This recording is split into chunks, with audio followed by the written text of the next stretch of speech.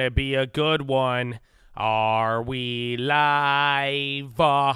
Wait for it. Wait for it. Where is it? Oh, it's right there. Good morning, ladies and gentlemen. I hope you had a wonderful weekend. If you're watching this and it does not say live at the bottom of the screen, unfortunately, you're watching the recap. The good news is we are live Monday through Friday, 30 minutes before open. Drop your thumbs up on the video. Make sure you're subscribed. You're on mobile. Press hot chat. X out the chat. Hit the thumbs up button. Second link for the nightly watch list and main channel. First link for the Scream Alerts boot camp and real estate course. But ladies and gentlemen, welcome to another week where earnings is starting to roll a lot more. It's going to be pretty wild here, but we have a lot to deal with. You got a lot of news over the weekend related to companies. We woke up to more job cuts and a little bit more anticipation for Microsoft, Tesla, Intel, IBM, Lockheed Martin. I think the Southwest Airlines. There's a bunch of different earnings here. And then week after that, you get the big tech, and then you get Jerome Powell, baby. So, Chad, I hope you guys are feeling good. I hope you are refreshed from the weekend. And now, good morning. What's up, Chadadonia? Are you ready? Oh, it's a beautiful Monday. Good morning, Hamid. Good morning, Action Jackson. Good morning, Pim. Good Ivan, Lori. Oh, the chat is here. The chat is here. Laker, Jay. Oh, good morning. What's up, Samuel? What's up, Darren? Big Mike says KC.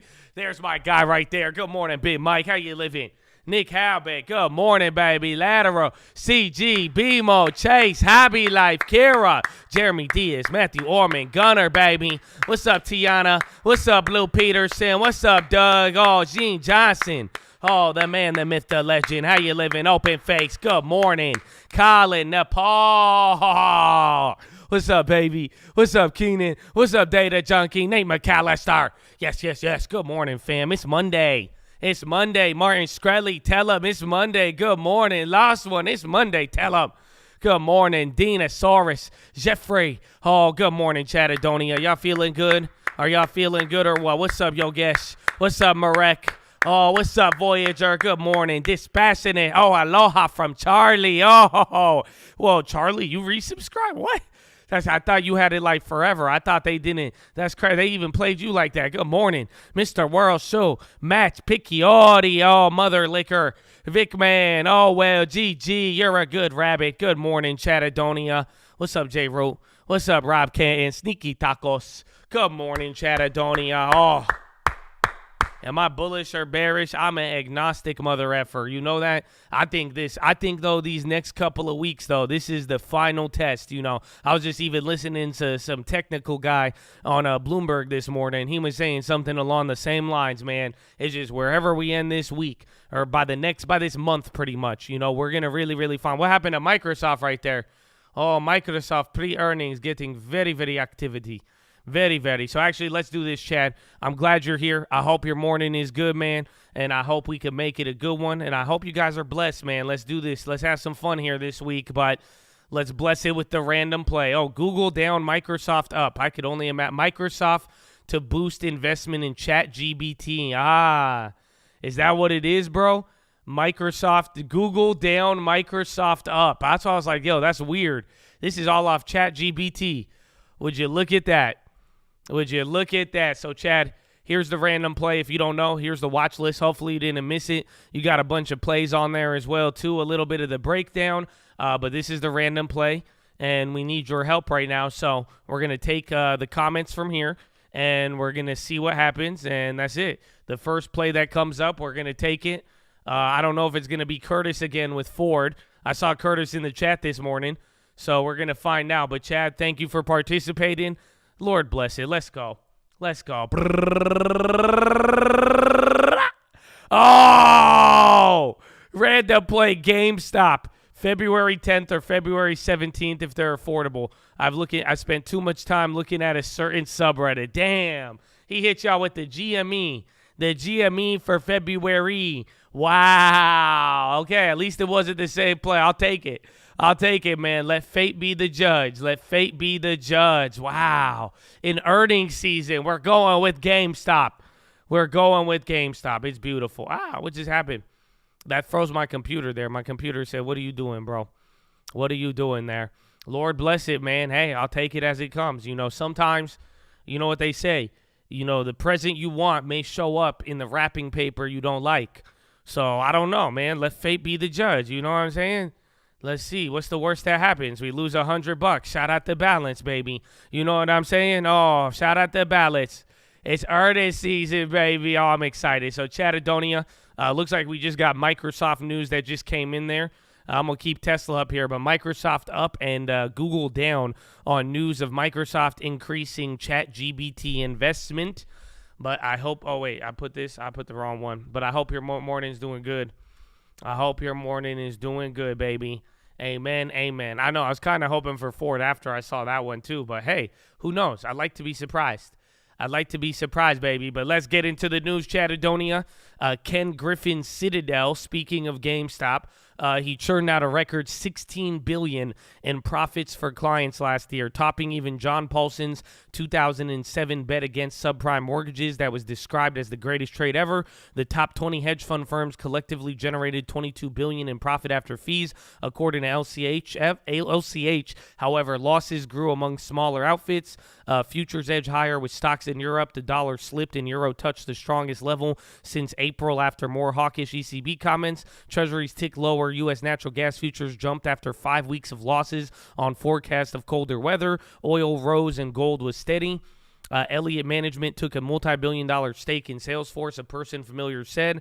Goldman will significantly reduce their $59 billion alternative investment after they weighed on earnings, Reuters reported. Bank of America and JP Morgan and 5 other banks plan to launch a digital wallet in the second half to rival PayPal and Apple Pay, Wall Street Journal reported. Spotify will axe hundreds of staff, about 6% of workforce, and they expect up to $45 million in severance-related charges. Tech troubles, potential further job cuts, and whoever analysts remain too optimistic will be in focus as firms from Microsoft to Tesla report this week. S&P tech companies may post an average profit drop of 9.2% on the year. Bloomberg Intelligence reported almost 20% of U.S. firms are expected to reduce headcount in the coming months. A NABE survey shows. Biden's batch, Department of Justice investigators found more classified documents at Joe Biden's Delaware home, including notes from his time in Senate and as the VP. The discovery of a fourth cache of exasperates an embarrassing political misstep for the president ahead of an expected re-election campaign.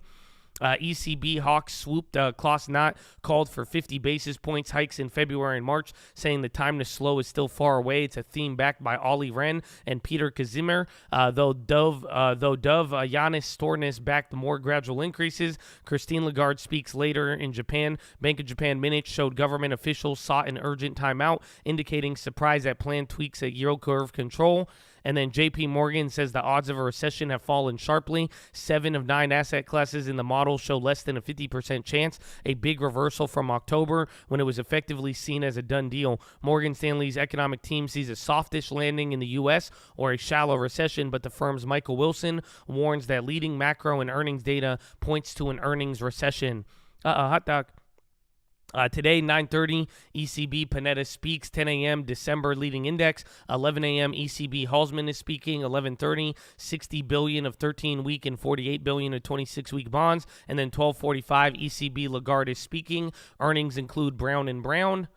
Biden is set to name Jeff Zients as the next White House chief of staff today. People familiar said replacing Robert Klein, a former business exec and one of the architects of the initial COVID team. Klein, a long-term Biden aide, will stay on at least through February 7th to the State of the Union. Oh, I got the hiccups? What is this? Good morning. Janet Yellen said that she sees very helpful signs in the U.S. inflation front. The suspected gunman in the killing of 10 people in a mass shooting near L.A. Shot and killed himself in a van he used to flee from police, the AP reported. The motives of Saturday are still unclear. Brazil and Argentina are discussing whether to form a common currency, a move that would face numerous political and economic hurdles. Rishi Sunak ordered a probe into the tax affairs of Conservative Party Chairman Nadhim Zahawi as new allegations about financial and property in the party undermined the PM's pledge to run an administration beyond reproach. Ukraine Polish PM Mateusz Morawiecki will ask for German approval to send their Leopard tanks to Ukraine. EU foreign minister held talks in Brussels with Germany, facing pressure from several nations on tank deliveries. The bloc is eyeing a 10th package of sanctions, People Familiar said. China's COVID deaths topped 12,000 in the week before Lunar New Year. Chief epidemiologist Wu Zhenyu said 80% of the population was infected in the current round, but there's very little chance of a second nationwide outbreak in the next 2 or 3 months. Hong Kong is seeking to remove the cap on border travel with the mainland. The Bank of Japan offered $7 billion of 5-year loans to commercial banks and saw demand for more than 3 times that figure. Proceeds are expected to be plowed through by government debt to help the central bank keep a lid on yields. Pakistan central bank raised key rate 100 basis points to 17%. The country has so far repaid $15 billion of the total $23 billion in loans due this financial year. Governor Jamil Ahmed said. MLive Pulse, professional and retail investors identified copper as the commodity most likely to outperform in 2023. When compared to oil, corn, and gold, the metal is already up 12% this year on China demand, optimism, and supply concerns due to protests in Peru. Russia's seaborne crude exports slumped 22% to 2.9 million barrels a day last week after surging the previous 7 days. The biggest drops were flows from Pacific ports. In other news, Russia will publish a decree detailing a ban on companies selling oil to clients adhering to the price cap. France's CGT union called for 48-hour strike starting January 26 and 72-hour action from February 6 in the energy sector. Strikers disrupted delivery from 3 plants operated by Total Energies last week. Watch the tech firm Xylem. They will buy European Evoqua in an all-stock deal in the enterprise value of $7 billion. Russia's biggest companies are bypassing Wall Street to repaying outstanding debt. The country's international corporate bond market has shrunk to $12 billion since the war. It is set to contract further this year after Gazprom makes more planned swaps on the Eurobond for ruble debt. Among 4 companies may sell fresh bonds today in the U.S. IG primary market. Underwriters said Truist announced a new benchmark 2-tranche deal with a total payout of $1.5 to $2 billion. Since Syndicate offers an estimate $20 billion and $25 billion in new bond sales this week. Elon Musk plans to revamp the size and frequency of ads on Twitter and rolled out a higher price subscription that eliminates them completely. No details yet on pricing. PayPal is under investigation by German antitrust regulators over suspected anti-competitive products. The probe will include evaluating user terms and overall market power. Barclays appointed John Kingman to succeed Crawford Gibbs as chair of the UK bank. Apple says new Mac line HomePod will help shaky quarter. Binance says signature sets transaction minimum amid pullback. Amazon Air launches in India, defying slowdown fears. Activist Elliott takes stake in Salesforce. Goldman plans to trim alternative investments. Reuters, Microsoft price target raised to 280 from 270 at Jefferies. Intel price target raised to 33 from 29 at Truist. IBM price target raised to 158 from 140 at Stifel. All of these report today too. Boeing raised price target 250 from 200 at Benchmark. Sana Biotech has top gain in short interest, S3. And then Merck outlines R&D expenses related to Imago purchase.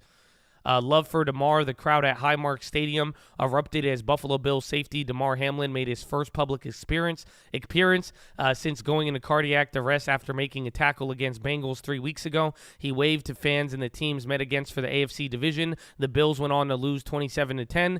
New York City will temporarily house 1,000 asylum seekers at the Brooklyn Cruise Terminal, located on the waterfront in Brooklyn's Red Hook neighborhood. It'll provide shelter, food, and medical care for single men until cruise season resumes in the spring. The city's legal aid and Coalition for Homeless called the plan callous and said migrants should be moved to permanent housing.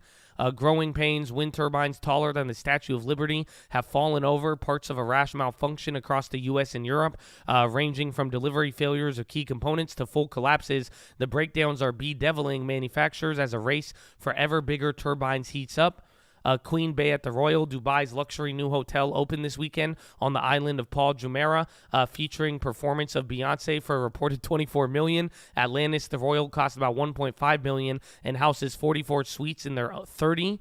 With their own infinity pool, a fire-breathing fountain show in the world's largest jellyfish aquarium. A visit cost about $1,000 a night. London finance workers are pausing job hunts as they await bonuses. There is a 23% job in job seekers in finance. Last quarter, Morgan McKinley's Autumn London Management Monitor showed in 2022 there was a 36% rise in job seekers, about 95,000 people, but only 16,000 increase in jobs available. And then on this day in history, the Rock and Roll Hall of Fame inducted their first class in 1986. The group included Buddy Holly, Chuck Berry, Elvis Presley, Fats Domino, James Brown, Jeremy Lee Lewis, Little Richard, Ray Charles, Sam Cooke, and the Everly Brothers. The foundation had been established 3 years earlier to create a permanent shrine to rock music, which eventually was built in Cleveland. Aretha Franklin was included in 1987, becoming the first woman to join. Wow, today is the Rock Hall of Fame. Would you look at that, Chad?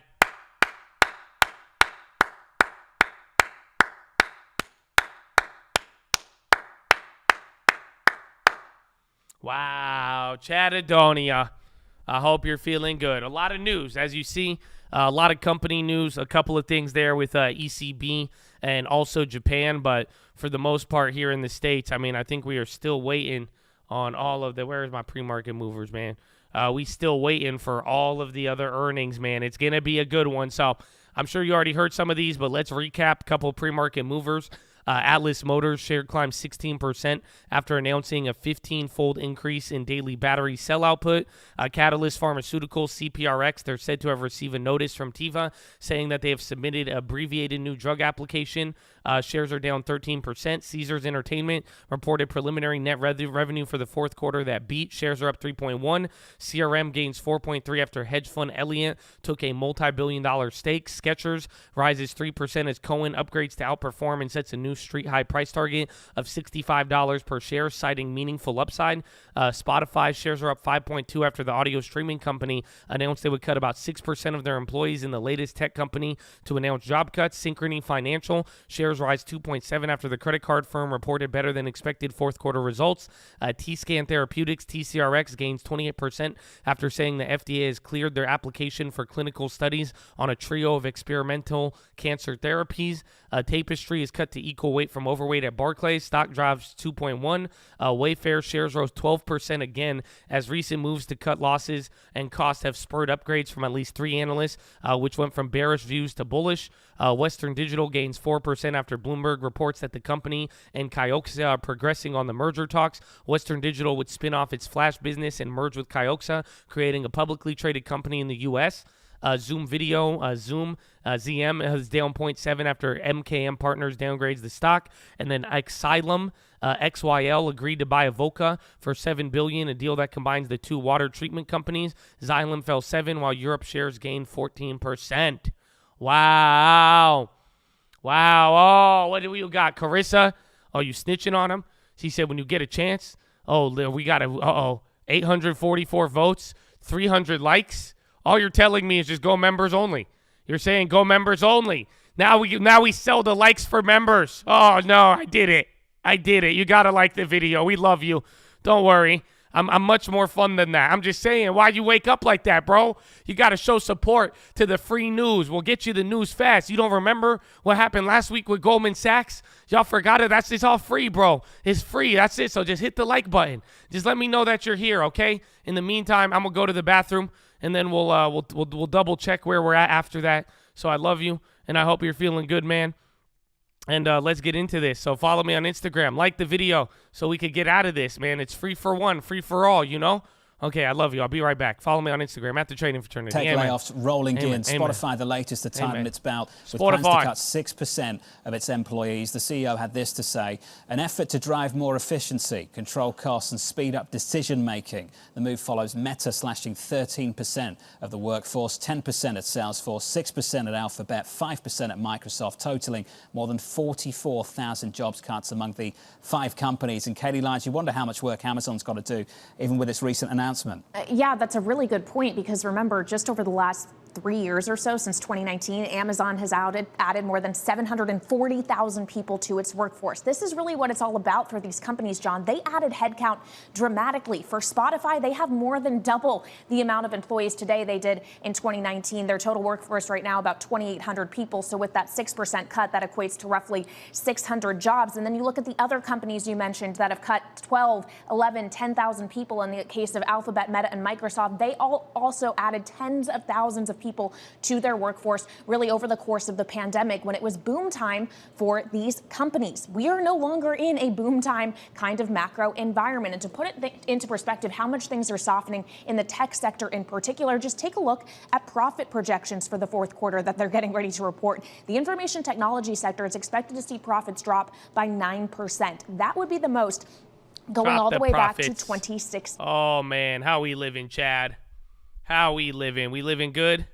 All right, it's good, man. I think we only need like 100 more likes. You get 100 more likes, we will free everybody. But actually, I need your help. So I don't know. I guess this might be only members only help today. They're going to play you like that. Damn, bro. How they going to – you all just showed up, too, because there was only like 100. That's why I'm mad confused, man. But guess what? Guess what? The random play was GameStop. Yeah, I know. February 25th or $25 call. I'm going to buy it. I don't know how I feel about it, but I'm going to buy it. Okay, let's get it, baby. But, Chad, you already got to hear from everybody. I got a couple plays. Don't worry. We see the other Chads in there. Y'all did good. I'm very, very content with 700 likes. You know that. I love you. And thank you for liking the video. And honestly, if you've supported, we love you, man. Okay, so hopefully you never take any of this too seriously. Okay, it's all about the vibes, bro. And I don't know. I get a little crazy. And it's Monday morning, baby. So, Chad, I need your help, man. Keep it serious. Mods, feel free to ban anything that's not serious. But I need your first play of the day. What are we playing? I got a bunch of plays. We have a bunch of plays this week, Chad. It's earnings season. There's going to be a lot. What do we got, baby? What do we got? Oh, what's up, Eric? What's up, Rose? What's up, Lavish? Oh, what do we got? Microsoft, Skyworks, Riding Disney, Amazon, Chest to the Sun, MES Short, AMD calls, PLRX. Oh, what do we got, baby? Enphase calls. Add to the Microsoft condo. Let's go. NVIDIA calls. Tesla calls. Tesla long. Microsoft puts. Googly woogly. Next month, SPY puts. Long Disney. NOC. Short ES. Tesla calls. SPY puts. SPY puts all day. Disney positive. Wells Fargo calls on earnings. We're living, baby. Adding to Microsoft to the long term. 0 day SPY calls. All in. Oh, you ain't got it like that. Trail it. NIBS. Tesla debit spreads. DraftKings and Shop calls. Netflix calls. Tesla calls. JEPI. UVXY. Netflix. Hasbro calls. PayPal calls. No play. Waited for direction. 0 day SPX. SNDR, Tesla, Microsoft, Short NQ, Boeing, IBM maybe. Let the plays come to me. Airbnb, average down, buying UVXY. All in, you ain't got it like that. Disney puts, grinning, trimming, winning. Abivai calls, QQQ, Intel calls, SQ calls, Snap, average down. SPY cover calls on airlines, no place. SPY puts, Copper, dollar calls. Good morning, everyone. SPY calls, puts, no place today. SPY caller put, good morning. CCL leaps, Intel both ways. Mouse calls, Short and Kala. Dividend dripping. Ooh, waiting on IBM. SE calls, Uber shares, Short ES off 4,000. Calls on Yas today. Meta calls, Paracall, XLM, XRP. Let's see what happens today. Long-term, CVX 185. Disney shares, Josh calls, Paracall. And the final one, Microsoft put for Grim Reaper. Wow. What a final. I think, bro, I'm low-key thinking Meta Grim Reaper. But I'm biased because I have isn't that suck? I have 50 shares in Microsoft and I'm short 100 shares on Meta. But I feel like Meta, I don't know. Microsoft, I feel it, though. I feel that one, too. I'm thinking Meta Grim Reaper, bro. That's what I said on the watch list yesterday. I didn't say it as aggressively, but I think Meta Grim Reaper. We'll talk about it. Maybe I could, I don't know. Maybe we'll talk about it. Maybe the likes are high enough throughout the day and we could get into a nice educated discussion, my friend. So I got a couple of plays. You have a lot of pre-market movers here right now. Again, Microsoft getting ready. Same thing with Tesla. Tesla was good, but I'm glad it came down before opening high because then maybe it gets a cash rip. But Microsoft and Tesla, then WDC. Remember, about a couple weeks ago, we woke up and they were up like 5% or something. Well, they're doing it again on that deal with Xioma or whatever. So watch out for them. Netflix, I think we might get a continuation. Otherwise, we're going to watch that through Disney. And then LMT, they have earnings today as well, too. Again, there's a couple of names that aren't on the earnings list that we brought up yesterday, but you're going to get some, and LMT's part of that. Then PLRX, they got FDA approval. I think they're up about 75% right now, so that could be the random bio play today that goes crazy. Then CRM, I want to see how the activist stake by Elliott plays out. They're up a lot there, but even then, again, they've been down from the last couple of weeks. And then Spotify, they're up there on the job cuts, and then Intel, and then any of the other chip makers will be on my watch. So let's see. Amen. How's Meta up? So listen, just like the video, and we'll talk about it. But my theory with Meta is that Meta bounced without actually showing any improvement. That's the only thing I have a problem with.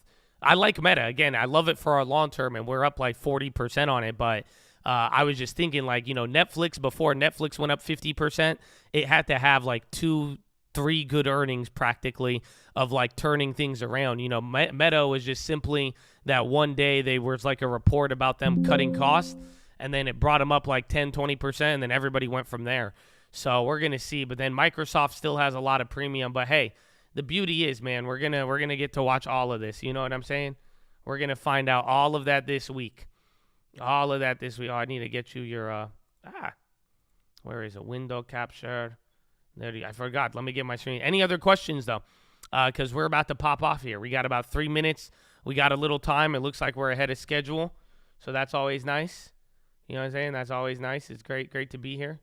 I hope you feel good to be here, Hedge put short your shares. Oh, I'm my dude with a little Tesla hedge put short, dude. Oh, yeah.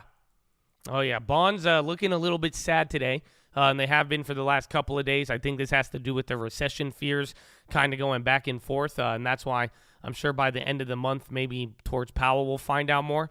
But we'll see. My weekend was good. I can't complain. Cannot complain. Sending the Jets. They're getting ready, baby. They're fueling up. They're fueling up, man. Ooh, gonna run this weekend. Morning. Let's get some likes in there. Yeah, man. Make sure you hit the subscribe button, too. Make sure you love yourself. Make sure you bring the energy and good vibes to get you through the week. You know what I'm saying? Oh, I don't know if they feel me, bro. That's it. You got another week to not be weak. Oh, I don't know if they feel me, Chad. UNG on stock growth in 2023. I think we'll find out by the end of the quarter, and that really depends on recession. So, in a weird way, like we're saying, if the recession odds drop, I think oil, UNG, and commodities are back in play. If we truly see recessionary economic indicators and economic activity is not going to materialize, then commodities are right back in play. Otherwise, if they're not, and the recession actually arrives sooner, then I would say we're going to be ready to cut out of that one. How about them Cowboys? Didn't they lose? I don't know. Trading. Oh my gosh, you are in Hawaii, bro. It literally is 4:30 right now. That's insane, man. Oh, good luck. I've done it before. I've traded in Hawaii once. It was wild. It's cool, bro. You're going to be done at 1 p.m. 1 p.m. you're going to be done, bro. Not even 1 or like 10 p.m., 11 p.m. It's crazy. Oh, you want the bull back? No, you're moving on, bro. New time, new place. New time, new place. But Chatadonia, we show up here every day. Same time, same place. And we got the same love and support, baby, for a special group of people out there. Before we do anything, before we try to chase a dollar, before we try to enrich ourselves, we got to pay homage to the people who have sacrificed more than most of us ever have and ever will.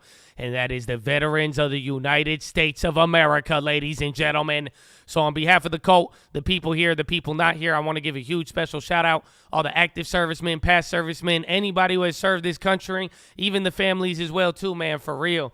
Thank you guys for your service, your sacrifice, and thank you for riding with people no matter what you get or don't get out of it. You know what I'm saying? And it's beautiful to see, and I hope there is a group out there that loves and appreciates you, and I encourage all of you to show love to all the veterans out there, baby. So thank you, and if you serve your local community in any capacity, I don't know if you volunteer, maybe you coach a team, maybe you just help the old lady with her groceries, maybe you just make people smile, bro. Maybe you just show up as the good Samaritan you supposed to be. All my doctors, all my nurses, my teachers, my public service out there, baby. God bless you and thank you for your service as well. We appreciate you guys too, baby. And thank you. You are American, baby. Even if you're not American, we love y'all, man. You know that, baby. Mama was an immigrant. Stop playing with me.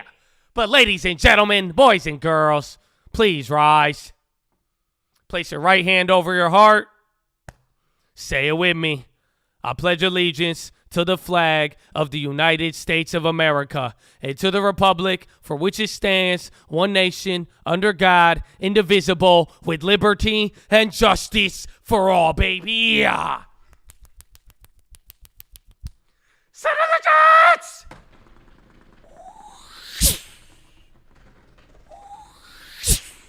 Oh, it's game time, baby. Or nah, let's go. Oh, happy Monday. Happy Monday, Chatadonia. You feel it? Huh? You feel the Monday? The Monday? Oh, Monday. Money.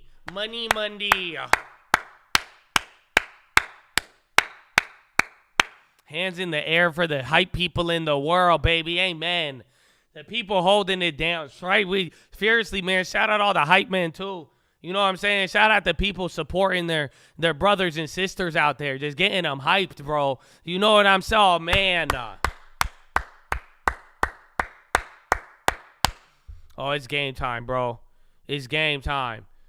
Game time. Chattadonia, so get ready. I wonder how active it's going to be here in the morning, but literally by like middle of the week, man, all of this should get a little crazy. So we're going to see what happens. Get ready for earnings season. Get ready. Remember, we still have PCE. You have GDP. You have global PMIs tomorrow. I thought it was going to be today. And there's actually a lot of data. So mix that in with the earnings, man. We're going to have a good time. We going to have a good time. You know what I'm saying? I hope you're ready for a good time.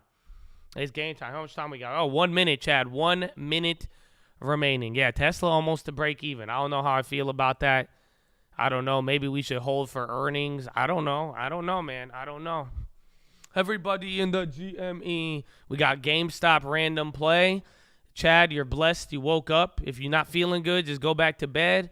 And you're going to be good, man. You're going to be good. The dollar popped because of ECB. There's a lot of like hawkish rhetoric, and then overnight, just overseas too, even Japan. There's not like one real reason, but just keep in mind, you know, the dollar has been on a 4 or 5 month downtrend. So we're going to see here. Going back to bed. Nothing wrong with that, man. Nothing wrong with that. I'll go back to bed. Shit, I get a good night's sleep, man. Stop playing with me. Stop playing with me. 10 seconds, Chad. I love you. Thank you for being here again. Like that video. Make sure you're subscribed and call out any plays. And let's have a good one, man. Let's have a good one. Round 1. Fight. Yes, HBI, we're holding. That one is a long-term play, my friend. You're not going to see that one get sold for probably about 9 years and 11 months. So we're doing pretty good. Okay, where's the GME? I can't believe that's what we ended up with, though, on earnings season. I'm buying it. I'm going to talk my shit. You know what I'm saying? So he said February 17th, $25 call. What a guy, bro. Did we get it? All right, I got it.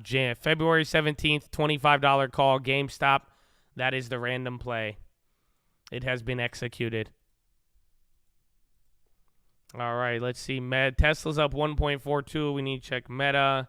But again, Tesla will be the big one. You have Lockheed, Intel, AMD, and a couple of other chip ones too. IBM as well. Wayfair is up 16%. Again, Wayfair has been on like a 30-something% move right now. And then again, there's CRM too with the activist stake. I shorted those Abbott shares. I'm down on those. CRM actually looked kind of interesting. They've kind of moved up a lot, but they've been clapped. That's the only problem with CRM. Oh, where's Goldman from Friday? Airbnb. Goldman's back at 340. Remember all the Goldman news on Friday? Airbnb is not looking too bad.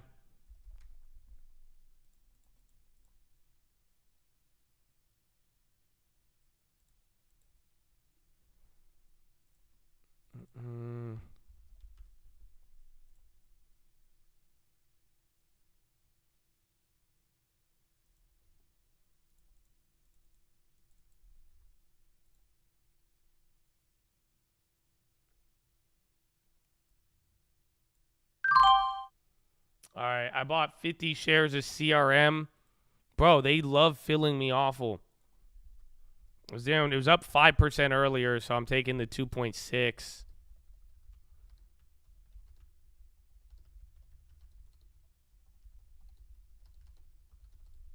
Yeah, Apple's running big now. Remember, Microsoft was pretty active there in the morning. We still have those shares too. But they're not up as much. They were up a lot more. Disney is in the red too. Where's Netflix, Sony? Netflix. You remember the Netflix, man? Good guy. NQ Futures hit downtrend again. Bought Zella, Apple, big pop. What else? Where's healthcare?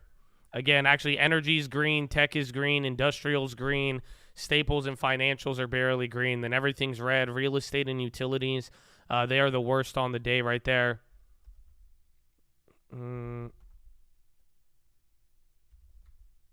Where is the Abet? Abet is going up. Abit. LMT's barely up. Boeing was up a lot more. Airbnb 102. Disney's holding on to the 103, but I really would have thought they would have ripped. But like Disney and Netflix kind of calm here. Apple's coming up again. Microsoftian. There's Teslonian. Oh, Tesla. Again, remember, last time it stopped out at 137, so I'd love to see it rip from here. You're only up 0.14. NASDAQ's up a quarter. And then, again, the Dow Jones is the lagger here on the day, as usual. Netflix green. Microsoft starting to tick up here. Netflix still dancing, though. But let's see if Disney could come up. It'll be the same. Oh, where's WDC? Again, WDC is up another 1.5 off the buyout stuff.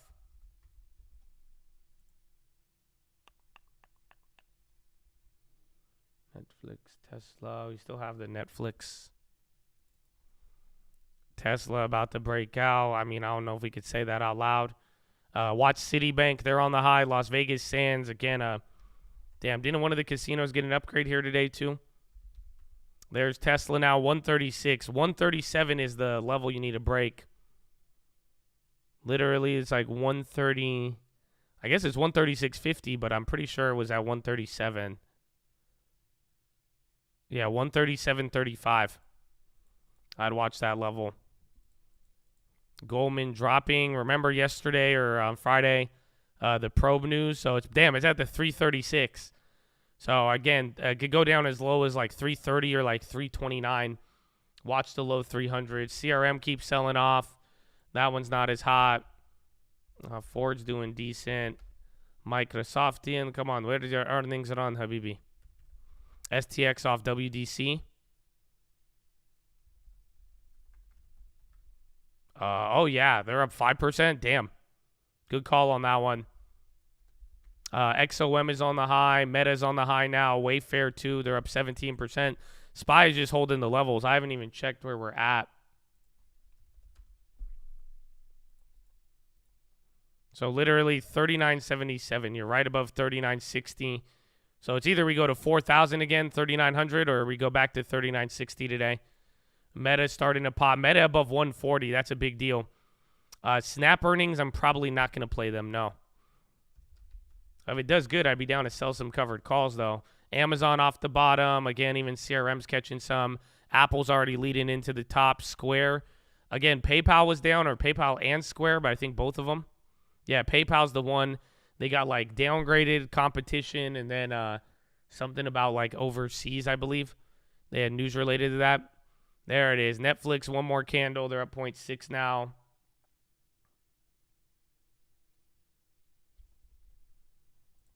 AMD, again, chip maker. So even though it's Intel, AMD is going to start getting them ready.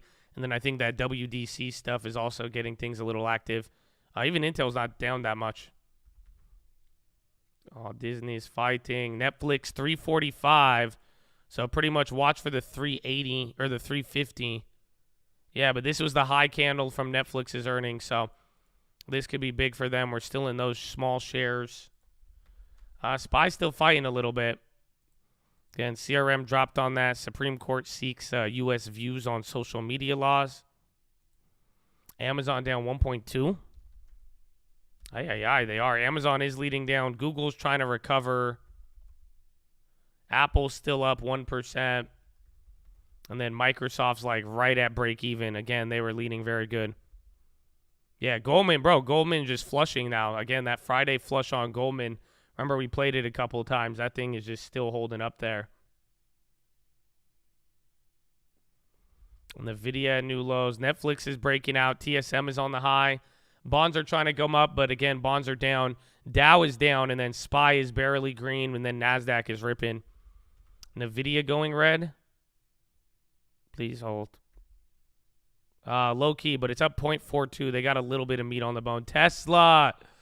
I didn't know I could say that out loud. So there it is. Now we're only down on our first set of shares. So both average downs, they should be up pretty decent. At least like $1 or $2 per share. Microsoft pop. That one he's been holding back. There he is. There you go, Microsoft in. Yallah. Tilray pop in. AMD again on the high. MO on the high or MU on the high? I think it's Micron. I guess MO is up on the high too. Let's see. I'm surprised Disney's not moving as much. It might have a lagging in reaction to Netflix there. PayPal down. Yeah, they're the ones that got the bad news. It was like downgrade and then decisions out of Europe, I believe. Coca-Cola's on the low. Again, value plays are just dumping. Anything Dow related is down 0.15, S&P 0.06, and then NASDAQ 0.3.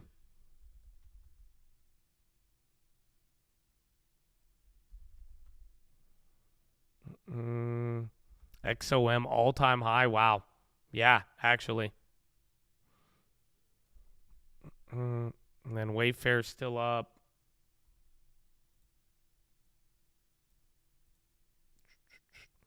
IBM maintained at buy at stifle.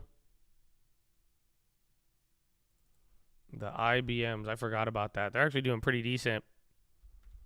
Shout out to Law Tire, baby. CRM clap. Tesla 137. So if it doesn't get rejected at 137.35, you may get a little bit more active here. We're going to find out. Where are we on the SPX? Come on. SPX 39.75. You're like right in the middle of the sell-off from last week. And again, that was Wednesday. So at least we get a full week. Market just holding up here. Tesla's still going. Goldman breaking down.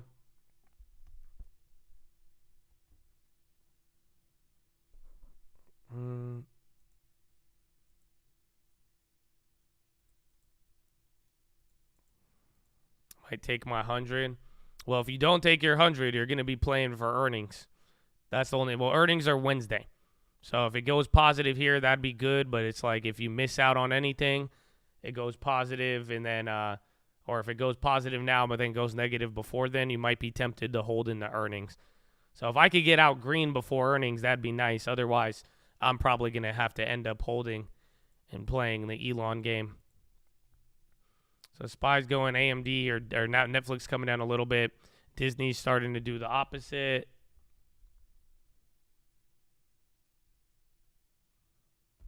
There's Microsoft again, getting up there to the highs. Amazonian, Rivian's even on the high, so a lot of the other EVs there. Dude, all the chip makers are killing it. I think all of them except Intel. So Intel's only at 0.4, but like I don't know, the ones related more to the WDC deal are up a lot. Like STX, J-Alt called that one out. That one's doing very, very good. Again, 4%. Rivian for Tesla earnings. Smart, good decision. So literally, like you guys can see, Tesla's calming down here. 137.33 was the high. You have to get above that. And then 3978 on the SPX. AMD upgrades running. Yeah, AMD, TSM, a lot of chip makers on the high. Again, we're barely at the first candle, which makes it interesting. Again, now Microsoft's starting to wake up here. So is Netflix too, but Microsoft especially now. Again, I think that's where they were at pre-market. No, they got, remember, this was the ChatGPT news in the morning. Let me check Google. Google it. SI jalapeno popper. They're up 4%. Coinbase actually down today. 25 till. Is it today? I thought PMIs are going to be tomorrow, but if they are, it'll be chill. Again, we have a lot of data. Again, even that GDP data this morning or this week is also going to move a lot. Etsy's up. Rivian still keeps ripping here now. Natty, DraftKings, Shop, Dell, more chip makers, Wayfair again. A lot of things are running now on the high. There's even Disney too. Thank you, Disney. Oh, CRM, why you scam us? Again, value's the only thing doing bad right now. Down 0.09, SPY up 0.16, NASDAQ up 0.5%. Tesla's waiting for it, man. Tesla, that's it. Speaking of, dude, AMD's up 5%. Nvidia's already led the way. I think that's why they're not moving as much, but damn. Yeah, Tesla's above the level now. You got to give it 5 minutes, though. See if it can actually hold it, but this is a very, very big deal for Tesla. This was where they topped out last time. If it could hold strength above here, it might get a little crazy. Let's go. We actually haven't moved that much except for tech. So if you look at the indexes, it seems like a small move, but tech is the one going really crazy. A lot of individual names are back down to 30, up to 39.81. We break past here. It's like pretty much, I think, 39.88. You break past that, that's green light to 4,000. Until then, we're still in this weird range here, and it's only been about, what, 15 minutes? 13 minutes? AMD, NVIDIA, again. Let me check Apple. Apple's, I guess, another 1%. NVIDIA is starting to catch up with the rest of them now. Disney, 103.71. Even Netflix. Netflix wants to go, but he's being calm.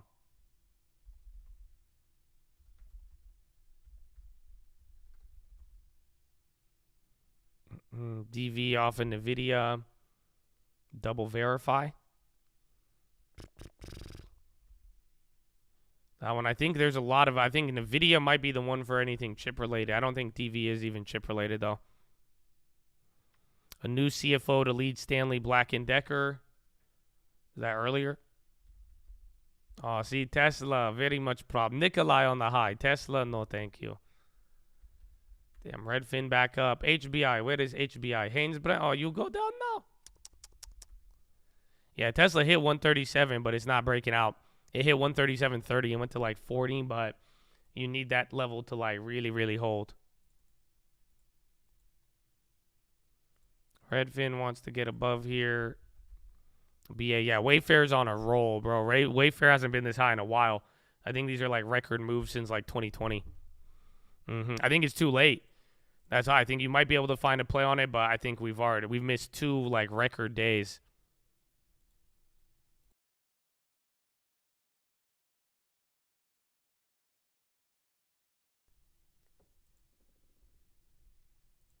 Yeah, TSM's nuts.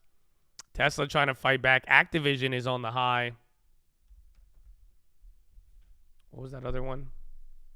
PCRX or something. Lucid 6. I think all the EVs are getting up there. PLRX. They're still holding 50%. They got some FDA approval this morning. Netflix breaking out. Upstart.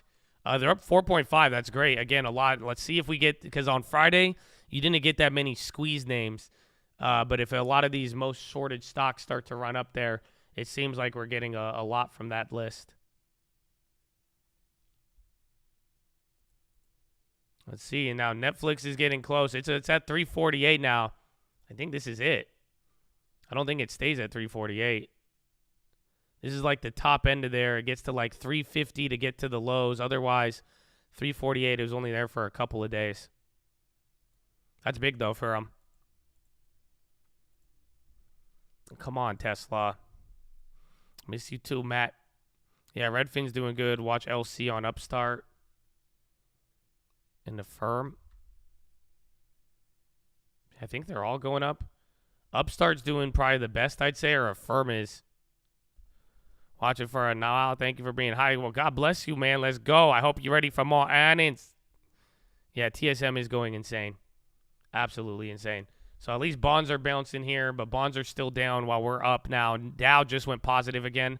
So this is everything just kind of going up. We kind of had to yawn a little bit in the morning, and now you went from doing nothing, no big drops, your first pop. And remember, 4 more points. You get above 39.88. We're most likely going to 4,000 at that point. PayPal recovered. Micron. Yeah, Micron's popping a lot. Even WDC and then the other one, STX in relation, and WDC as the deal.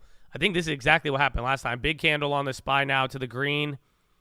There's your 39.88, so it could flush from here, but if it holds up, I mean, you might see a couple more good green candles. Tesla shares, not. I mean, we'll see. We'll see where I'm at beforehand, but at this point, you know, I could get a hedge, but it's not like, you know, I went down $12,000 without a hedge, so I think I've kind of already seen the devil. So I don't know if I'll spend money to hedge it unless it makes sense. But we'll see where it's at. If I might be able to get positive before earnings. That's it. If Tesla doesn't flush out here and people get squeezed on Tesla and it goes, I mean, you get above 137, we're looking at high 140s after this. So literally last time it was around this level, this was the low of that day. But that day started at 147 after gapping from 152. And the real other support level was 170. So I'm hoping I could just get out before earnings. If not, we'll see, and then we'll see what we do hedging wise. Oh wow, Disney's starting to run up pretty nice here too.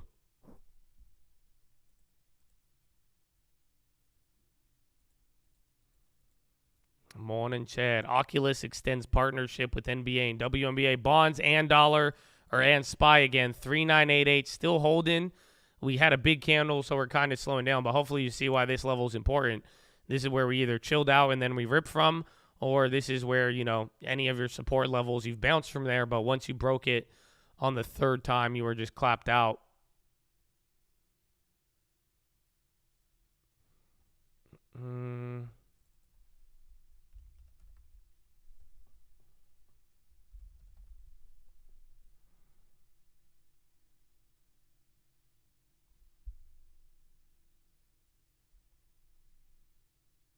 Let's see. It's nice for now. Yeah, I'm going to do it. I'm selling the netties. Sold out of Netflix. Again, remember we flipped it twice since earning. That was another 260. So I guess we've made $500-600 since the release. So I'll take it, but I'm out of the 20. And again, that's on 20 shares.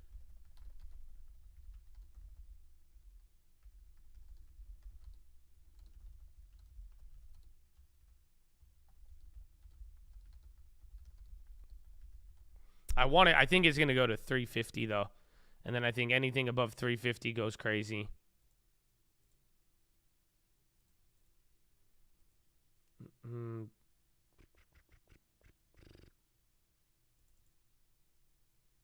Microsoft.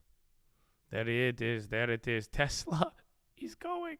I am holding CRM. I'm going to hold that one for a flip here on the day. I think it should be able to come back here, but if not, it'll get clapped.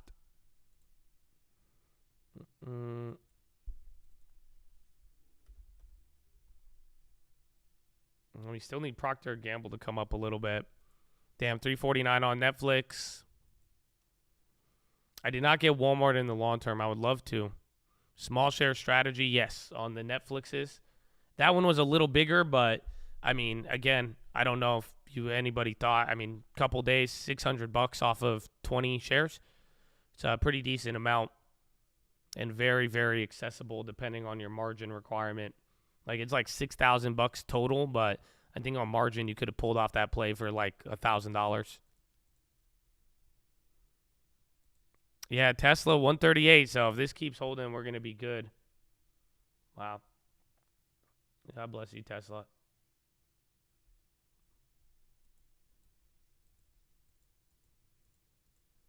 Yeah, I was expecting a big run-up, but, I mean, I'm happy with 2% extra. But, like I said, it's either when it gets to 350, it's not going to stop. It's either going to get rejected at 350 or 350 leads Netflix into the 355s, 360.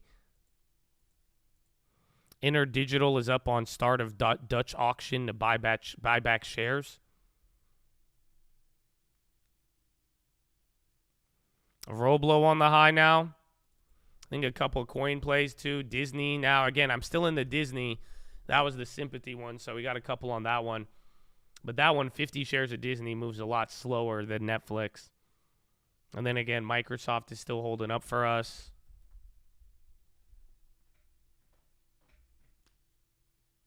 The run-up, well, no. I mean, if the earnings are good, the run-up will continue. But if you get real earnings compression out of Microsoft, Tesla, Intel, Lockheed Martin, we're all screwed. So it goes both ways. It's kind of hard to say. Spotify, they're at the bottom. They're trying to move back up again. Again, Apple on the high one more time. Apple about to get back to 140 now too.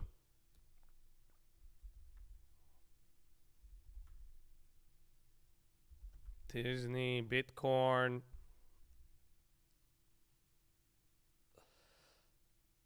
Or no earnings today. Tomorrow, you're going to get Microsoft. NASDAQ 100 hits 1%. S&P at 0.5. It seems like Monday. I mean, I feel like all of our Mondays, we've had like up Friday, up Monday.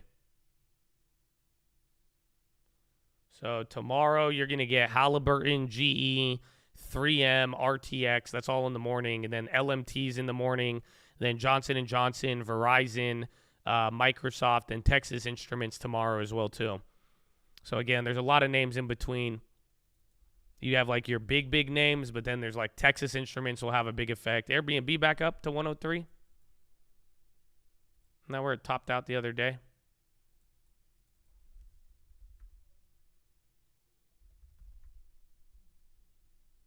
Google's on the high now. Remember, they were down after the Microsoft news. HBI, there's our boy.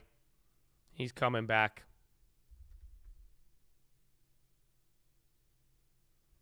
Amazon came back here a little bit. Tesla as well, 138. Just go to 140, bro. Just go to 140. Oh, and then Netflix now, 350.58. This very, very big price for them. Tesla's move for earnings. Well, here's the thing. It could move up a lot coming into it, but let's check. So right now, by the end of this week, Tesla's pricing in about $13, about 10%. But then it could move. It's moved half of that here just on day one, or no, 3/4 of that.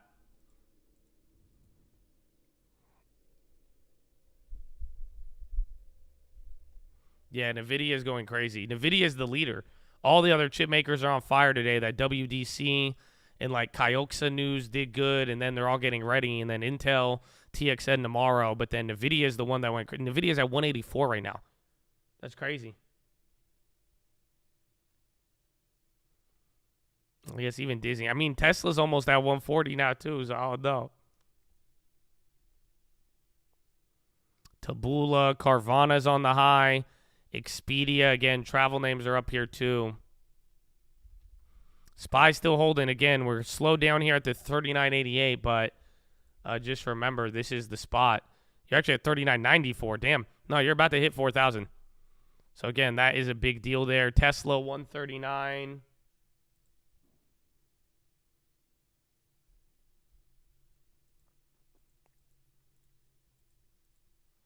Back up to 80, 100 PEs. Woo!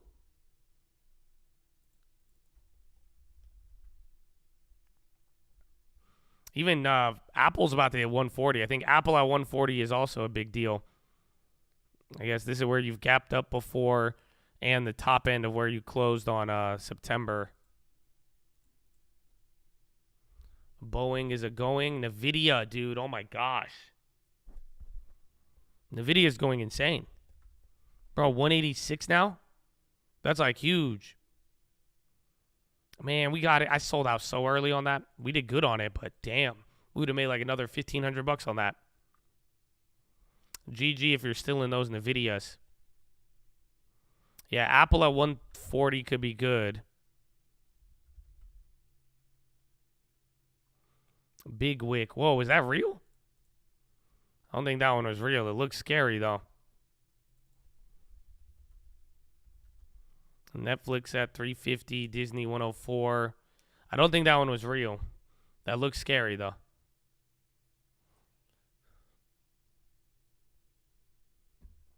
I see it on mine. I think we all saw it, but was that the warning sign? If you refresh, it goes away. Hot dog. That's literally right at 3,995. Bookmap seems pretty deep here on both sides. You got a lot of bids, but we'll see if they clear it out.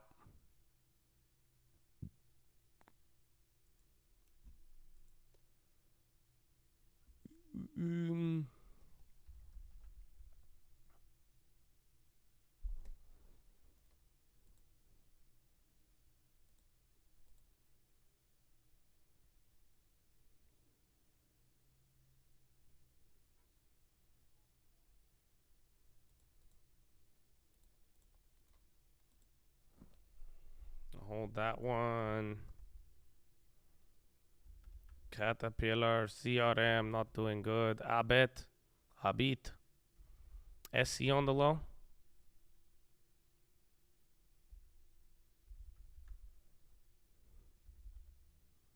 Nvidia is still on the high. Amazon's actually negative.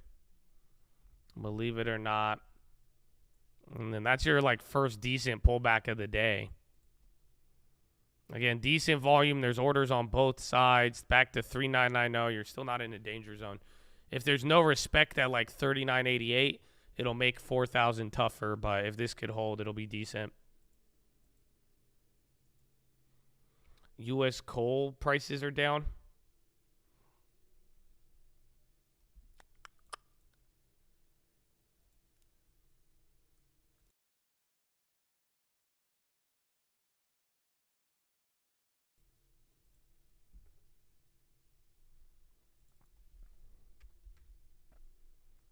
Greedy short. This could be a decent one, yeah. Because if that 39.88 doesn't hold, could be decent. But at least you're getting 4 candles, downside momentum. Otherwise, it's going to bounce right off there, and then we're going to do our thing. It's still early. Remember, though, everyone's just going to get their jitters out ahead of earnings. By tomorrow morning, you're going to have defense names and a couple of others reports. Spotify's hitting it low. They're selling off their earlier layoff gains.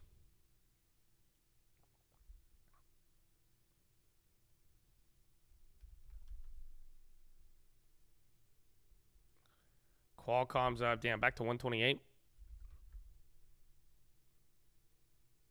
Did that wick? I don't think it was. I don't know what it was. I think it was kind of just like delayed or something there. A lot of you said you saw it, but I don't think it's going to be like I don't think we're going to wick down to 396 unless we have data or an event, but I don't think we have anybody here. And we're done hearing from the Fed for now. Oh, Morgan Stanley, Michael Wilson's on Bloomberg? Really? I want to hear this guy. Take in over $22 billion after. That's Citadel. Oh, he's coming up. We should listen to him when he gets on here. More. There's your pop. Tesla 139. Where are the banks? Is Goldman still down? Goldman bounced there again off at 336. Costco's on the high. And I think Walmart. Yeah. And Airbnb and Texas. Everything just got a mad pop right there. Again, Tesla again. Netflix too. 350, 66. Again, Disney. I could go over all the names. So remember, tomorrow, Halliburton, GE, 3M, RTX, PACCAR, Lockheed, then Johnson & Johnson. Then tomorrow, also Verizon. Then after hours, ISRG, Microsoft, Texas Instruments, and then Capital One. And then Wednesday, you're going to get NEE, USB, Abbott, Tel, GD, AT&T, PGR, Boeing. And then after hours, Boot, Wolf, Las Vegas Sands, CCI, United Rentals, STX, Levi's, XM, Tesla, STLD, CSX, IBM, and then Axta. And then Thursday, you're going to be getting after hours, or before hours, you're going to get Sherwin-Williams, AAL, JetBlue, NUE, ROK, Vert, TSCO, MasterCard, NOC, Valero, Comcast, Southwest, and Dow. Then after hours, KNX, FICO, Intel, Visa, and CLAC and LHX. So actually, Visa could be a good earnings play too. But again, I hope you see the list. You have Johnson & Johnson and a couple of others. Visa's actually near the highs, though.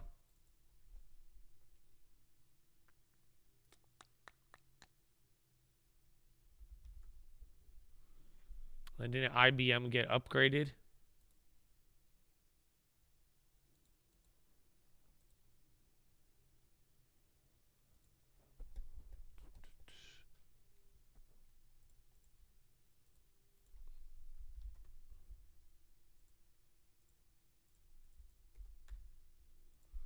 IBM, no. Damn, you hit above 3997.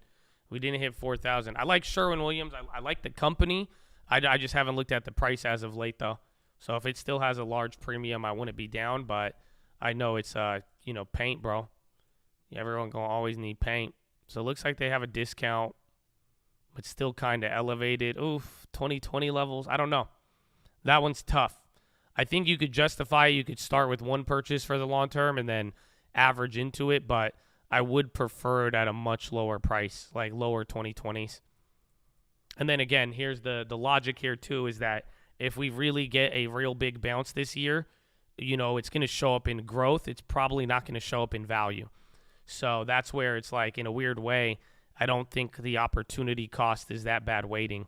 Because it's like, if we really rally this year and go crazy, chances are it's going to be your growth names, and the value names that already ran up a lot, they probably won't do the same.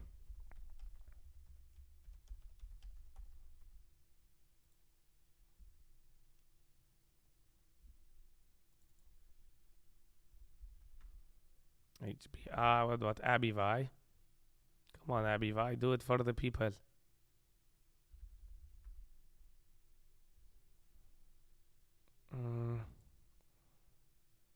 Okay, so long term, where are you, Habibi?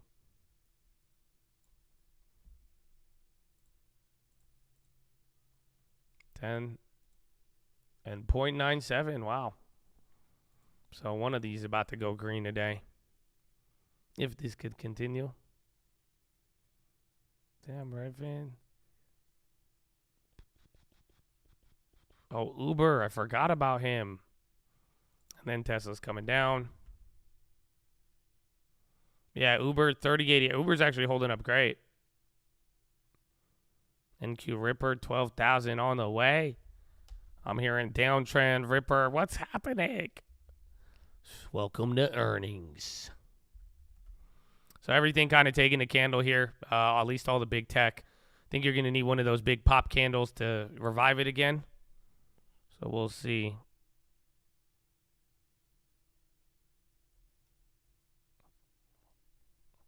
Come on, where's Mike Wilson? I want to hear this guy.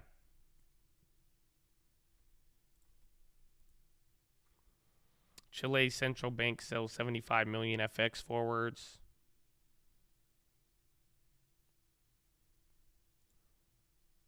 U.S. SEC says Bloomberg to pay $5 million. What? I think Bloomberg to pay $5 million for misleading disclosures about its valuation method for fixed income securities. Interesting. Yeah, Redfin's doing great. Microsoft's coming down, though. Again, we just had a pretty massive rally here. You just opened up, cash open, 35 minutes, 1% on the NASDAQ. So let's see where this goes from here. But a lot of things are still moving, but it seems like the bigger names kind of doing their own thing now.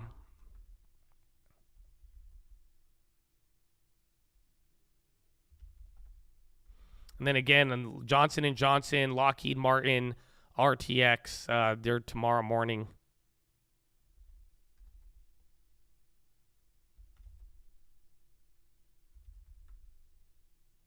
Amazon still 0.5% down.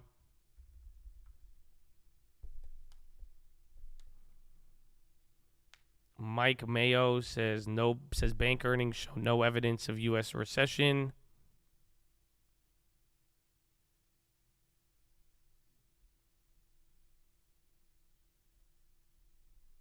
On hiring, whether they still can't find enough workers. Oh, wait, I want Mr. Wilson.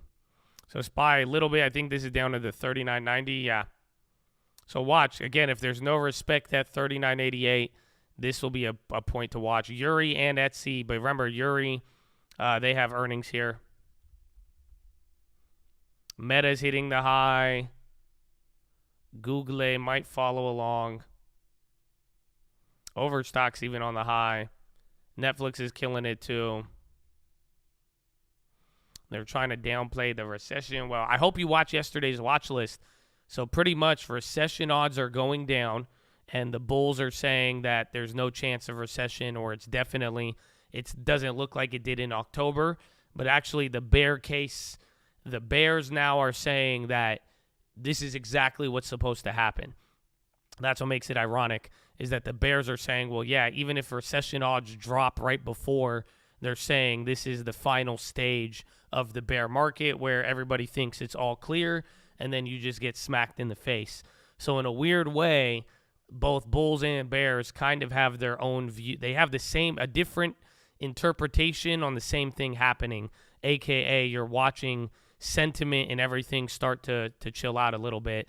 But some people are saying this is what's supposed to happen, and some people are saying this is your evidence that it's there. I don't know. I wouldn't call right now, I wouldn't call myself a bear, but I would kind of agree with the bears on this one, just because. But like I've said, my whole strategy and my solution, if you haven't noticed, I have 1 foot in and I have 1 foot at the exit. So if this was me in the sight of the Lord, he would chew me up and spit me out, because you could borderline say I'm lukewarm. But the whole idea is I'm always invested in the market. I'm going to be invested in it. So it's like if odds do drop and things get down, I am going to be ready to go with it. But at the end of the day, I'm not making, unless it's like a real good value play and something with a really, really good dividend, I'm not really looking to make like big permanent decisions right now. And I'm more inclined to, I need more info. So that's why I would say, though, I do think, with the yield curve inverted, all of that, you're going to get some level of people feeling calm right before things get bad. But also, humor me on this one. What I could also see happening is that 2023 ends up being good, and then maybe we get that recession in 2024. I don't think that's likely.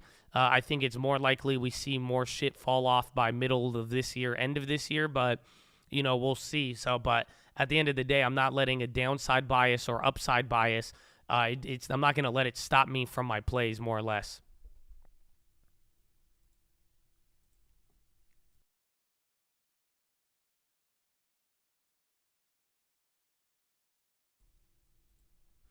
Yeah, bearish till earnings say otherwise. That will be good. I need earnings and Powell, though. I'm a big fan of Powell. Just don't forget, though. You guys remember last Powell, though? Everybody really thought he was going to be bullish and everything. All the Fed comments sounded bullish and all that. It's like I'm still worried about Jerome. But then again, too, our earnings will be very, very big. And that's why, like, Netflix was great. And you guys know what could happen. Anybody who did good on earnings, like if the rest of the earnings are bad, everyone's going to dump Microsoft and buy Netflix. So it's like we've gotten only a couple of good earnings, and those will be rewarded, but we haven't seen anything bad yet, and that's what we really need to find out. Goldman on the high now, Netflix another high, JPM, Meta, you're coming back up here. A lot of tech names again, still at 3992. You haven't broke that 3988. Which I was telling you there, so there has been some respect. Roblo's starting to rip back up. There you go, Roblo. What was the other one? Airbnb. Oh, they came down. Expedia had a weird pop and lock at the top. Disney drop into. Yeah, I think we're kind of switching gears because Microsoft's down. There's a couple of names hitting the high. Tesla's still holding. Micron and the chips are doing their thing again. Google's now on the high as well, too. Para, Overstock, Unity, Macy's even. Sava. Where's the other one? Value, Procter. Again, J&J's selling off like PG ahead of the earnings. Yeah, Rivian. All the EV makers are up. Again, Tesla. It's funny, over the weekend, now people are getting bullish on the price cuts for Tesla. But we'll see. Their earnings will be big. There's your just little random pop here now. So see if any of those underperformers in the last 5 minutes start to tick up. But not too much on the downside. The high ticker is getting really active. Yeah, LMT has earnings tomorrow morning, though. So they're getting clobbered. It's either going to death blow tomorrow or it's going to recover it all. JPM now, they're coming back up. We need a little bit of that. Banks are having fun.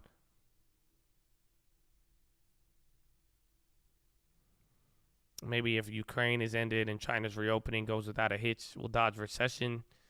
Maybe even then, though, I think the yield curve, it says a lot right now, and it's just like personal savings are low. Credit card debt is high. I don't know. And again, the retail sales, 70% of United States GDP is consumer related. So I think it's really, we've seen a lot of things slow down with or without like Ukraine and China, but I think it's getting to the point where you just need that consumer up. That's it. So it's like, if Powell wants to keep destroying household wealth, then we're going to see what's up. But that's kind of where I'm at. Goldman is running.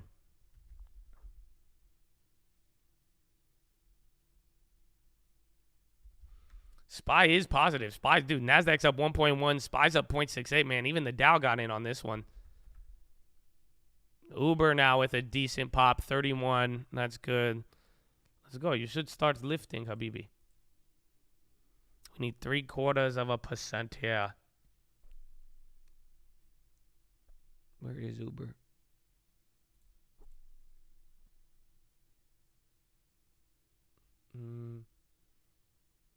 Netflix, thank you, my friend. Crisp, oh yeah, Netflix is. I knew the 150. I should have held it, but we haven't in the long term. I'll buy it on a dip though. I think we might just keep flipping Netflix, and then if any earnings are bad, I would be very bullish on Netflix. So just don't forget, we've seen like that's just what's gonna happen. Is that if the earnings get people scared, everybody's just gonna pile into the ones that did good. I think 4,000. I mean, 4,000 is a big level. I haven't even checked any levels here.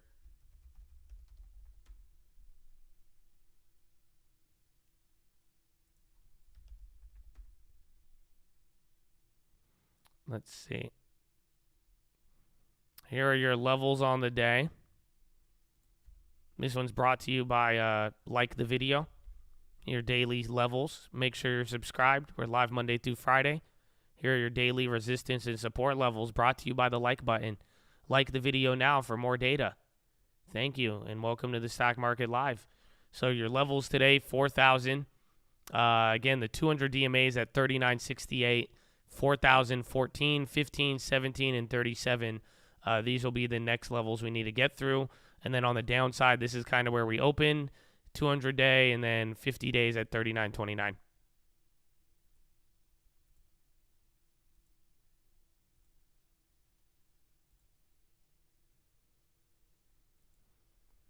Breakout here, game over.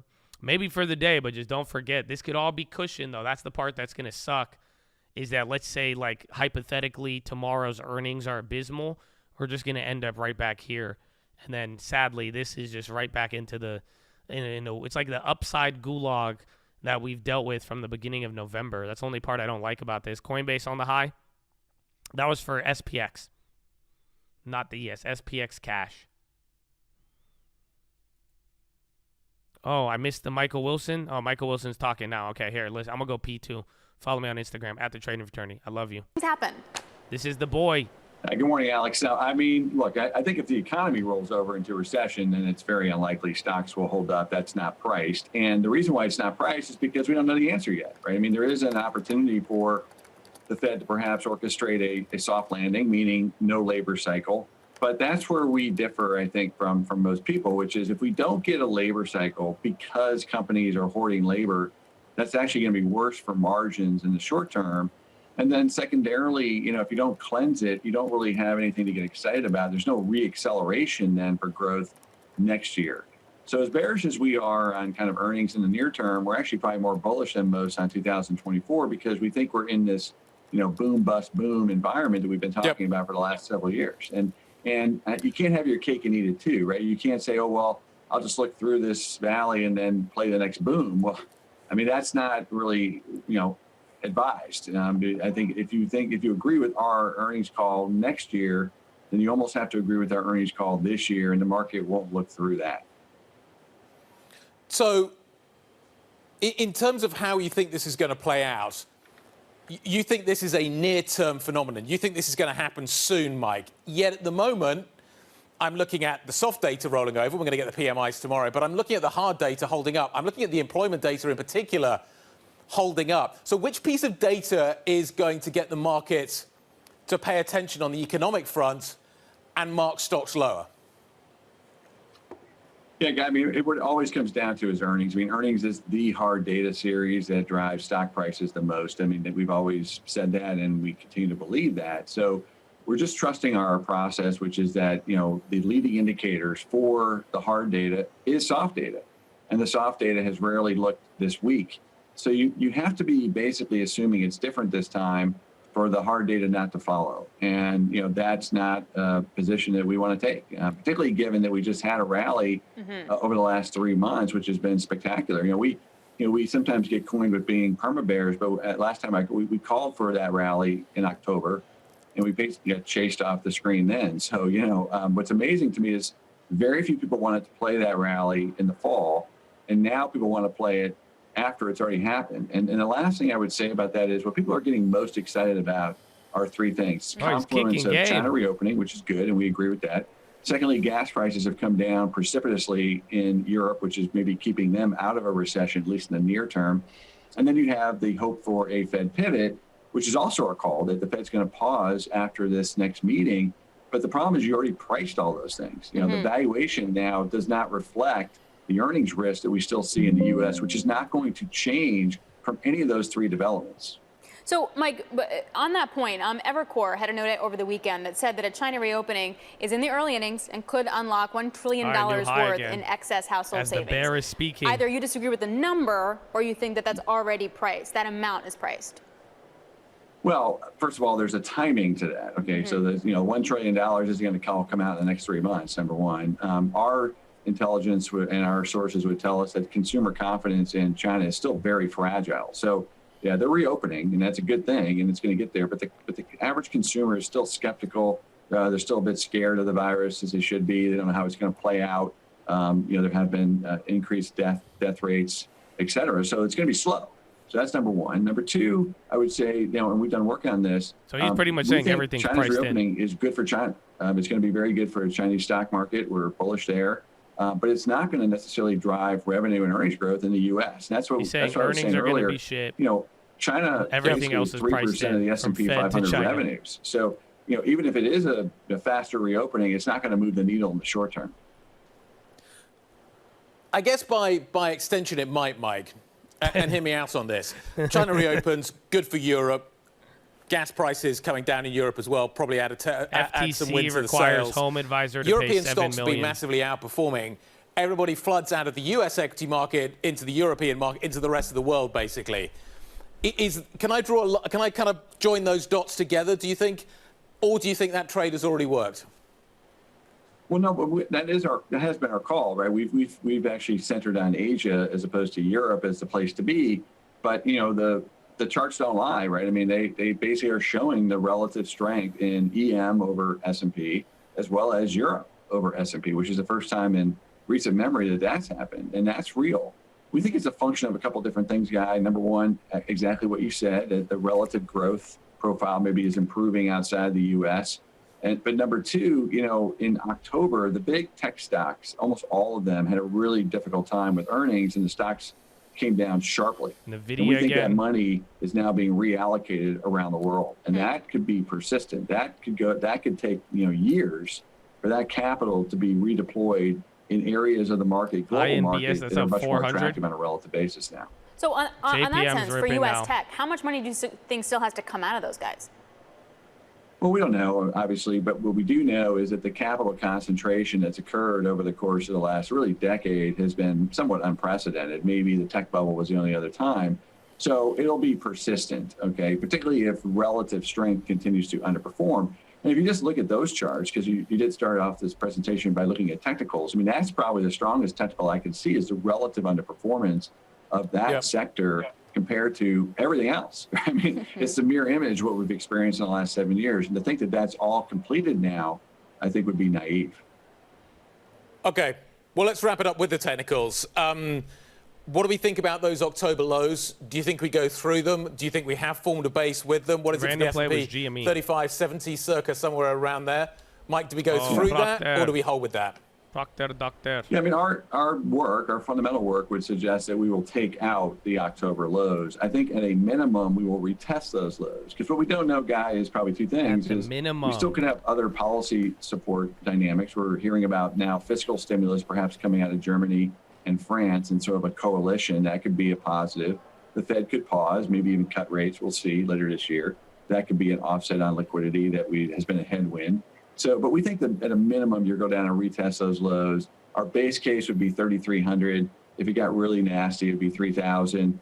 And here's the best news I can give you. If it's going to happen that way, meaning the bad outcome, it's going to be early. It's going to be early part of the year. It's not going to be the second half of the year. If we make it that far, 4,014 that means we is the next probably level. did orchestrate a soft landing. At that point, Right the earnings below growth will be turned back up again, right at that last and high. we can look forward. That's it. Getting back to last week's high at the end of the rally. That timing's really interesting. Mike, as ever, a fascinating note over the weekend. Always appreciate your time, sir. Thank you very much indeed. Mike Wilson of Morgan Stanley. All right. So, again, that's just word to earnings. He's pretty much saying everything's priced in. I like the point he said because do you guys remember Mike Wilson, he was also part of the people who called the upside from October. So it's not like he's been a perma bear. So that's what he was saying. He was like, we called this rally from October. He said there's no more upside in December from here. And then he said everybody wanted to participate here, but nobody wanted to participate around here. So very interesting. But what he's saying is just it all comes down to earnings, which I could kind of agree with. I'm kind of more leading into Powell beating everybody with his stick. But other than that, again, and I hope you see the level of certainty. You can't answer any of this with certainty. So, yeah, you know, he's been pretty objective. That's why, and like he's saying, he said he expects it to happen, but he doesn't. Nobody knows what's going to happen with these earnings. So, assuming these earnings come in pretty chill, I think we'll be good if for the bulls. But if not, I think what he's saying might come true. I like it. I think it's very good to listen. Again, he was the #1 analyst all of 2022. So, you know, we'll give him a listen. We'll give him a listen. Powell, well, you're not going to hear any Fed speakers. Zoom Scaler, Zoom Scaler, UBS, a bunch of random names on the high right now. But I don't think you're going to hear from Powell till February 1st. You won't even hear from any of the other Fed members now, too. Man, Disney, Netflix, all of them are running right now. Now Microsoft, too, though. And I think Apple's at the high. Apple's at 140. So a lot of things are running right now. Everything is going up. Uber, Airbnb. Like, you're actually getting, like, very, very big moves here. Again, even Netflix now. Netflix, 355. It either holds there, or if that breaks, it could go into 360 now, like I was saying. But it's hitting the higher end of my range. And then SPY has 10 more points to get back to last week's high, and the next level is 40.14. Tesla about to go to 140. Someone said, can Tesla go to 200 by Wednesday? I don't think so. Maybe after Wednesday, assuming they have breakthrough earnings, but I don't know. You could probably flip the 200 premiums if you like, but be very careful assuming that stock will be at 200. I think really the real test is 140 now, maybe 160 if people get really hyped, but I don't know. Oh, maybe they may get hyped on that. You better stand up, ladies and gentlemen. Peach Nation, Bradley Frizzle and the Peach has arrived. Oh, no, wow. Oh, man. I'm standing now. Wow. Welcome to earnings season. What a Monday. It's here, Chattadonia. Wow, you've been peached. Peach Nation. Wow, I had to stand up. I had to stand up for that, man. Oh, my gosh. Oh, my gosh. That's insane. That's insane. Not even Roblo going through. Uh-oh. Hot dog. Did it bring this one up? We're getting there.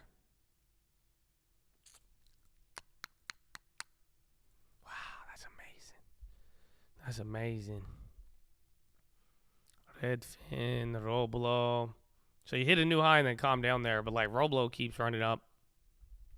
The most consistent peach on Wall Street. Indeed, sir. Indeed. Nordstrom's is up. Expedia keeps running. Is Booking running?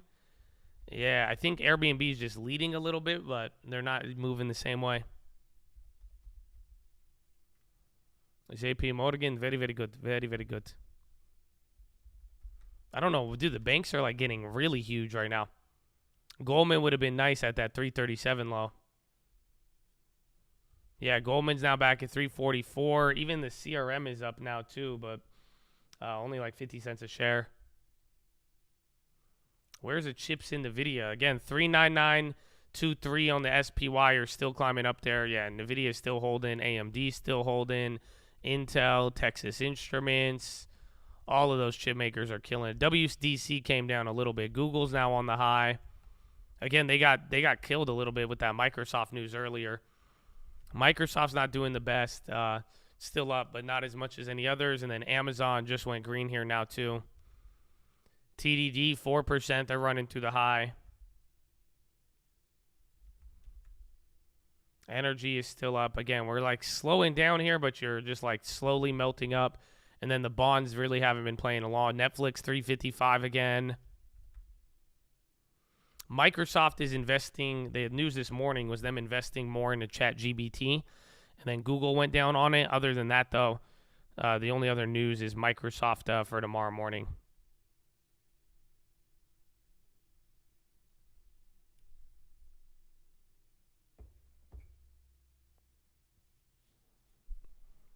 Rivian, well, we'll see what happens with Tesla's earnings. But all of the EV. Oh, yeah, that's Rivian. Damn, Rivian didn't even get one of those January bounces. So I think the next stop will be $21 or $20. So I don't know about $29 just yet. ASML, Amazon Popper. Yeah, ASML is killing it. All the chip ones, bro. The most reluctant rally. What a name. You took Goldman at the low. Good work, baby. That one would have been nice. I was considering it, but then I got on the CRM. Bruh, Netflix, 355, 354. Amazon, yeah. Same thing again. We'll see what happens with Meta, Google, Apple, all of them, man. We're going to have a great earnings season ahead. That's the crazy part, is that whatever you feel now can all change by the end of the next 2 weeks, even by the end of this week. And then this week is going to have a lot of economic data, too, from GDP, global PMIs, personal spending, jobs reports. You're going to have a lot to deal with. We got one more hour till Euro close. SMCI, another chip maker, bro. I think even TSM. Dude, they're all killing it. Chips have been the real strong one here today. And then AMD leads as Barclays turns bullish. Bro, AMD's up 7%. 7.81.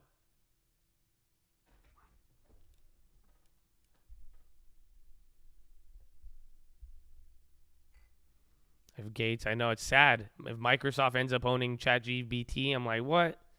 The only thing that could have been owned by the one thing that could have beat the biggest conglomerate just gets bought up by another big conglomerate. What the?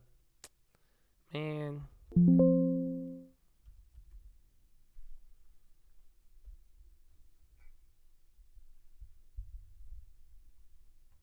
Disney 104.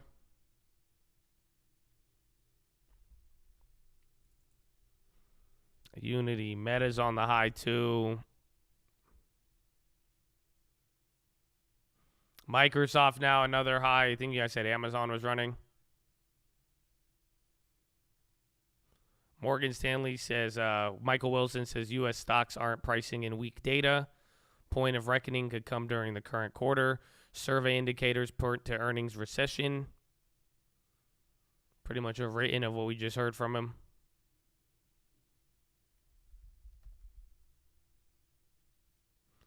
Pump it up at 400. Nah, man. We've been here too many times. That's it. Again, that's the only part I have. That my only problem with this rally is that we've been hyped up on this level for like 3 months now almost. That's what's crazy. So it's like we just aren't. I don't know. I feel like it's losing its pump it up efficacy. Being there for maybe at like 430 we could pump it up. Maybe 450. Now we're talking.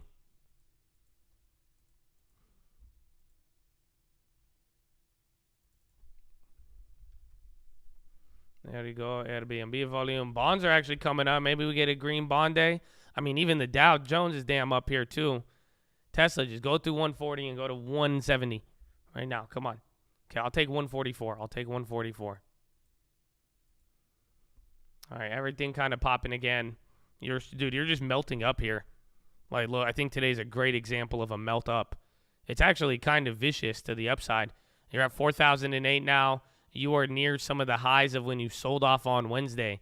I believe you are right at the Powell COVID level. So the stock market, now we are higher on the S&P than when Powell caught COVID that one day. And then this takes you into some of the breakout and breakdown candles of Tuesday.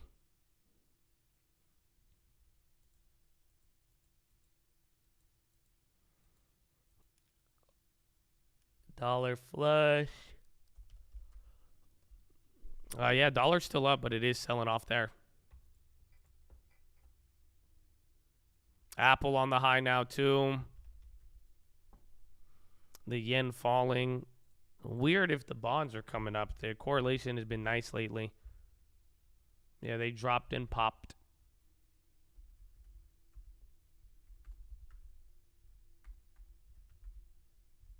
$4,020. Oh, wait, that means I'm about to go positive on the ES again. I forgot. Well, that was quick. Yeah, we're only down 700 on it now. Scammers.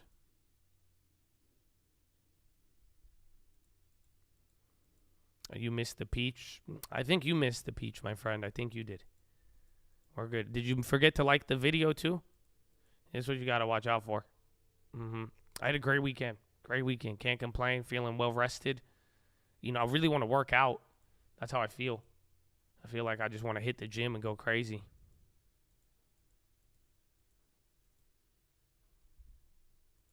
And then I'm sure by the end of this week, we're going to get a lot. Bro, you have Microsoft, Tesla, all of it. Am I going to drop off the ES? Once it gets up there, again, because now I'm down. I guess I was down 15,000 on the NASDAQ. I'm down another 2,000 bucks on it.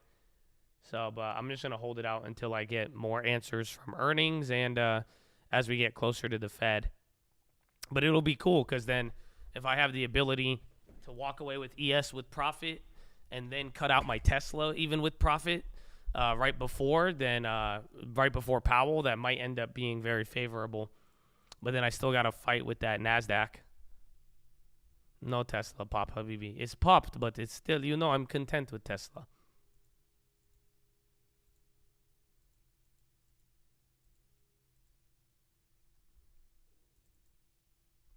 Apple's still going. Microsoftian.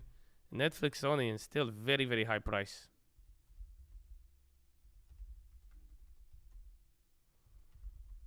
Ford kind of looked like Tesla. Italian electricity prices fell 0.4% last week. More new highs. Again, watch if the chip makers keep leading, man. Again, I can't believe it. AMD is up like 7.5% right now. Uber, Airbnb kind of slipping from the top. Are you selling your Tesla once you go positive? Yeah. I may want to hold it, but it just depends how much. I mean, I'm kind of in a good spot here because, like, let's say we hold 139 coming into tomorrow, or even we go up a little bit and then I could wake up to a fresh day. We'll see. But, you know, I don't know unless the puts become extremely cheap for earnings. However, you know, this was a play that was, again, I'm about to walk away with my child support getting paid. You know what I'm saying? So I'm $4 away from break even right now. So we're going to see. So I could break even in one day, but if it could double that up, we'll walk away with a little bit more and then go from there. But if I could get out before earnings, that would be nice. But if I'm down ahead of earnings, I'm going to probably hold it.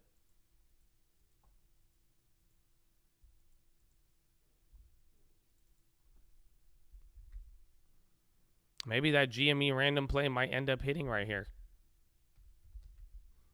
I did. I picked up a 25 for it for February. I don't know where it's at. You bet the child. So I might be, if I'm down. I mean, why not? Because that's why someone asked me earlier if I would get a put. But I'm like, I've already seen the devil on Tesla.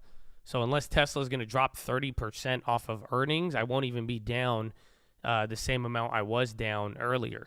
So if I could get my put in there and it's cheap enough, it'll make a lot of sense. The GameStop, it went up 20 bucks. So 20% on the random GME play for right now.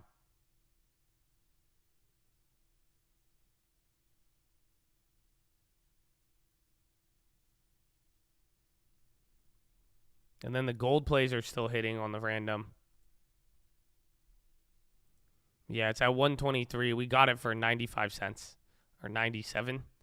So like 20%.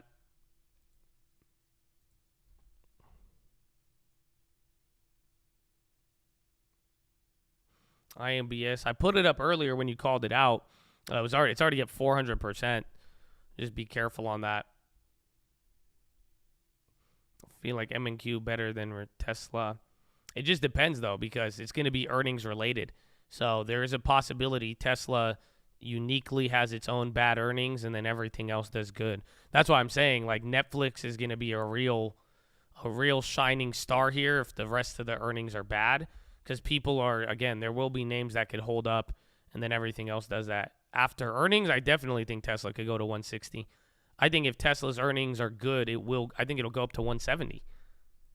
If the earnings aren't, it's going to go back up to here, which is, I guess, 166 to like 177.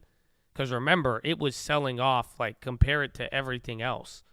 Do you realize the market was bouncing when you dropped from 190 all the way down? So this was a high right when you started breaking down.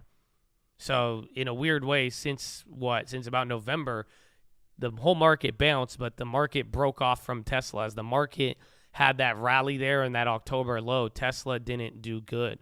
So it's like, if their earnings is good and way better than whatever's been priced in here, I mean, even to just get up to where the market was at, theoretically, Tesla would be at like 218 or something before all of this shit happened.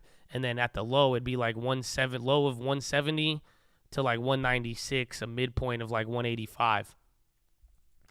So, but you need good earnings for that to happen. That's it. But it really, really does depend.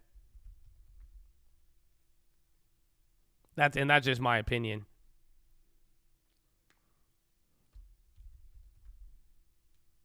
Microsoft new high. Is that dollar? No, it's AMP. And then UNP.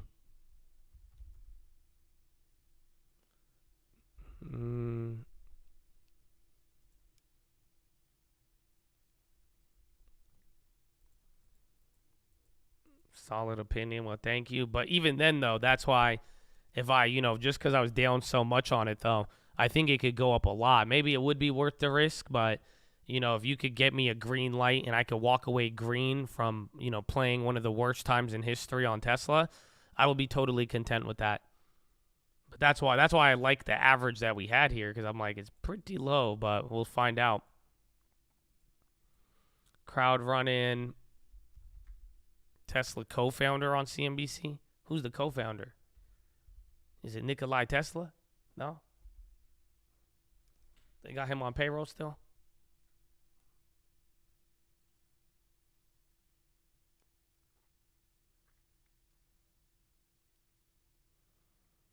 Activision, the ETH short, I think I'm down 22,000. 21,750. So we still have him. We're working through him as well.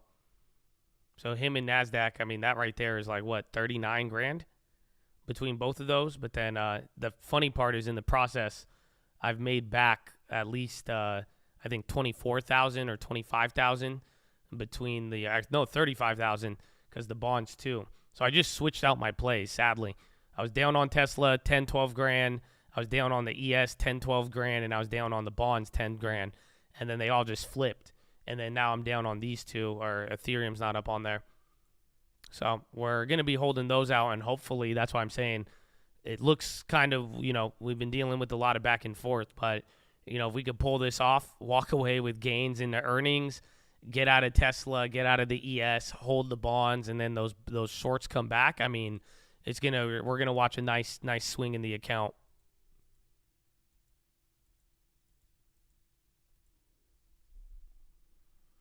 But we're holding here, but it's not breaking out.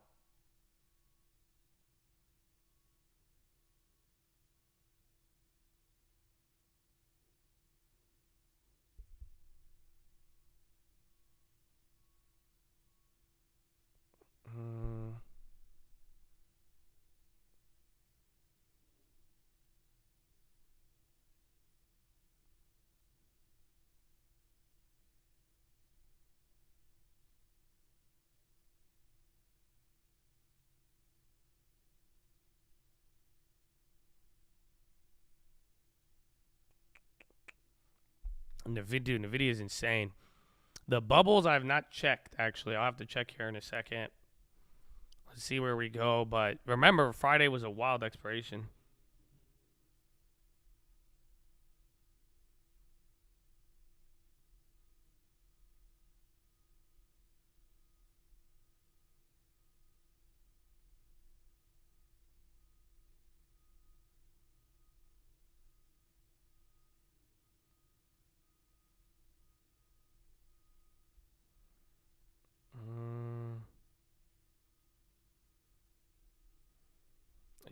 close.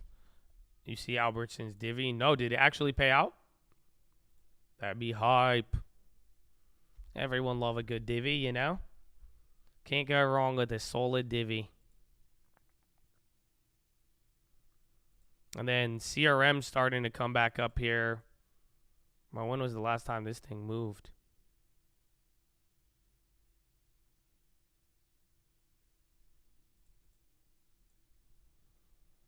And then let's get you your bubbles.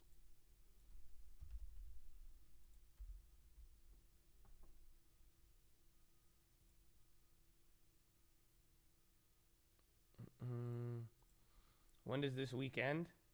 The 27th?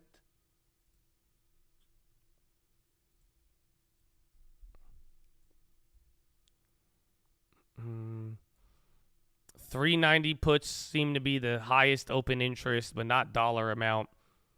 It's at $780 million. 385 puts, 380 puts, 375 puts, and then half a bill on 400 calls, then 420s, 415s, and 410.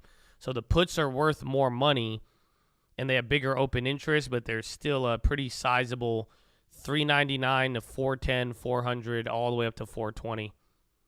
Damn. And then 405, all of these are calls. And then 400 puts, 85. So it's small for now.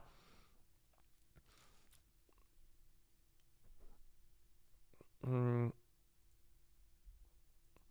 think it just depends on these earnings, man. That's it. I really agree with Michael Wilson. It just, no matter what, the only thing you can't price, everything else is borderline priced in, but the one thing you can't price in is whatever happens with these companies. So we're gonna find out. Even splitting till 390. I don't know. I don't know. I'm not confident in that, in what you just said. I see it as, again, we're just getting both sides, but it's like you have I think it looks like maybe like a 10-15% straddle, because the puts have a lot more money on that than not.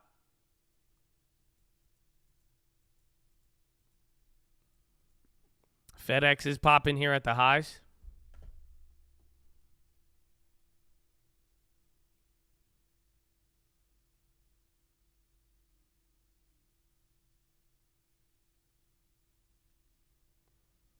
PRB, they got a government contract? I didn't see that. I never see PRV being news. It's just not something that gets news. No, I see that call options double. And then Principal Capital adds Prevention Bio and cuts Apple. And then we're waiting February 13th still. There's FedEx into the high. SPY still holding. Apple's starting to go now. Netflix as well towards 355. Tesla wants to do it, but he's not. You know what I'm saying? He's just not doing it. Come on, Tessie.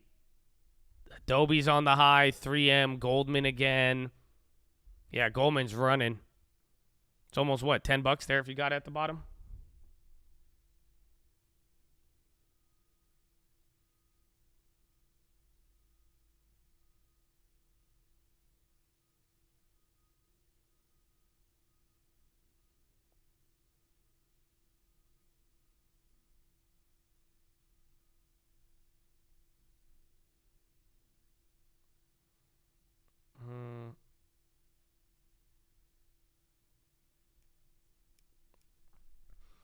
Vive.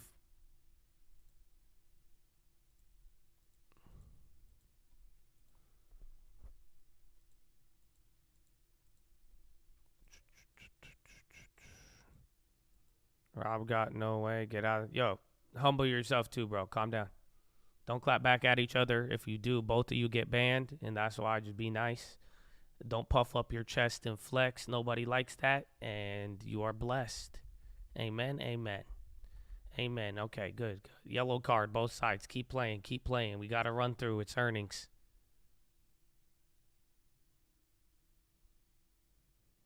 Can you explain when you sold Tasty? Tasty Works, it's the same filling as Robinhood, and then that's it. And they just charge you that. I just had a bad issue with them a couple years ago. They didn't remedy it. They weren't willing to, and then they ended up changing it for everybody after I left. But I don't think they're bad. I wouldn't use them ever again, if that makes sense. I don't know how to describe it.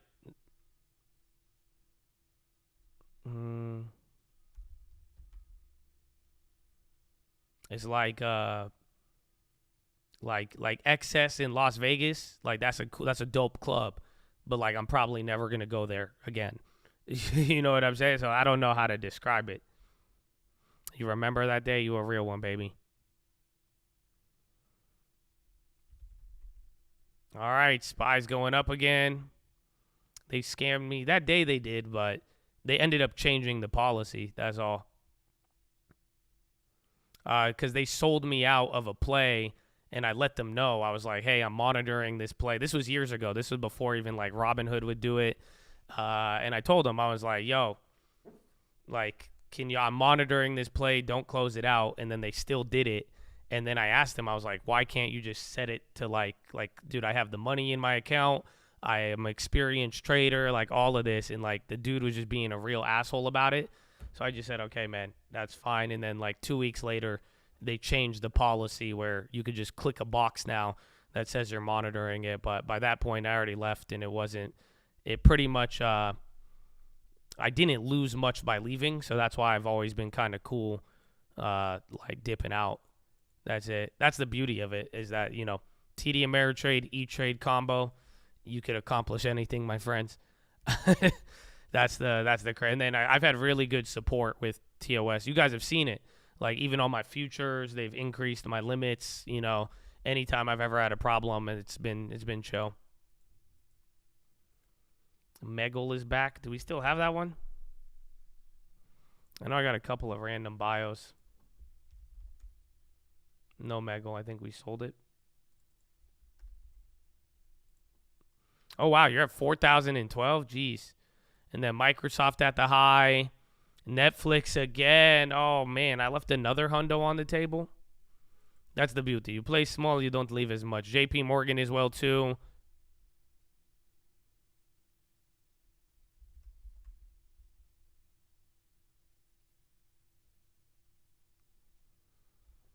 They've lost more than you did. Well, yeah, because I was still paying commissions there, too. And just like, it was just, I don't know. I respect Tom Sosnoff a lot. I love the platform. They offer some cool stuff, but that was just like, it was just very, very poor customer service, and it led to me losing money. And they really, I didn't even want my money back. I just said, can you change this so, you know, we don't have this problem? But that's all it was.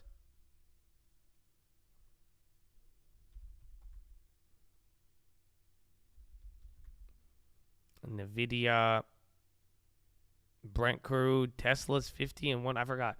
Tesla needs to get above 140 though, bro. There it is. I was like, everything's ripping. How are they not getting above 140 right now? You need this.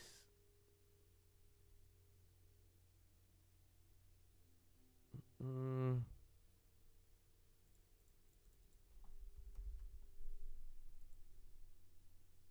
then CRM's getting to the high candle. I'm not going to lie, I use Tasty because of you. Yeah, I put on a lot of people to it, and it's like, it's not a bad platform, and like, they're not bad, but as I kind of realized, you know, the other options, and it wasn't giving me that, but it's not, like, I'm not like, oh my God, Tasty's like I think Robinhood is sketchier. I would never use Webull in my life. Everything else just, you know, and especially after what we've seen, I think you go to TD Ameritrade, E-Trade, call it a day, and let your life be simple. And then Tesla, come on. 399.88, bro. You're at the level. So remember, anytime we've been here, bro, in the last couple weeks, we've like instantly sold off. I don't know if y'all feel me on this. This level has been sold off quickly 2 times. You're like 3 points below it. So let's see what this gets us into.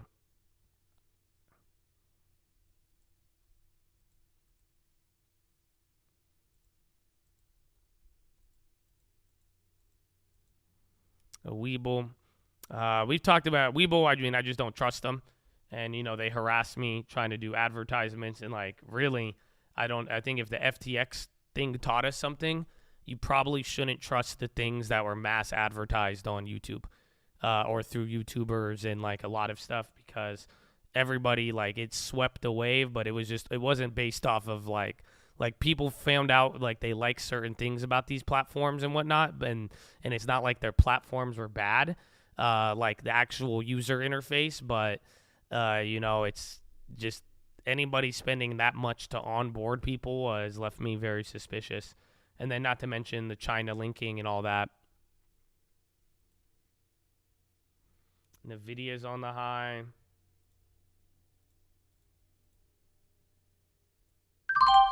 All right, I sold the CRM $76. Just a little dollar. I've been doing a lot of these small flips in here.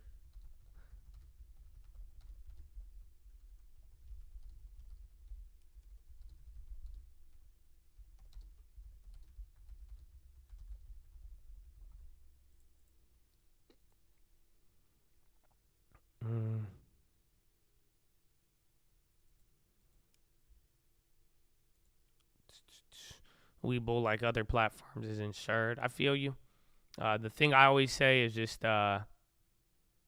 quite simply, like, your car is insured, but do you want to go and get in an accident right now? It's kind of the same thing. But that's just, I don't know. Not a big fan. Not a big fan. I think just be careful. Either one day caution will be rewarded. Otherwise, I don't know what you'll lose out on.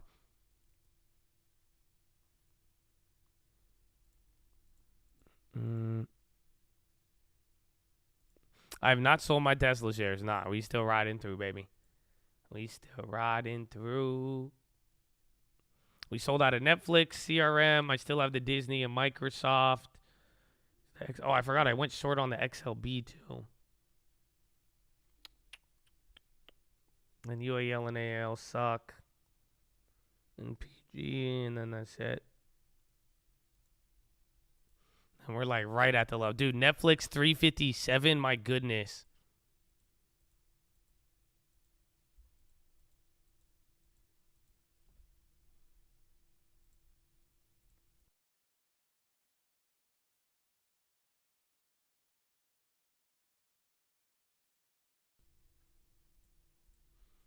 Yes, I do all my futures trades on TD Ameritrade, TOS.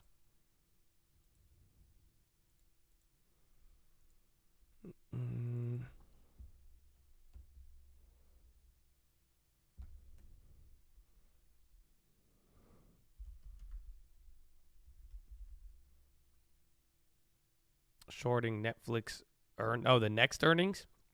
Well, watch out though, just because of the wait till the other earnings, because then maybe Netflix will stop going up if the other, like pretty much if the other earnings are good, Netflix will stop going up as rapidly. But if the other earnings are bad, Netflix I think is really gonna rally. I'm kind of mad I sold those shares this morning. I just left another $7, bro. Scammers. Plan on staying Charles Schwab. Yeah, I think it'll be the same. I think as long as the TOS platform doesn't change, but Charles Schwab, TD. At the end of the day, just from I keep a lot of money on these guys. Like, that's what you got to realize. I have a lot of money with E-Trade. I have a lot of money with TD Ameritrade. Like, I could pull up a Coinbase account for you. I got money there. I have, you guys have seen different accounts. And the point is, you don't, if that's your money just sitting there, you want to make sure it's with somebody that you can trust, that has a good history.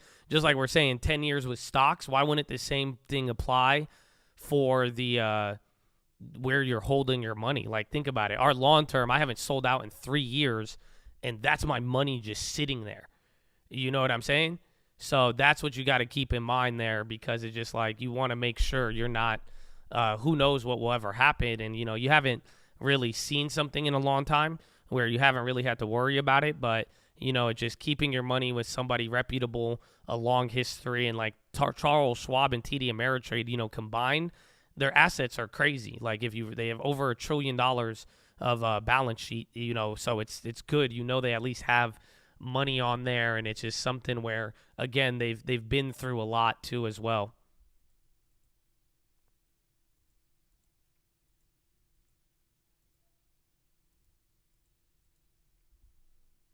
Usain Bolt. That's a good example too. That's very sad. I think that was tied to other things, but hell yeah.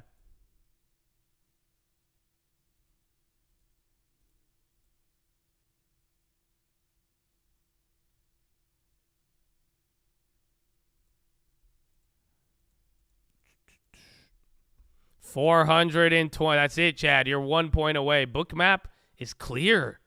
Oh my goodness. Bro, every time we've got to this level, we've been beaten down with a stick.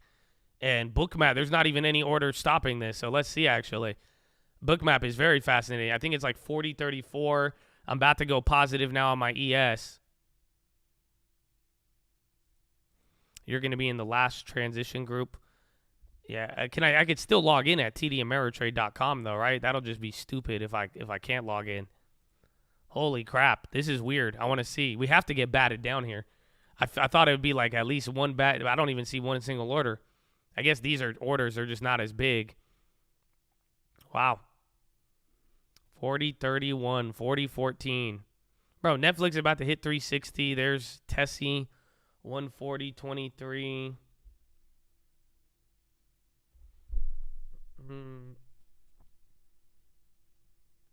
This is truly disgusting. Trust me, earnings will either vindicate you or earnings will at least confirm it.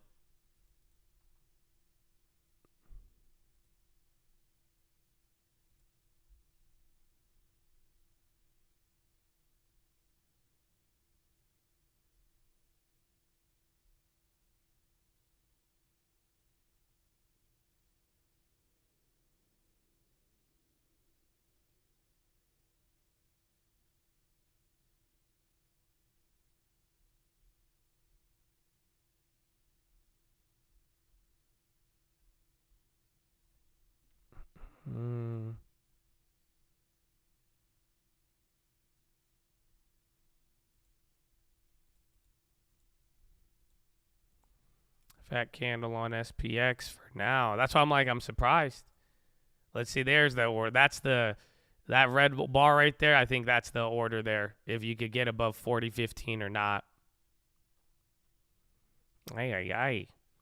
And then Tessie, Netflix still going. UAL's dumping. I still have those. Those are down. Oh, Amazon with a little candle. Apple. Disney. Cut out the CRM. That was decent for now. Google's going on the high.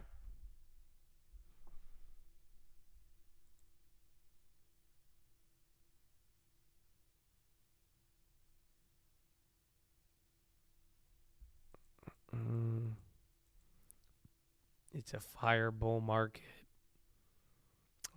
It's so weird. It's so weird. We're at the same price. It's crazy. I don't get it. This is like, I feel like we're in the Twilight Zone. That imagine, like, depending on how you get to this price, it causes such different reactions even though the price is the same. So, like, 400 here is different than coming back down around here.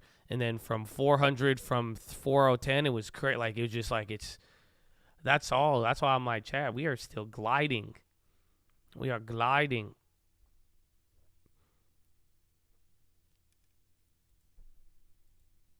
Do I have one last try? You want to know what the giant wicks are? Sure.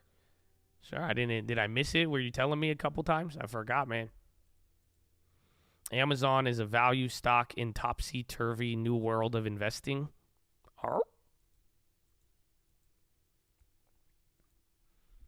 We have to break the long-term downtrend. I agree. I think it's just we need earnings and Powell. That's it. But for the most part, it seems like Powell's going to be hawkish, but it seems like everything's in the bag in terms of lower rate hikes and all of that. But then it's just like earnings is really the one thing where, you know, that's it. Like, I mean, I'll tell you this now, like Netflix ended up being good, but how many people projected 7 million subscribers for Netflix? You know what I'm saying? So it's like, it's one of those things where you truly, how surprising earnings can be is like, this is why we always love earnings season.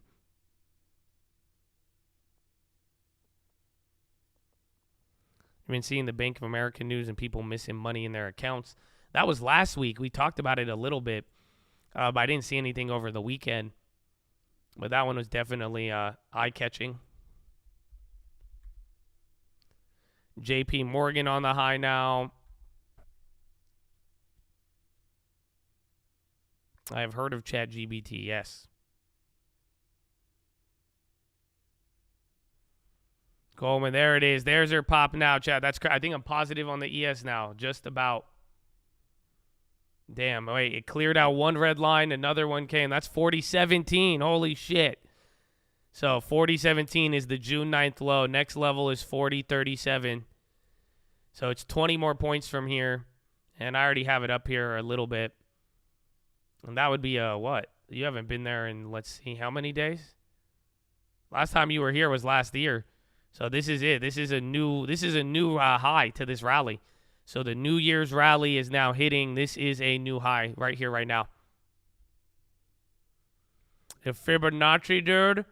Oh, dude, he's not even around here, dude. The Fibonacci's like way lower, dude. Like totally no Fibonacci, dude. This is just like Fibonacci, dude. You know, like Fibonacci, dude, but Fibonacci. Dude, it's crazy. Oh, dude, Apple now, too, dude. They're getting involved, dude. You like NVIDIA, dude. Like my graphics card, dude. It's like red and green, dude, but it's like all green today, dude. I'm telling you, it's there. Oh, dude, save 10%, dude. Totally. Like Josh told me that, dude. My life been changed. I saved my 10%, dude. And then I'll get my perp skirp, dude. But then, like, I already got my 10%, dude. So it's like, that's all I needed. Oh, dude, look at this one. Yeah, you're going up. That's it, bro. You just, oh, man, that's like a 10-point move almost. You're rocketing through and you're getting bid support. This is a new high, ladies and gentlemen. New high. I am up on my ES now. Wow, would you look at that? I have a profit on the ES. It only cost me $18,000 on a NASDAQ. That's cool. But then I made money back with the bonds and the other one. But damn, son, that's crazy. That's a big move, man. That's a very, very big move. 2023, baby. Even bonds are playing along. Netflix insane. CRM's moving up. I need some Microsoft and Disney. That would be great. But even Microsoft's doing decent.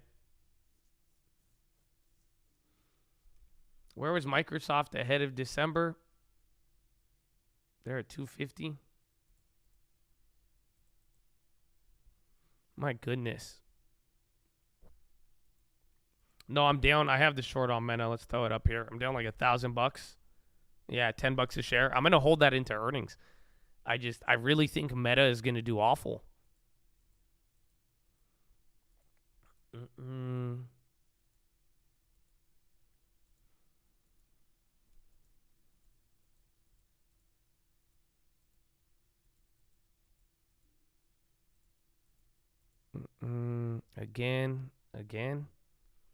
Again. PG. I get the dividend on that. I just think it could do decent. We'll see with J&J, but I'm still down 500 or 600 on that one too. What is good though? I'm feeling we've had a lot of realized share profits. I'm down on like PG, Meta, UAL, and AAL, but we've realized good ones. And then again, I mean, believe my Tesla is about to go positive. So like that's if we could hold that one out, I mean, it's gonna be great. And then now I'm positive on the ES. So even though we're losing money here on the NQ, we are now going to be in a net positive on the other ES. And then if anything else goes up, we'll be good.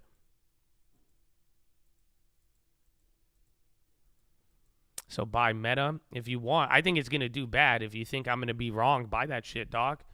It's good. My long term will appreciate it. I want Meta to do good for the long term, but I just feel like Meta is a lot different than what happened with Netflix. Netflix 360, Microsoft's going now too.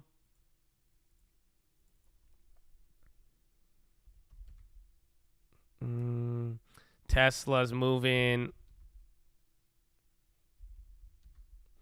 The amount of advertising sponsor posts is ridiculous. Bro, I've been seeing like random people get sponsored on Instagram.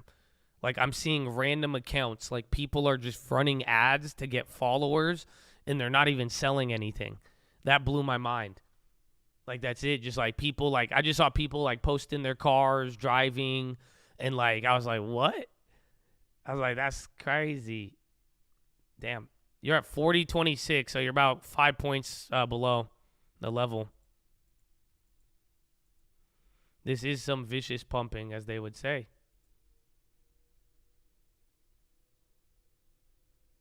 Where was that? That was January 3rd.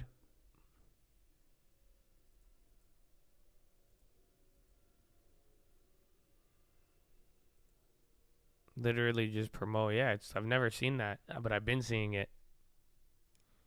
Money is hot. People are bullish. Fear is mitigated.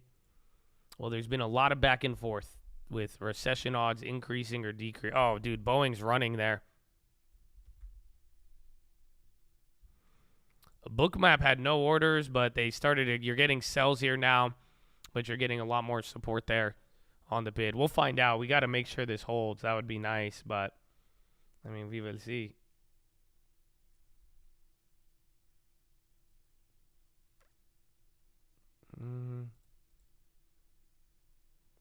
Well, Microsoft's still going. Dizzy, Tesla.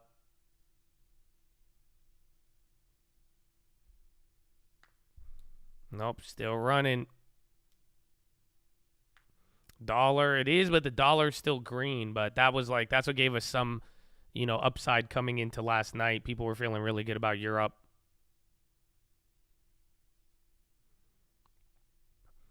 Why is crazy? No red. Now, dude, this is squeeze mode and the orders aren't stopping it. I mean, let's see at 40.30. Look at this. It's all bids. You don't have anybody selling into this right now. And this is the high. This is a new high of the year. I can't really fathom it. It doesn't really feel like it because I thought we were a little higher, but nah, we are actually at a new high. And now you're about 7 points away from the next level.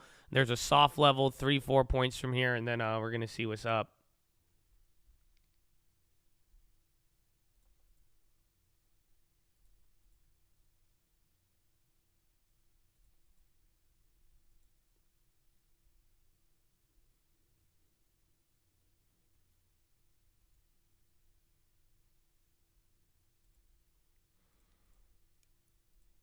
All right.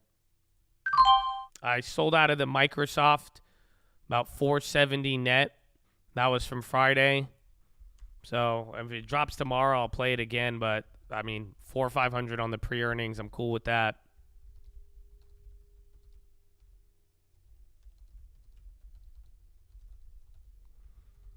My plan on balancing the ES and NQ, I mean, I'm just going to keep riding this up until we get an earnings decision. Or Powell, and then as we get closer to finalizing earnings or Powell, I'm going to cut the ES, hold the NQ, and then hopefully get all my money back.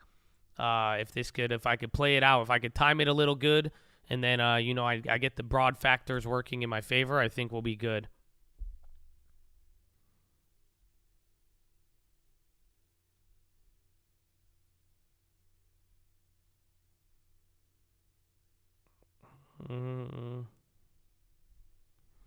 Erdogan says Sweden shouldn't expect Turkey support.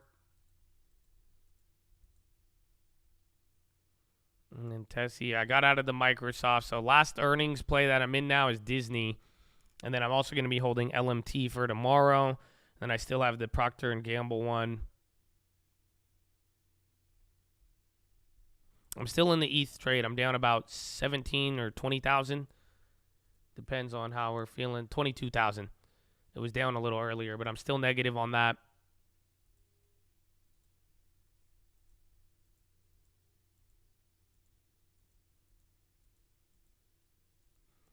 Do you think we see earnings? I think it's possible. I just think earnings is going to be very, very important.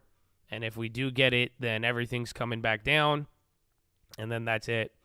If it ends up being good, I think we're going to get a massive rip, and the long term will love it. And hopefully, some of the other shorter ones, I would probably reposition for more upside or keep riding out the ES now.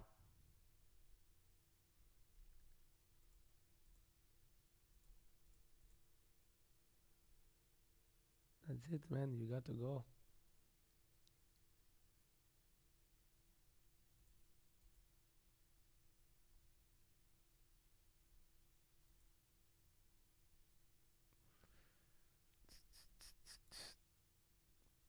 It's all retail. Nah, man. I'm telling you, even over the weekend, every last couple of weekends, the amount of debates on Wall Street, bro. They're talking. You have Wall Street split.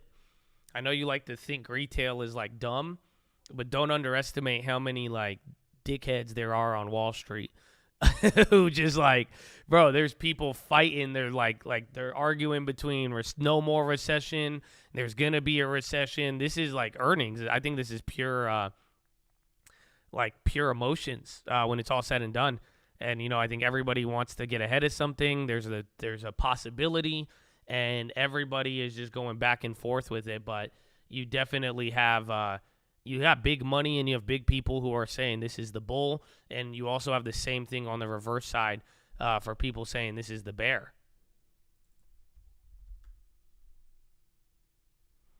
Where's that damn CGen?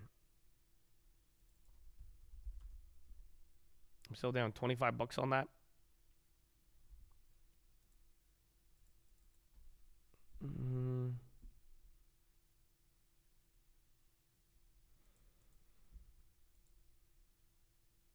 Musk didn't own enough Tesla in 2018 to take private a loan. Is that from the court case? Yeah, I'm seeing that. And Union Pacific, Lockheed, to report shares are down 8.4 year to date.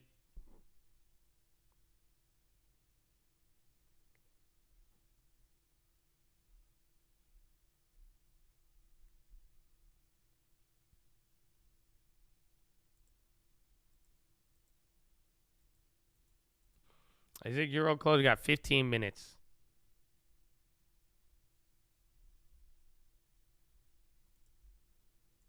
CPI measurement change. They're going to compare this year to last. Yeah, actually, I wouldn't be surprised. I think they did that last time. They did that even in December, I believe. Or like the month before December.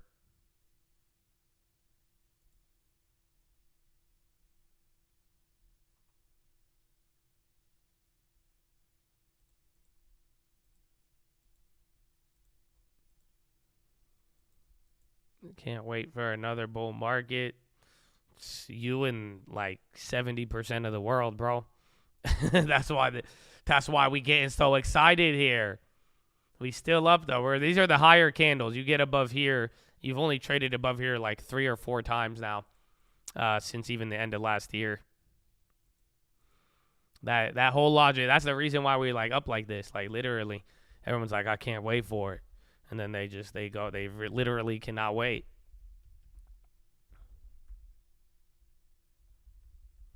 But I don't know. I feel like with what what's his name was saying, Michael Wilson, it's just weird because Michael Wilson called the bounce here and nobody wanted it. And then he said it was over here, but now everybody wanted it here, which is actually wild. I'm just glad we got in on it. I'm glad we got our plays. We got the flip trades. We had other option plays and futures, but then I'm glad that we allocated like 4 or 5 months of deposits during literal. If that will be the bottom, then we grab the bottom. But I still don't believe that was the bottom myself personally.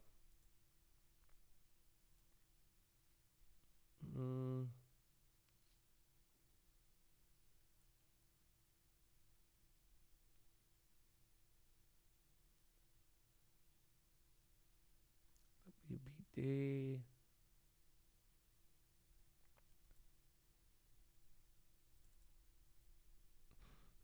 Greedy short. Yeah, around here. But if this keeps going, it's going to squeeze, and then you're going to have Euro close right around the corner.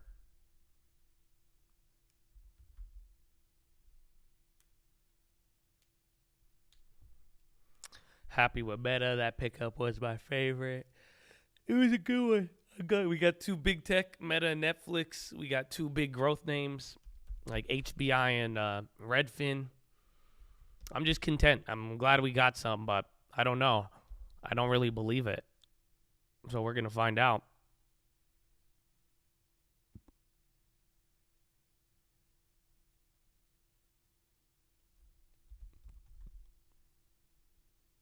Caught me 138. Oh, nice. That's nice. I wanted to add more. I still have old Apple that needs to come back. Is this going to keep climbing? If euro close, we might calm down a little bit. I mean, we're coming back down to you were really, really close to a soft level in the big one, but I mean, you've now hit a new high on the year. I think we're going to find out how this holds up. Airbnb popping here at the high too.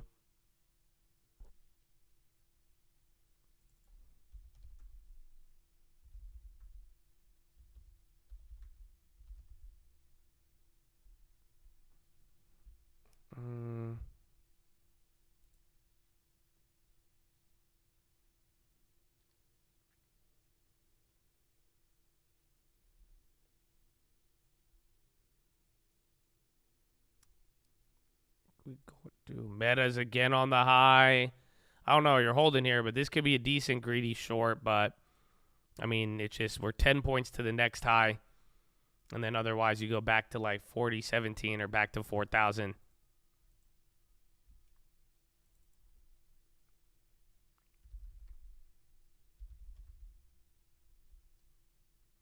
Bro, Netflix is at 360. Am I tripping right now? It's exactly what we expected, but now that's it, bro. Netflix is back to the lows of January.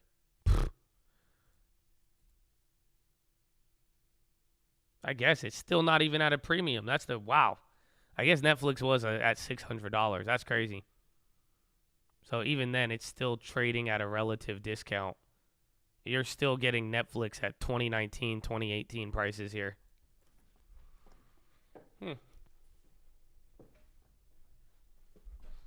Yep, you're popping back up there. I don't know. I don't know about those greedy shorts here. Bro, it's going big. It has done this like 5-6 times today.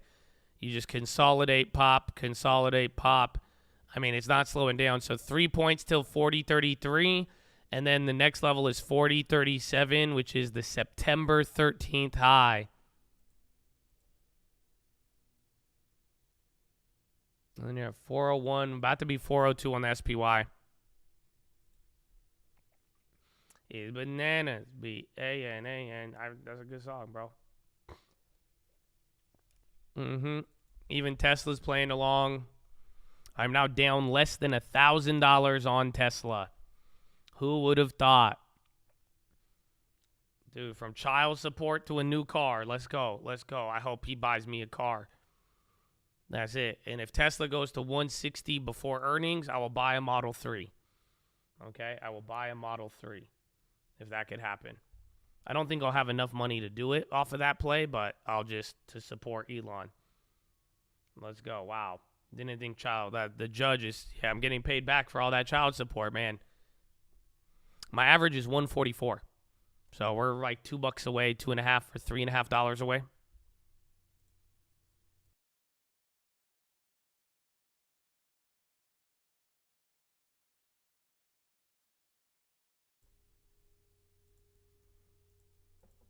Mm.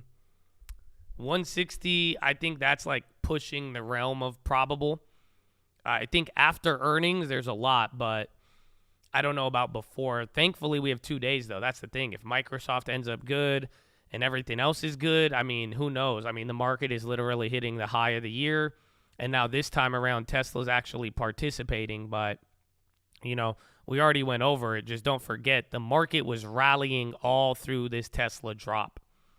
So that's why it's like they have been underperforming for about a good solid month and a half now.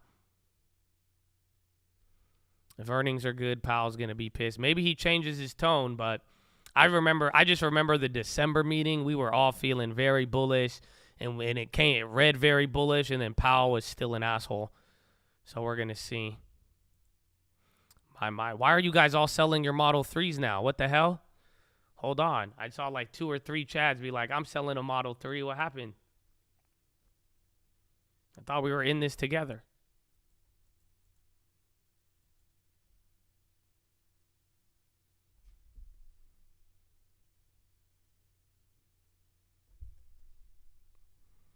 Look at gas price. They went up, bro. I know gas prices went up, man. I've been filling up a little higher.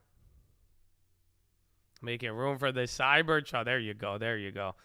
I don't know when that gets released. Ever.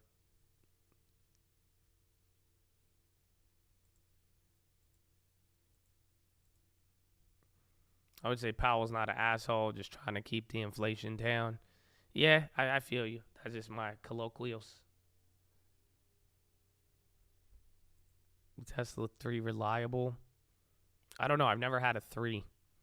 But the other Teslas are generally, they've been decent, but I don't know. Apparently your autopilot and brakes will just go out randomly, so I don't know how that factors into the equation of reliability, but like, yeah, and then the only other part is like, do you still need to have like Tesla service people fix it? Because a lot of people can't even work on it.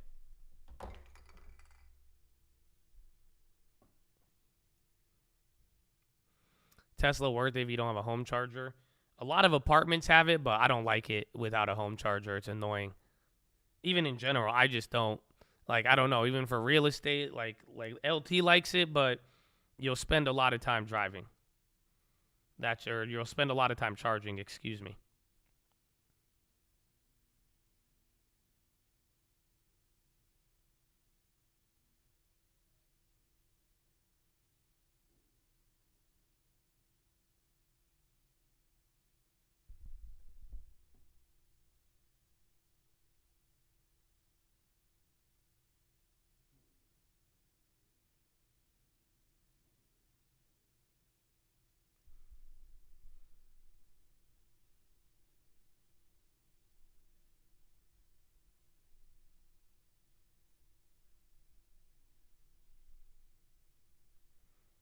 Is this real? The market? Yes.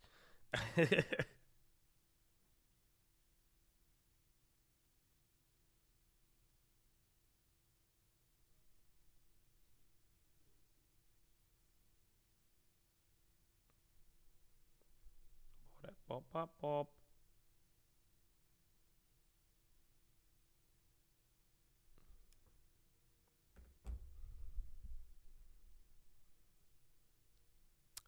TER. When Microsoft has the ability to move a lot, because Microsoft's going to move a lot of cloud names, tech. Like ANET's already up. I think ANET, this could be a big one for Microsoft's earnings, low key. Who else? Anything cloud related, anything chip related to, all of it. But we are calming down here. 5 minutes till Euro close.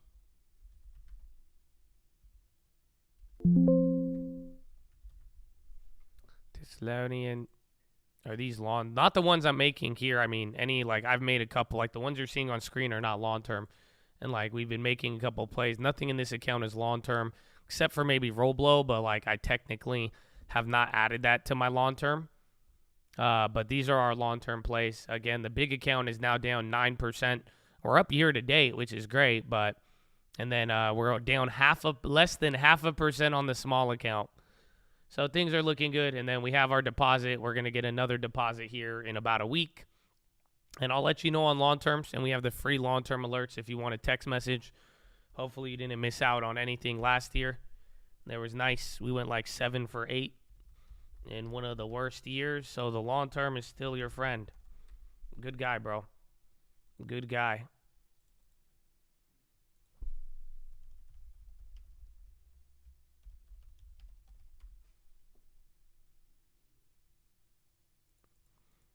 I've been greedy shorting, getting wrecked, short at your own risk. That's why it's called the greedy short. But this would be another one of those. I don't know what you're into, and give it 4 more minutes here. But yeah, the long, is it at a high? Yeah, the small account is hitting an all-time high today. And again, there's considering deposits too, so the overall net is down, but then net is positive. And then we're about to hit the high on this one. Wow. Good for you. And then we're 1,000. Yeah, let's go, man. Let's go. Let's get it rocking, bro. Let's get it rocking.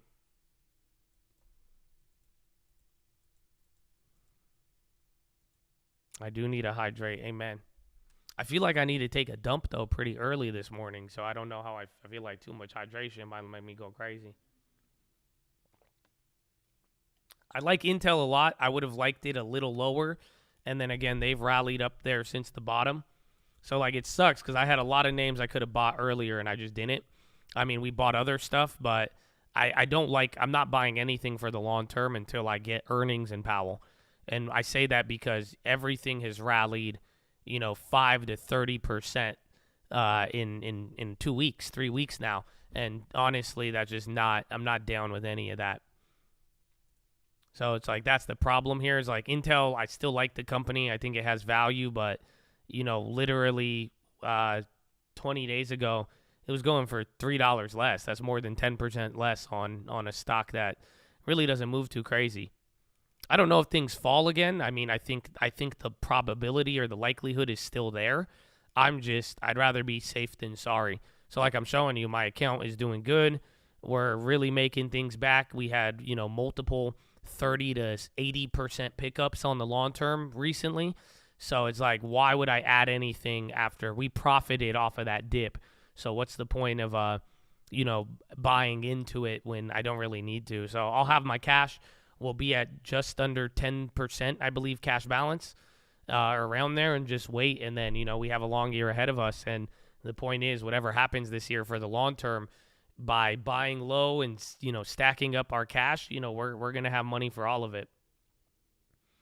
The GME option is up. I think it's up 20%. So good and bad. Where was it? We grabbed the 25. Oh, it's up 40% now.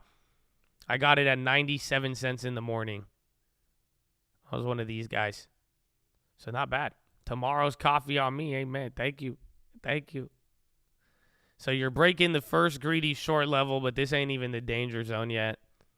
Like, you got to break 40.18. I would say 40.18 we slip, but realistically 40.13. But I know 40.17, 40.18 is a level.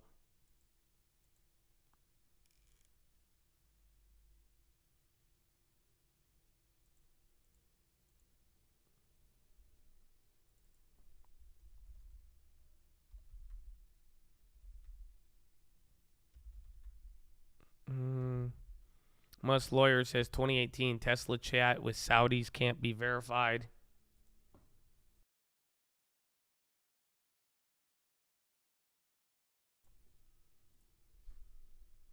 Yes, Euro close on the dot. It's here, ladies and gentlemen. It's here.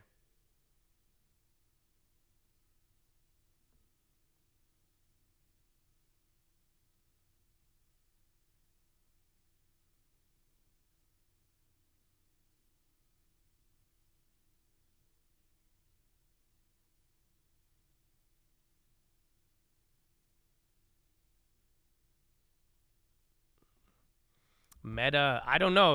Last night I brought it. I'm biased though. I have a short on it, so I hope you could respect that. But I just think, after seeing Netflix, and like Netflix did really good and they're holding up, I just feel like, they've had a Netflix type bounce, and I could tell from my long term, but I just don't think they're the same. So like Netflix bounced off of earnings, stringing together a couple of good earnings. Like literally you had 1, 2, and now the third. Or this one was like semi-decent, but then this was the really good earnings and the other one. But Meta, they've been dying, and they've had a nice, this is again, we're up 40% on Netflix or Meta. And this was off of like cost cutting and them talking about cutting costs, but nothing was about earnings improvement. So maybe it's them right here, because Netflix has done the same thing, but they matched it up with like breakthrough, surprising earnings that brought back growth. So that's the question, is like, is Meta going to actually grow or not? And we'll see.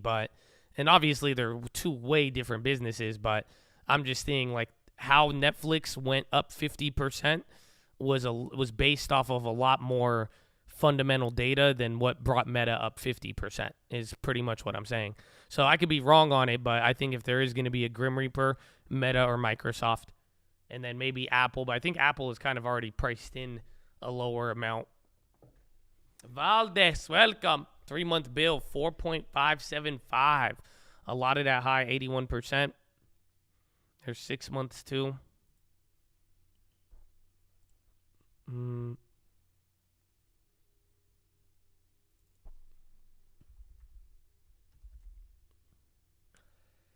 Tesla, look at you hold Tesla. Don't give up by end of day, please. Come on.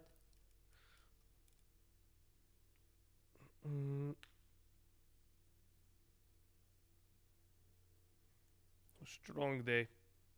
It has been.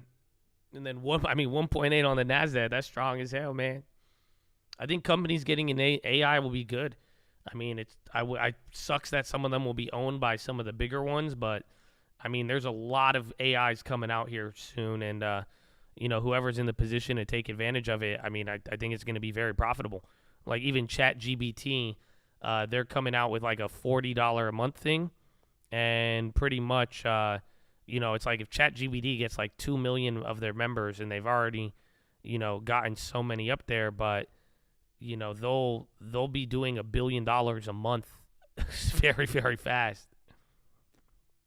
That's the thing. Remember, ChatGPT gained more members signed up than like Google, Netflix, Uber. They got 1 million members more than anybody.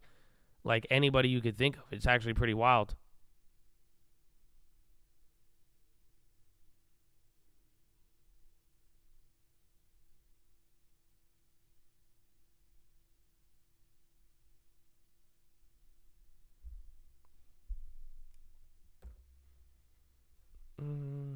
So Euro close has been 4 minutes. We've kind of been chilling off leading into it. Chilling out.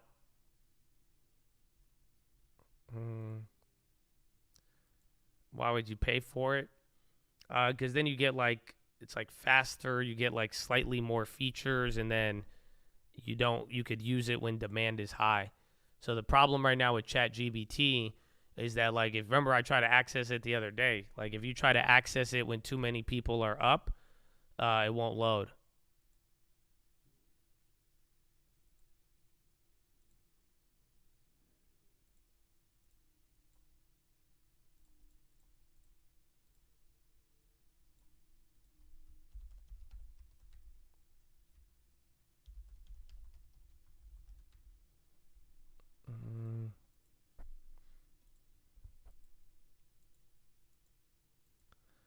People are using for real world.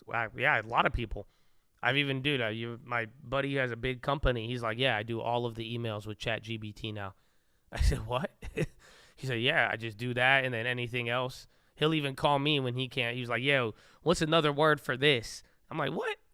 He's like, ChatGPT couldn't get me. I was like, man, it's crazy, actually. It's crazy. For email ads and blogs. You could do a lot with it. We ripping faces? I don't know. I think a little bit of earnings hype. Then the dollar was kind of all over the place to start out. The UK rally somewhat continued, and that was it. And then a lot of individual news. There was a lot of upgrades and downgrades leading into the earnings.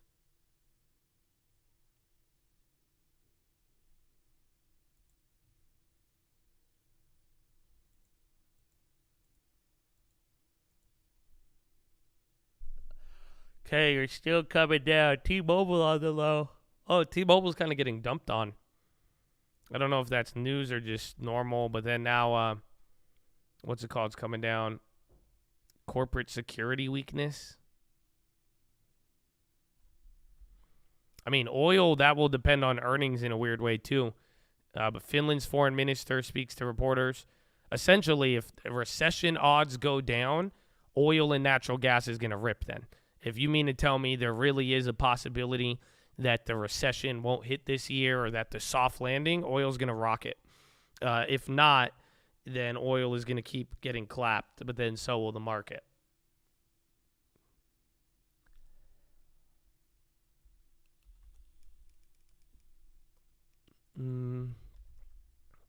Expedia.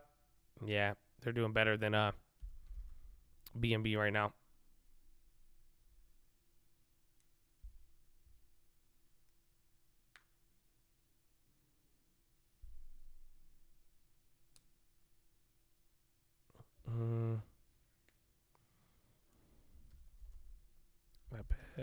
Apple's still doing good.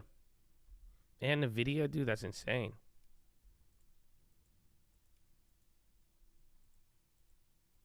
ChatGPT makes my ad copies. Got ChatG.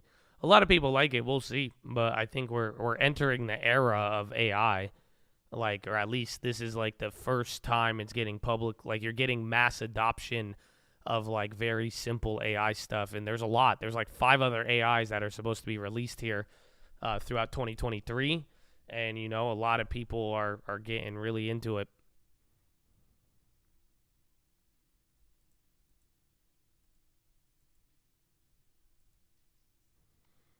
If ChatGPT had internet connectivity, but you know why, right? You know why they don't have them? So, like, they've done these studies in the past, but, like, they don't connect they have to, like, rehone the AIs a lot, because if you connect the AI to the internet, it becomes extremely offensive and racist. Because you got to think about it. It goes to the internet, and it learns from people online.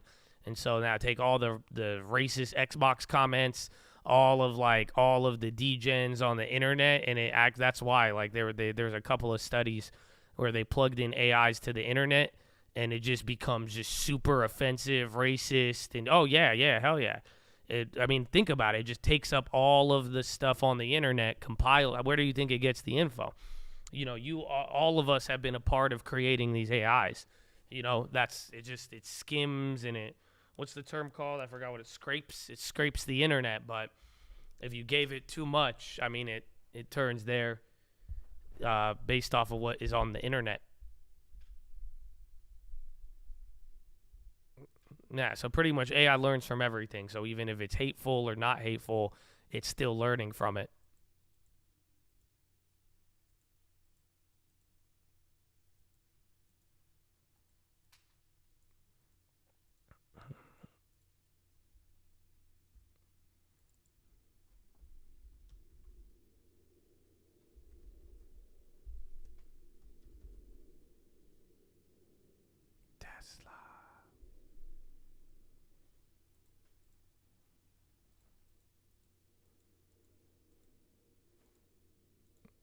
ChatGPT claims it doesn't machine learn. I think it learns through something, but they probably are learning to feed it the right way. Elon resumes testimony and trial over 2018 tweet. Mr. Beast changes bio to Twitter super official CEO. Or?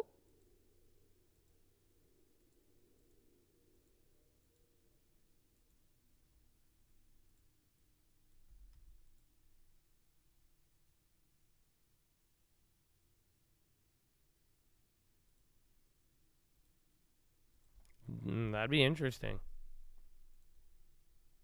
Yeah. Mr. Beast Twitter super official CEO. Interesting. Interesting. That'd be dope. Twitter would dump on that? Not at all. I mean, think about it. How many people from YouTube are about to go on Twitter if Mr. Beast is? Don't forget, that's the biggest YouTuber in the world. It's called trolling. I'm not familiar. I'll have to ask ChatGPT.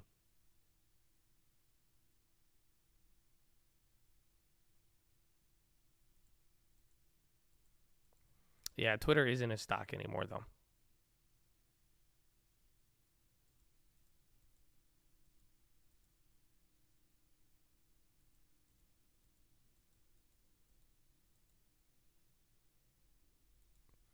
YouTube with the Exodus with its no swearing.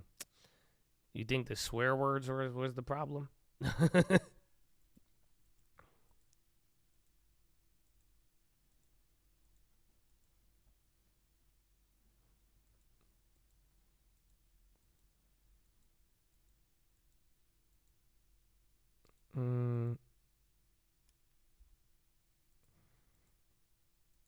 Saw lots of articles officially naming Tesla a car company now. It's weird, bro. Over the weekend, a lot of people got bullish on Tesla. I wasn't expecting that. I mean, sure, obviously they do it 2 days ahead of earnings, but like straight up, there was like 3 or 4 different analyst comments about actually being bullish on the Tesla price cuts. So they're like, oh yeah, now they're viewing it as a gaining market share. So they're saying with Tesla already leading in terms of U.S. light vehicle sales, they're saying that now Tesla, with a dramatic discount, they'll get the tax stuff as well as now just the broader share of the EV market. Kind of wild.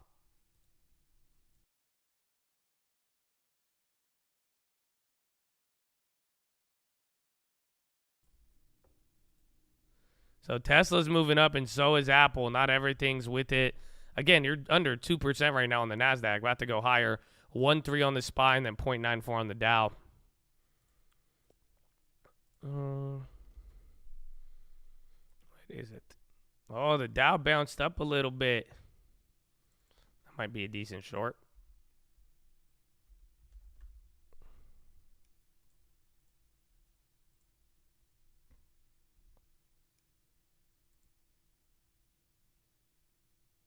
You know what Dojo is proposed to do for Tesla? I have no idea what Dojo is, unless we're speaking in the context of Pokemon.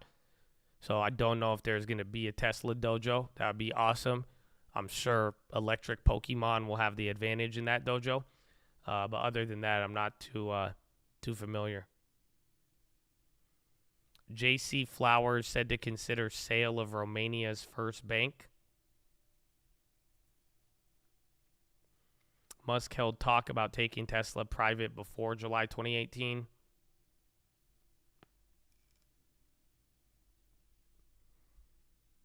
Apes dumping BBBY for GME. All I know is I have GME options. I'm with you guys for like a month. Shout out to Random Play. Shout out to Random Play. But either way, just wait till earnings. Be smart. The year of the blue chips. Why GameStop? A lot of things are getting squeezed. There's a lot of 10% movers. I mean, NVIDIA is damn up 9%. Or, excuse me, AMD was up like 8%. They're up 8.3 right now. I sold out of the Microsoftians, but they're coming back up here. Could Elon? Yes. I think this lawsuit is potentially 50,000 or 500 million, excuse me, is at stake for Elon, I believe. Which is still a lot.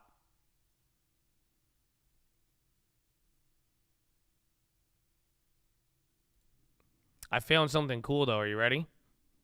So we could go through this. I'll get it for you, but you have nothing coming up here recent. But like I found a new way to find all the court cases. So I could get you every single important court case and like what is expected. So like patent case, these are up here. So like look at Tesla, negative outlook, 500 million at stake, trial start January 24th. You get Bank of America versus FDIC tomorrow. GSK product liability on February 8th. February 9th, a lot of these. What are they? Barclays, Citi, Bank. So again, Bank of America versus FDIC tomorrow. You have a hearing. And then we're going to get a lot of other one throughout. Pretty cool, though. So that's another element we can explore. I could get the SCOTUS cases. Yeah, those were out there. The SCOTUS petition decision. We'll just know when it is. Just the date, what's at stake, how much money it was affected, what companies, all of that.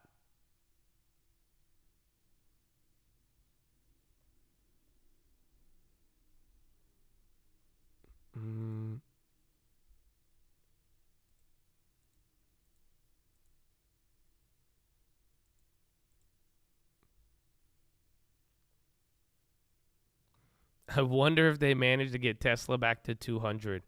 Will Elon Aaron Adams it again? Damn. That is the question.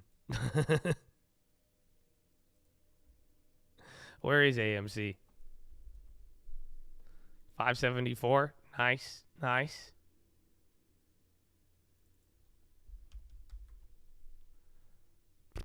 I don't know, man. I think the next GameStop should be HBI.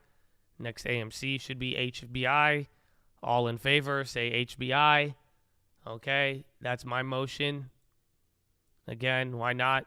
Maybe a meme stock, 300 million. with a dividend. I don't know. It's outperformed all of them, I think, though. There you go. A lot of HBIs in the chat, so I don't know. Maybe motion for HBI as that, or Redfin. We could do Redfin too. We'd have to buy a lot more. I don't like that plan. I'm just saying, if y'all want to get in on it, go ahead, but don't buy it at the highs. I'm assuming all the chads are there. But that's how you know it's a scam. If they're like, well, you got to buy it first. I'll be like, no, man. No. My average on HBI is 575. And then our average on Redfin is 340 or some shit.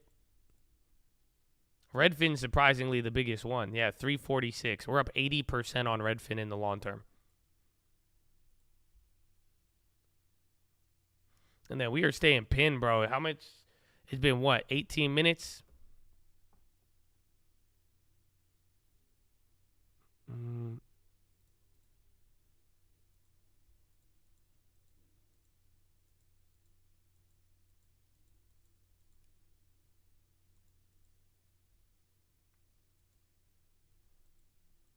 HBI, very good.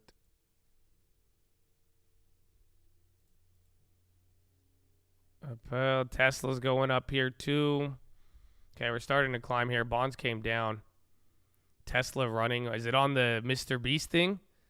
I mean, that is confirmed. He did change his bio to that, but Elon hasn't said any. Elon's in a court case right now, so maybe we won't know. Apple's starting to get big candles here. Boeing's at the high too. FedEx. Apple looks to be leading.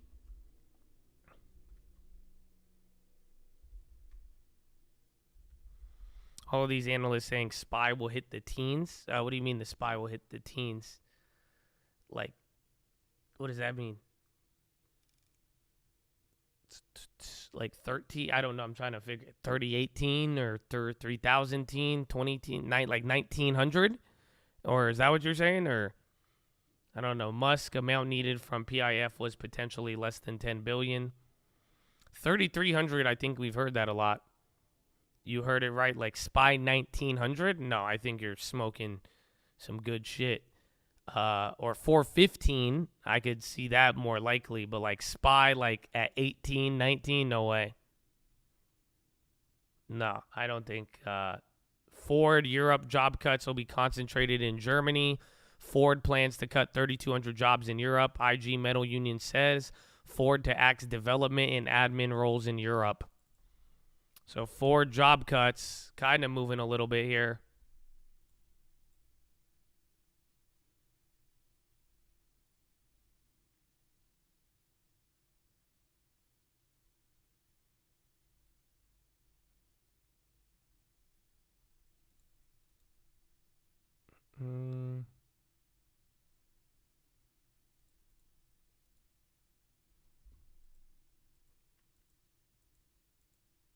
That should help the random play on Ford. I want to say it will. I mean, we've seen some really good reactions to all these job cut news.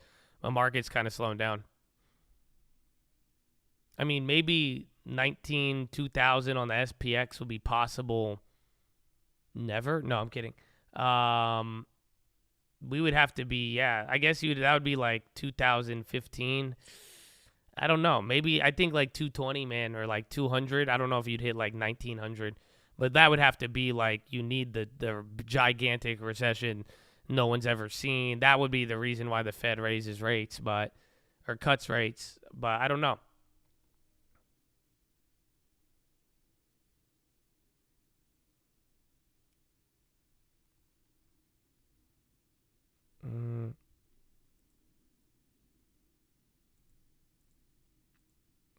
CEO of Live Nation and SeatGeek to appear before Senate panel. And again, Ford just announced job cuts in Europe.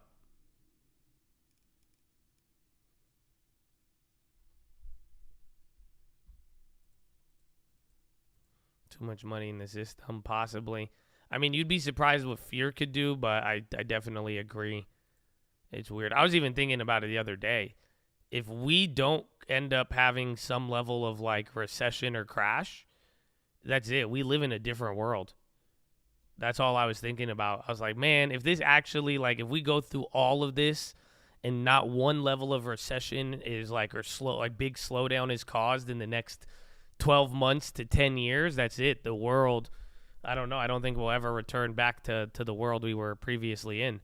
It's just like, this would literally just become a brand new world of just craziness, of controlling, like perception and perceptional value. It would be crazy.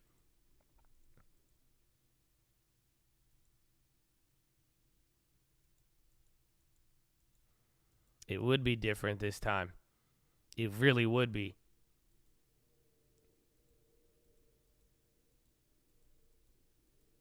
But that would be like, that's it, it's over. It would just like everything we knew goes out the window. Some of you are like, that'd be so great. I don't know. Because then you would have 10 years of no consequences. And that would just be wicked. Tesla. Even some BNB. Let's go. Come on, BNB. Our long terms would love it. You guys would be like, yeah, Josh, I knew, the 10%, bro. I'm all about it. Or you're going to ask me 5 years later. You're going to be like, hey, should I start my long term now that the SPY's at 72,000? I'll be like, sir, why didn't you do that last year at 40,000? Be like, because we went up from 20,000. What? And then that's because the SPY would go to 70,000, I think, if that was the case. So we'll see.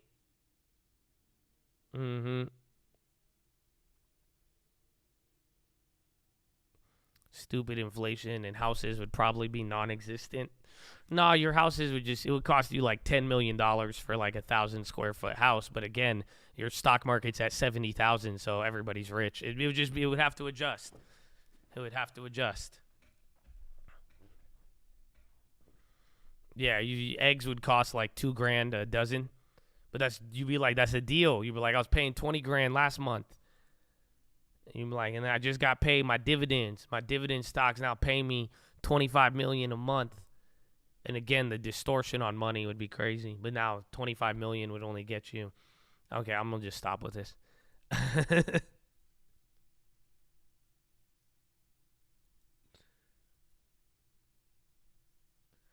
Argentina, boomba, boomba, boomba.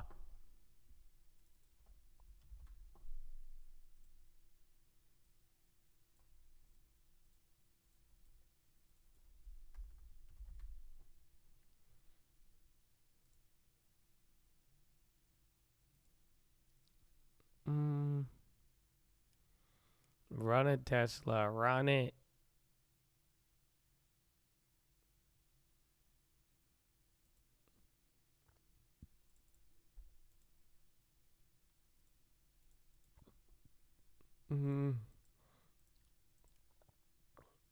Yeah, the puts are back. The puts are still expensive, though, on Tesla.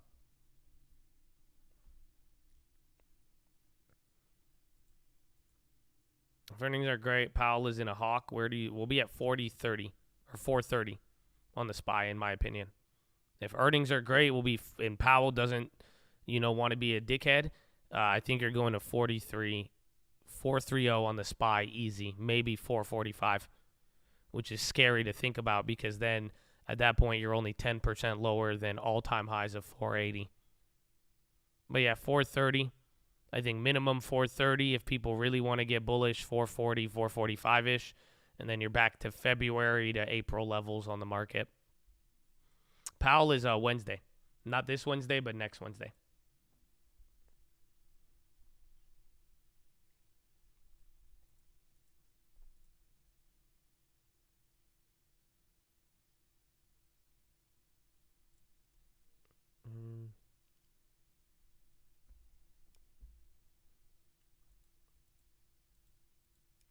Puts would be cheap. They really would be. That'd be a good time. That's where we did the butterflies last time. So again, we didn't do butterflies till 4:30. And remember, that butterfly was beautiful. I forgot about that last year. That was a fun time. But, if we do get up there, I'll definitely take advantage of it in various ways. Or we'll at the very least see what we could do. Ford plans to cut. The Ford news is coming out again. That's weird. They hit the news hit and then delayed. It's hitting the wire one more time as breaking. The cool earnings season graphics, I believe that is on earningswhisper.com.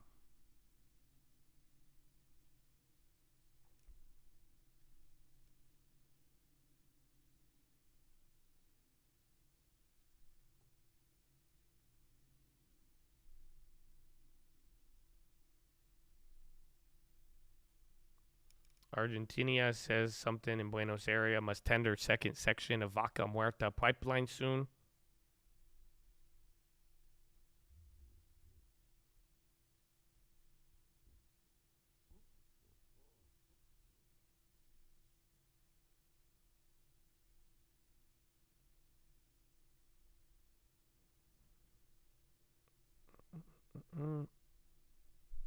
All priced in. Well, we need good earnings. Good earnings and an even more bullish Powell, but I do think a lot of Powell, like, you know, again, we've just moved up a lot, but it just earnings will be the final X factor, and then Powell will just have to interpret in real time, which is always a fun task. You think this optimism will help the premiums like we discussed a few months back? Like in terms of calming it down? No. So if everybody gets all excited again, everyone's going to rush back into premium, and your options are going to spend another 6-12 months elevated. However, if this optimism turns into coal, it might be time to start playing options again. Because if this now, just imagine if it vomits on everybody and shoots up, everybody buys calls, then nothing pays out, and then we get clapped, and then everybody who bought puts doesn't even get the proper insurance, you're going to wipe out a pretty good amount of the options market who've been feeling it, you know. Andy Mountaineer, welcome, my friend. Welcome. The chat enjoys you.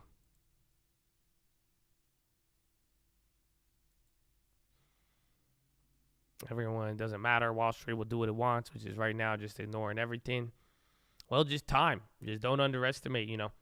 It takes a lot of time, and a lot of times we see a lot more movements than time has gone by, and that's what you got to wait for, you know. So I think it's people doing whatever they want, but don't underestimate. You know, there's a lot of competing forces, and it just you got to give everything time. And, you know, it reminds me of 2008 in the sense of, or even like 2007, 2006, where real estate was dropping, and it's like, do you buy this dip and try to flip a house, or do you just keep it there? You know, what happens from that?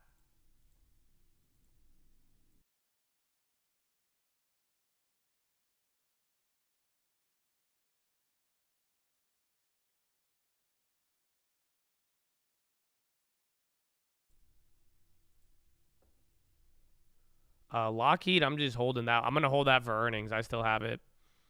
SPY getting a little cheekly as it's trying to work up here. Yeah, you're already at 12 Eastern.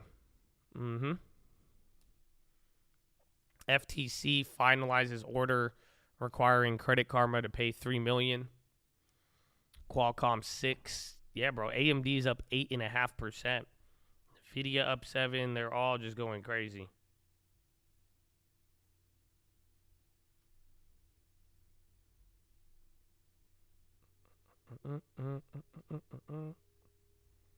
Joy, thank you for the pain. It's a beautiful day.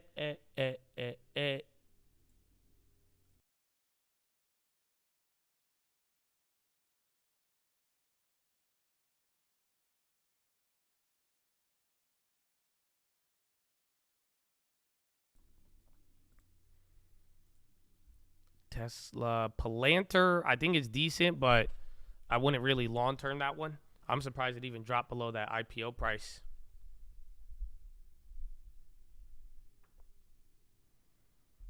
Back up when you're ready to yell. I don't think I yelled recently.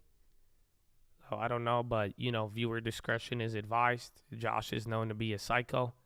So you want to just watch out for any, you know, hype modes.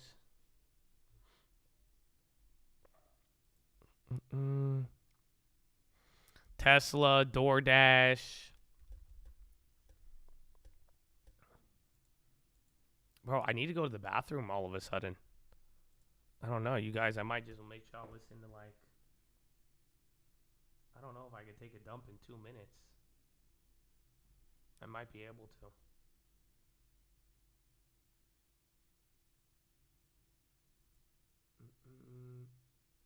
God to be here. We love you, man. God bless you. Amen. Amen.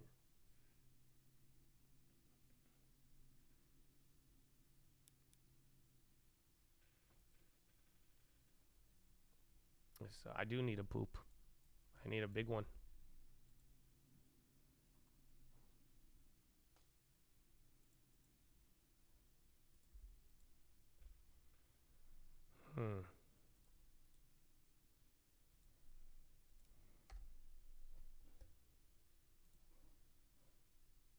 See, is there a good video?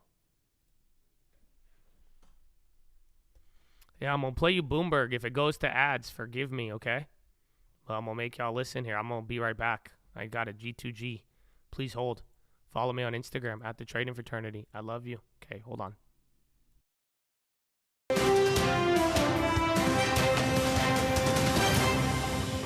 From Bloomberg World Headquarters in New York to our television and radio audiences worldwide, welcome to Balance of Power. We're going to start in Ukraine today, where both sides are preparing for what the next phase of that war with Russia may look like. We heard last week from German Chancellor Olaf Scholz about how long the war may last.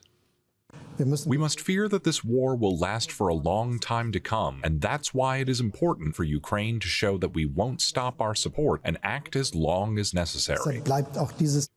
For her perspective on what's going on in Ukraine right now, we welcome back former U.S. Ambassador to NATO Kay Bailey Hutchison, who earlier served as Republican senator from Texas. So, Madam Ambassador, thank you so much for being here. We heard from Olaf Scholz that we have to be prepared for a longer war here. Tell us about the tanks particularly, because I've heard so much back and forth about these tanks, whether they're European Leopard tanks or the U.S. M1 Abrams. Yes, this is a real issue right now because they had a big meeting Friday to determine what would be sent in the next phase to help Ukraine. And we do need Germany to send the Leopards. The Leopards are a heavier vehicle. We're sending about 150 of the fighting vehicles that take our troops, their troops rather, in to do the fighting. But the heavier tanks are what can push back the Russians from where they have invaded this country. And that's very important. And we hope Germany will come through. So, Madam Ambassador, you know this terribly well, much better than I do, for example. So explain a little bit. As I understand it, they're German tanks, but they actually are used widely through NATO, to whom you were ambassador. What is the hesitancy on Germany's part? Because I've heard it suggested from Olaf Scholz and others, they would only do this if maybe the U.S. also contributed those M1 Abrams. Well, what we have offered and what we hope will go forward is over almost 150 of the fighting vehicles, and then ask the Europeans to provide the Leopard, which is more suited for this type of warfare and also closer in the numbers that will help the Ukraine now be able to start pushing back Russia from their borders that have been invaded. And the Abrams is a heavier vehicle. It isn't as efficient for this type of warfare, I'm told, but it is what we're trying to do is get the heavier vehicles from Europe and then the lighter vehicles from the U.S., which we have pledged. I will say the U.K. has come in already with heavier tanks, and the U.K. has really been great. They have come through in so many ways and early for the Ukrainians.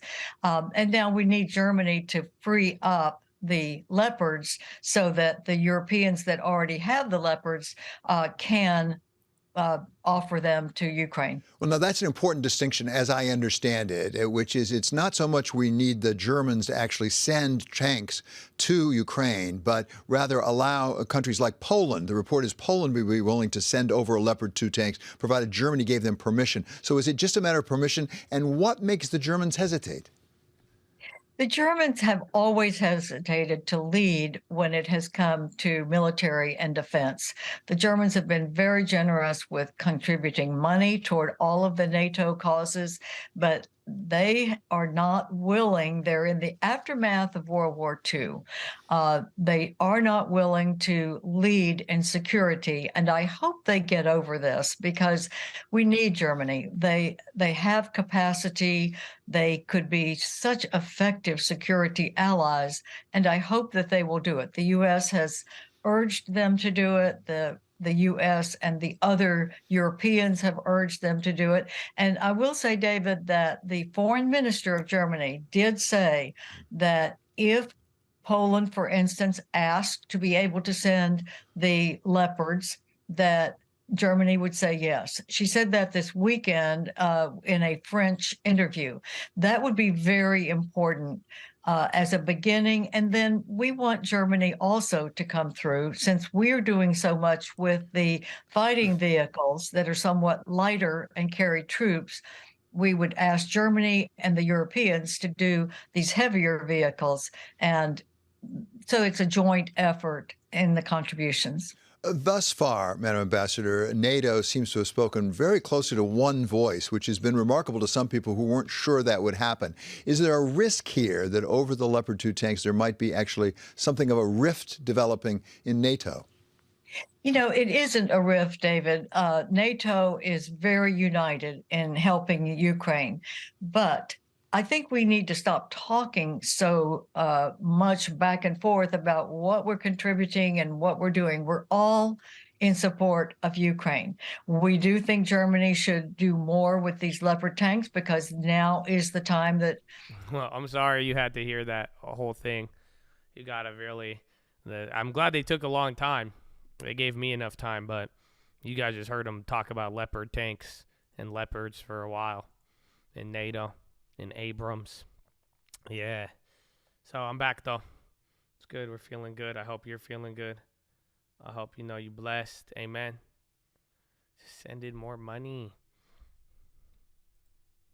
Little lunch sell-off. Well, everything is green. Materials are up 0.1. They're the worst on the day. Staples 0.27 in healthcare. And then best on the day is tech at 2.5, communications 1.5, discretionaries 1, industrials 0.94, financials 0.8, then energy 0.5, with real estate at 0.47 as well.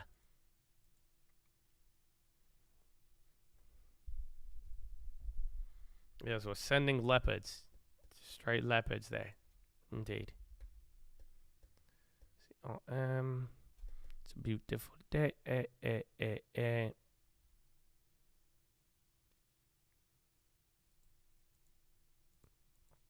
Yeah, Amazon. Well, remember, Amazon was the real big leader, I think, out of tech this year. Maybe if Tesla keeps coming up, we'll find out. But and then Meta as well too.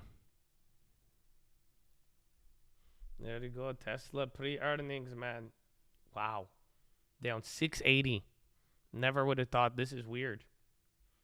I'm not used to not having this child support. Oh, HBI's running up 816. Saw that on the high ticker there. Finally, I wanted at like 860, dog.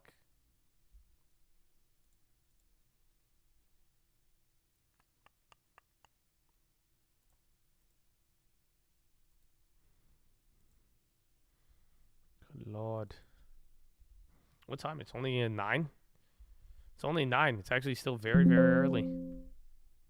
We have a lot of time. We already had this crazy rally to begin the day. Then we'll see.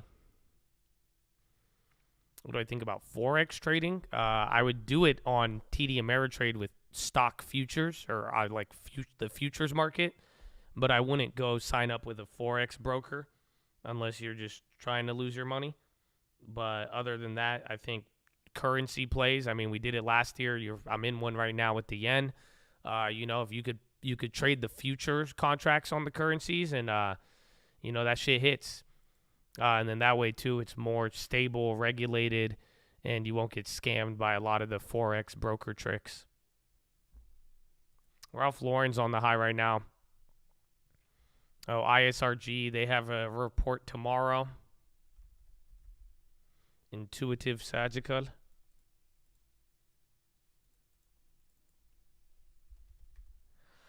Any recent plays? I sold out of my Microsoft. I'm still holding the Disney, and then we flipped CRM for like just over $1, and then that's it. Then the ES came positive. It's negative again. And then our Tesla is very close to going green as well.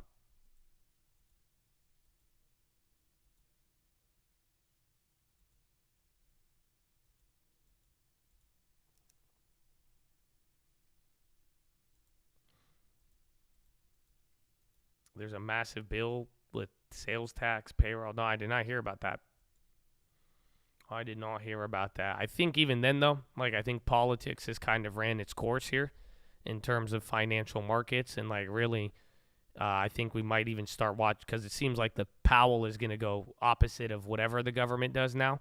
They're getting in the final stages of their plan. So I'm actually just more worried about what is the economic data say? What does the corporate data say? And then ultimately, what does the Fed decide to do? The move today, I mean, I wish I could explain to you why we're up almost 2% on the NASDAQ, but it was just a lot of bullishness over the weekend, people feeling good, the earnings setups, and then a lot of upgrades on a lot of different names or, hedge funds taking big stakes in companies like CRM. So just overall, I would say today was just borderline optimism. I don't know if that's the best way to put it. Yeah, just stocks rally, big tech kick off with earnings. Morgan Stanley, Michael Wilson said U.S. stocks aren't pricing it in, but it seems like a lot of people over the weekend were getting real favorable on all this.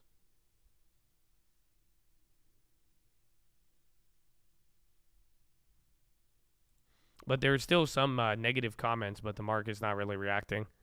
So there's Michael Wilson and then someone else. What's his name? Matt Taylor, chief market strategist at Miller Talbach. He says with the S&P trading almost 18 times forward earnings and 2.3 times sales, this does not have a lot of leeway for disappointments.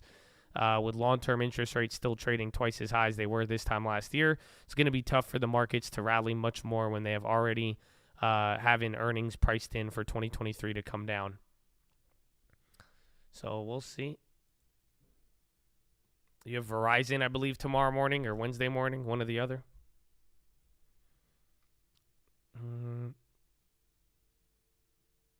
HBI, that's a long term.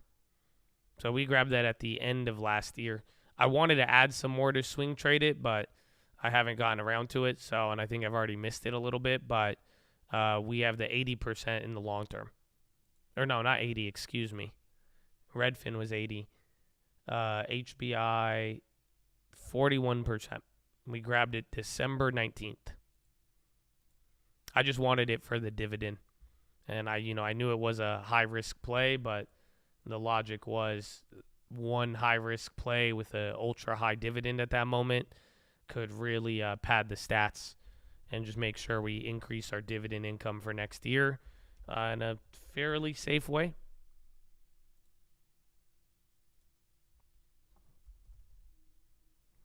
Now I have to bring up the dividend calculator, and now would be a great time to tell you that the path of wealth begins with you paying yourself 10% first. And if you want to be a boss, if you want to be a baller, shot caller, 20-inch rims on the Impala, you got to get 10% paid to yourself. And that's how you build the long term. And our long term has 10% of deposits almost waiting. We haven't used it yet. And then when you get some dividends, before you know it, you'll have a portfolio just giving you free stuff. Load. Damn it. I hate when this happens.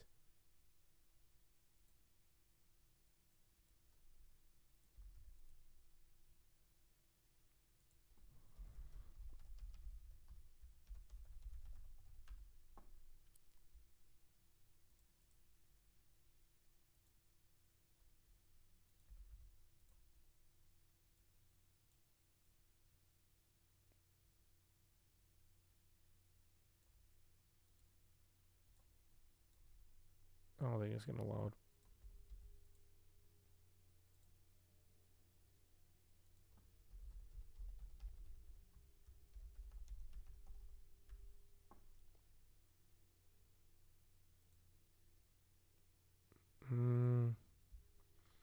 Come on, bro. Load for me. Yes. We did it. We did it, y'all. So, like, this is what I was saying here. One deposit of HBI, and it wasn't worth $4,400 when we bought it. We spent like $2,800 or $3,000, and then it went up. But, take a look. We're getting paid more off of HBI's dividend than we are getting paid off of almost $10,000 worth of JP Morgan. So that was the main reason why I bought it. It was at a low price. I saw it earlier when it was yielding. It was at like $6 when I first saw it, $7. and then it dropped a lot during the end of December, and we threw it in there, but it's a long-term play. So because my logic was with dividend reinvestment, I'll get all of my money back within like 5-6 years, and then if it ends up doing better, they get lucky, we'll have a lot of upside, and then at the end of the day, it added to our, we added almost more than 10% of our dividend yield off of one deposit, which is a very good look. No, I still have the ES. It's break even right now. I went down here because the other one.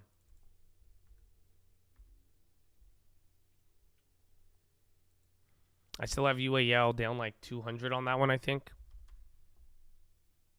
211, $4 a share. Bala Shakala. Is HBI too high to buy right now? Yeah, in my opinion, I didn't buy it at this price, and that's what I waited for. So like towards like end of November, I bought a lot of stuff in October, and they had a pretty, they were still high, but I remember I watched it a lot from where was it? It was like right here. It was like right around at like 670. I really liked it. And then after December 19th, it went from like 670 down to 588. So we bought it here on December 19th, and that's it. The rest was history. No, I have my Qualcomm short. I'm murdered on that one. I don't know how big it is now, but I am going to go back, 2,600 on that one. But that one's from end of last year. My plan is to average down on this one, believe it or not. A good entry price would probably be like low sevens, I would say, on HBI. If you could get it, or like $7 flat. So just wait till it comes. Eventually, it's gonna come down, but I mean, we're up 48%. Like, why buy it at 48%? You don't even get the same amount of dividends. So like, you get at that price, you're getting 7.3. Like, I don't know how I feel about that. 7.3 is good, but like low key, you're yielding more on MO. But HBI at 7% yield is great, but it could be a lot better. Again, our yield is around 10.5.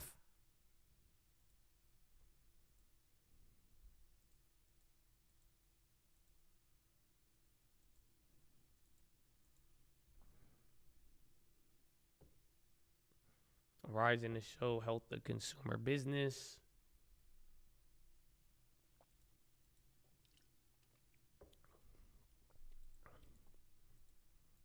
I am going to hold my meta through earnings probably.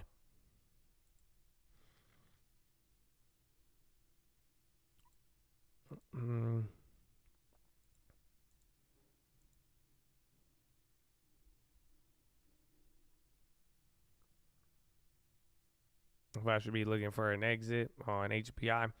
I mean, I think it's, like I said, if it's long-term, I mean, I hope you don't violate your long-term thesis. Keep it for 10 years, but like even then it's just like on dividend reinvestment, I know the stock's up a lot even if it comes down, but it's just going to be free money every year. That's it. So like the dividend is the real reason behind this play. So everything else I think is extracurricular. You could take, again, we have more in gains. We have 2 years of gains and right now almost. Yeah, you have $1,200. That's 4 years of gains right now if you sold out.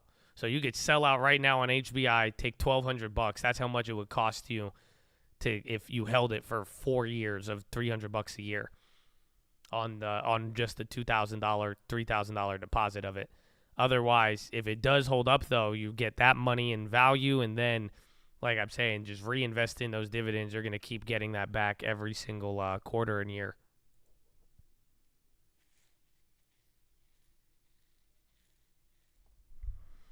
Burke owns Fruit of the Loom. Yeah, Buffett loves it, I think. I'm surprised he don't go Haynes, Maybe he get Haynes. Who knows?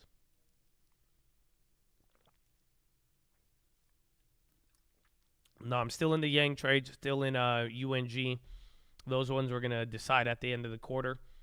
Maybe even sooner, too, once depending on how these earnings play out. I think we'll have a lot of answers there. I got your aunt's funeral. I'm sorry to hear, man. God bless you. We're going to pray for you, man. I hope you're doing good. The materials short was a soft Dow short. It's just simple. And again, I think today kind of highlights it a little bit, but it's pretty simple. If we have a growth rally, I think people are going to sell off materials and value names as much, or they're not going to go up as much.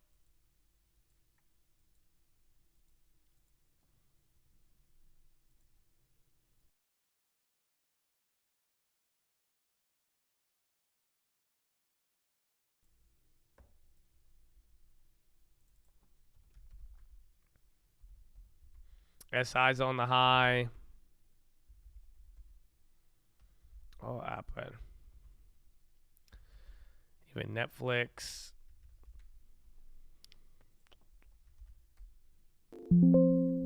I have surgery for my hernia. No, it's not that bad. Just I hope you appreciate being able to poop without pain.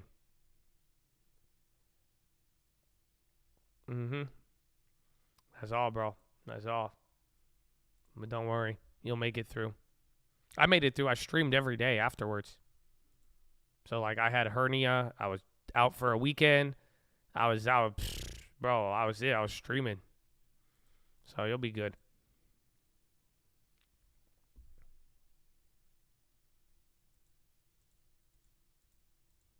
We have no earnings today. I think there's one Browns or something like that. But then after that, tomorrow is everything. The Mutant Ape's doing good. He's at like 25,000 right now. We went over that on Friday. Some people got mad. They thought I was flexing, but I did the airdrop too, and I got my other shit back with it. I now have the full collection, you know. I feel really cool about it. One day I'm going to put it up in my house. Let me check. For banks, I don't think there is. There's BKR, but they were in the morning, and then Synchrony was in the morning as well.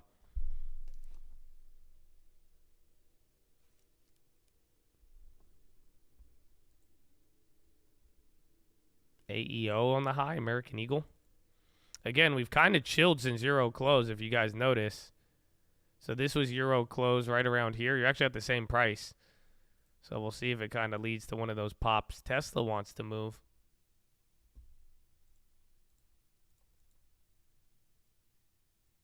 Tesla, very weird. Come on, just go to 147, Habibi. Yeah, Goldman went crazy. That would have been a nice pick up there at the bottom. Would have got $10 a share. We flipped Goldman a lot on Friday. That was fun. Logitech today. Well, my calendar is only showing me those. So I don't know. I could miss some of them. But realistically, I would just go for the big ones this week, man. You're going to have even Boeing on Wednesday, AT&T, Lockheed's tomorrow morning, NEE. What else is there? Las Vegas Sands. That's after hours Tuesday or Wednesday. Tesla. Fed Pro bullish. Ooh.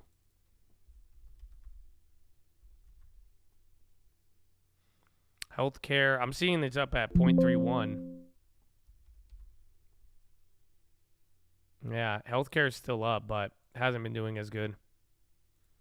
So again, these are those value plays where it's like the stuff that people really wanted when they were worried, and that's part of why I went short on the XLB. Scared of Tesla. I'm not scared anymore now because I think we might have a chance to be positive before earnings. So at that point, it's going to be, how you feel?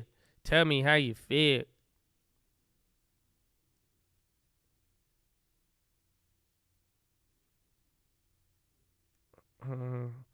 Journaling every trade. You need Neuralink. Nah, I think you're overthinking it, dog. I think just kind of go with it. Go with the vibes, but don't overthink it and don't put so much pressure on yourself. I've seen you in the chat, Zach. You've been like, oh, I sold out of the Just stop feeding it and don't overthink it, and have some fun. And I think you'll be good with it. And I like what Picchiotti said earlier, or is that Fed Chair Peach, where he just said, use your just go with an amount you're not willing to go to the amount you're willing to lose or not, and kind of vibe with it, but don't even overthink it. Journal and do all that, but if you keep feeding negative emotions or keep getting too up into it, it might, take a step back and you'll be good. Always positive in the chat. Amen. Amen. I called, did I? God bless you. GME calls up 50%. Woo! Thank you. Thank you. I said stop losses. Try to set a balance loss. AKA, don't get into a play unless you're willing to lose that whole amount. And just see if that changes anything for you. Yeah, bro, those contracts, 60%.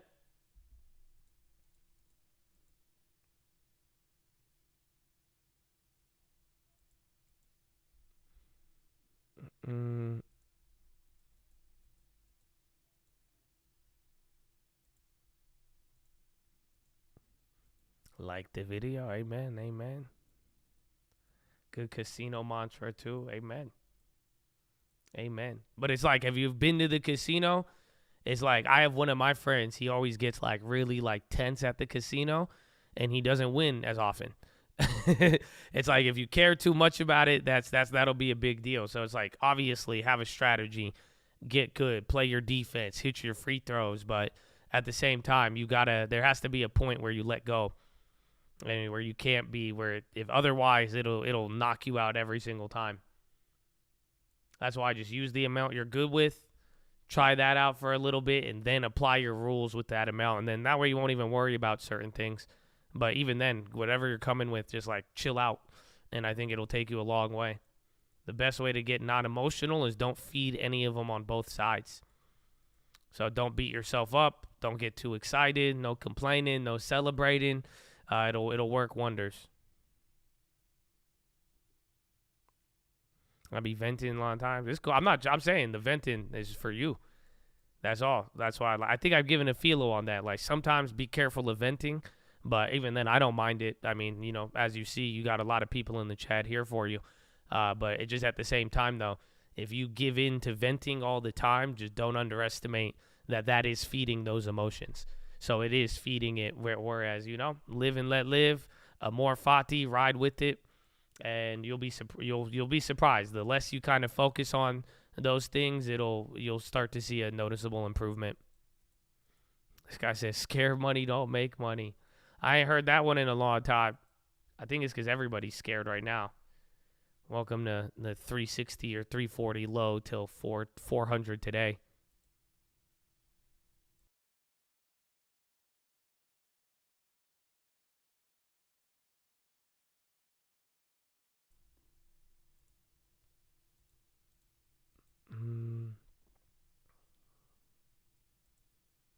I ain't scared anymore. I don't know. I think everybody's scared. Otherwise, everybody would have bought here. That's why I'm like, I really like what Michael Wilson said, man. Or was that Michael Wilson of Morgan Stanley? I always get confused. But he was like, how come nobody bought it here, but they all want to buy it up here? And I think people feel a little bit more confident with it, but I think everybody's kind of scared both ways. And if people aren't, it could just be kind of getting involved in the hype. Lennar, well, real estate builders they got clapped earlier.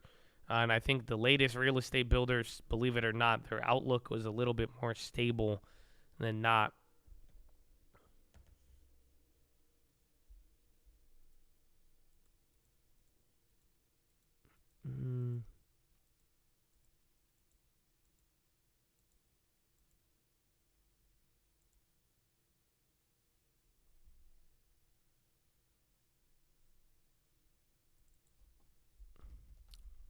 Confirmation bottom. Well, everybody's still hoping it is the bottom, but I don't think it's there.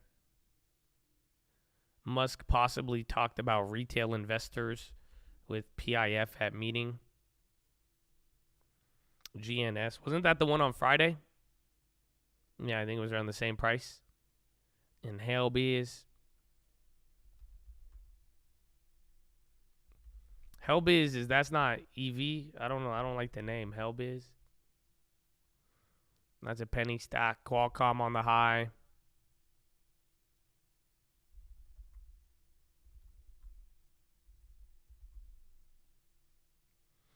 People in general seem scared, not just in the stock market, to a degree.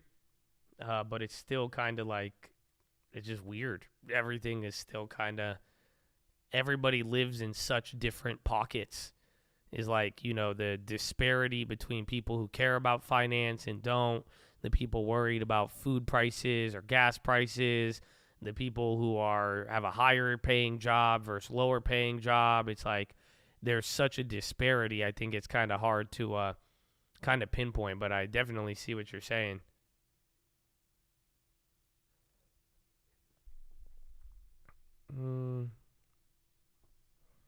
City's on the high again. Oh, the banks.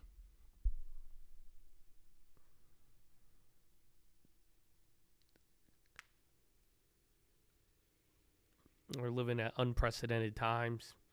It is, but I feel like I've lived through that like every year. Every year has been unprecedented, bro. My mom ain't scared. She booked 3 out-of-country trips this year, and 1 to Florida, 1 to Cali. She living, bro. She living. Amen. What did my mom ask me? My mom asked me something. She asked me something about gas prices. My mom asked me something about real estate. I was like, what? But she's kind of like, she just picks up on the news later, depending on when it gets to Egypt. EV stocks are all running again. I mean, we could thank Tesla for that too. Ford is going up there. They keep putting out that update on the job cuts. I've seen that Ford job cut news 3 times today.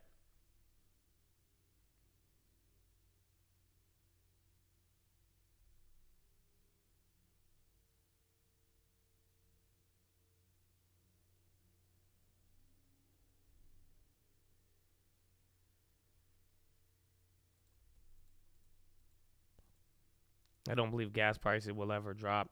Well, they're starting to come back up again. I don't know if you guys have noticed that.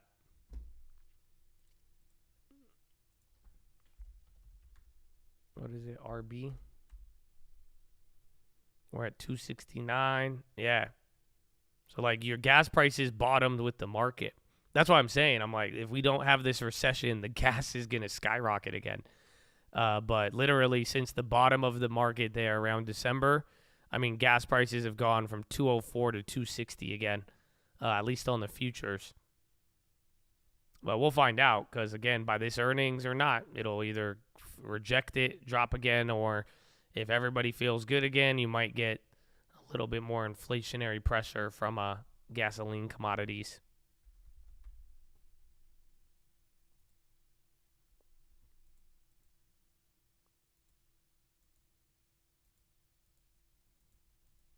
Race, yeah, Ferrari just been doing good. Again, they have good order logs, more. They're just selling more and more. They're actually one of the only names near their 22 highs. I think it's too high to buy in, though, now.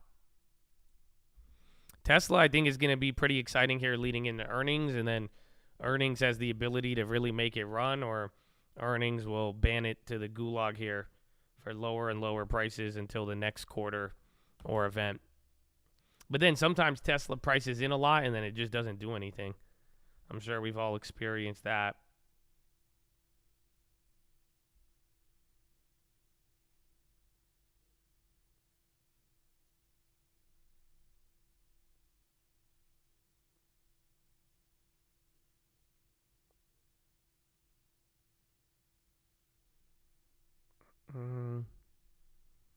LRCX. Oh, I'm sure if it's chip related, man, all of them have been going crazy today. Yeah, 4%, ASML 3, AMD 7.9, NVIDIA 6.2, Qualcomm 7. They're all going insane. We're getting another pop here. I believe we are above Euro close. Yeah. You're now getting above Euro close on this candle. Bookmap looks a little weird. Let's check volume. 38 million by 9:30. Not too bad. A little bit more than 10 million an hour. U.S. will have more contact with China on Iran oil. U.S. taking steps to stop Iranian oil imports. China's main destination for oil exports from Iran. I like Citi. It's a value play. It's a value bank play. So they've underperformed a lot of the banks, and if they can't get things up and running, they will get clapped, but they have a nice dividend, and there's a lot more upside than any of the other banks, unless you want to go into something with a little bit more risk.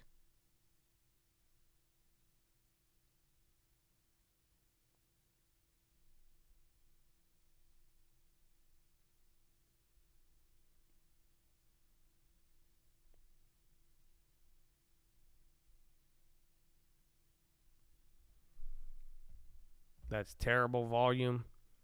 It's about average. It's slightly above 10 million an hour. So we've been here for 3 hours and 8 minutes. 38 million's a little higher. I mean, if you keep up at this pace, we'll be doing 60 million by the end of the day. And that'll be on target with, like, I'd say most of the days we've had this week or this year. No, I don't think it's terrible, but I don't think it's, like, amazing. It's not near the 100 million volume we've been getting in the last couple of days.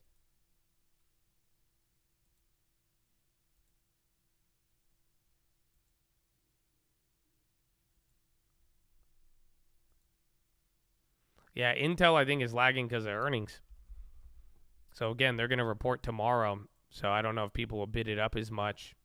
But it's still doing pretty good. Again, it's over 10, 12% from the beginning of the year.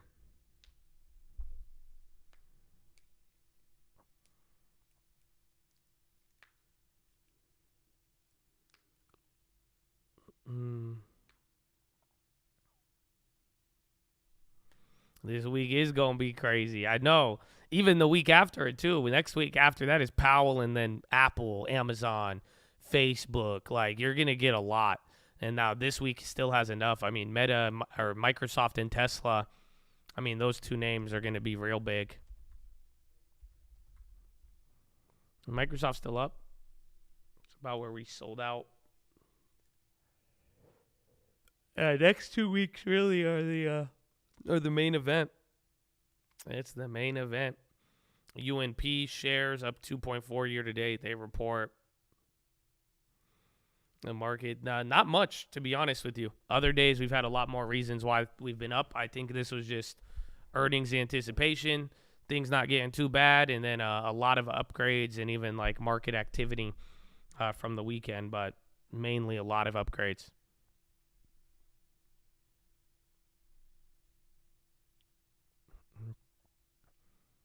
It says compared to Friday. Yeah, because it is a bigger one. It's a bigger move, but it's still kind of, we're like in the middle, Habibi. In the middle.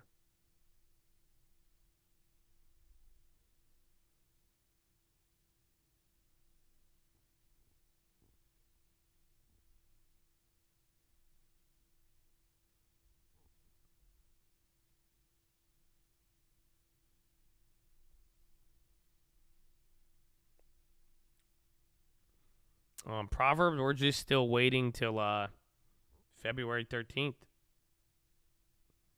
That's it.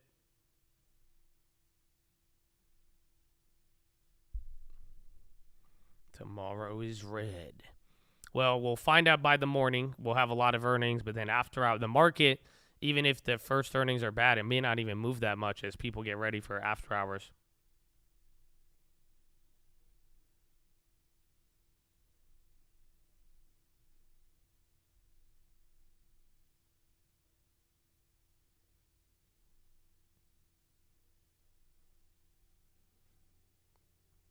Apple's getting ready too, man. That one's gonna be exciting.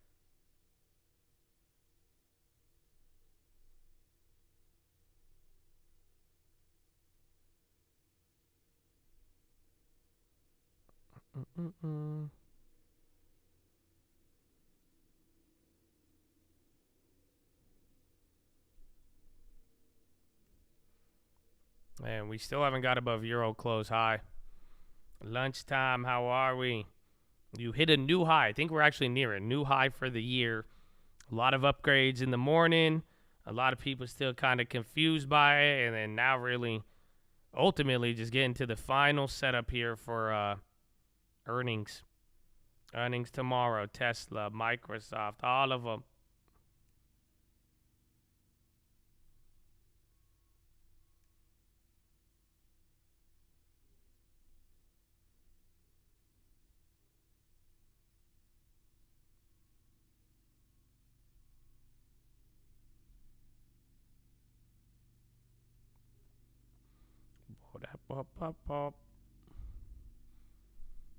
Is there weed or mushroom news? No, I think that just part of the heavily shorted stocks running up. So today's one of those. I think the Bloomberg or the Goldman index is up a lot. A lot of most shorted stocks, I believe.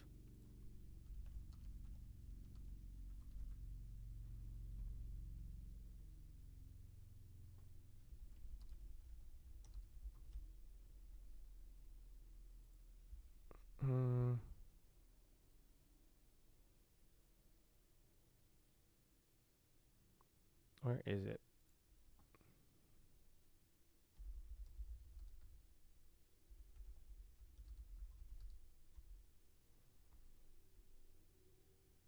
The Sachs equity long short basket. Oh, they won't show me it?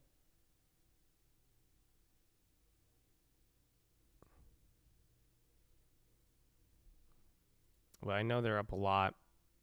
I can't get it for you, though. PLRX. SPY's trying to fight again. Tesla's on Wednesday. So tomorrow is going to be Microsoft after hours, and then Tesla will be Wednesday after hours. So Tesla still has, that's why I'm excited about it, because we're like $2 from our price now.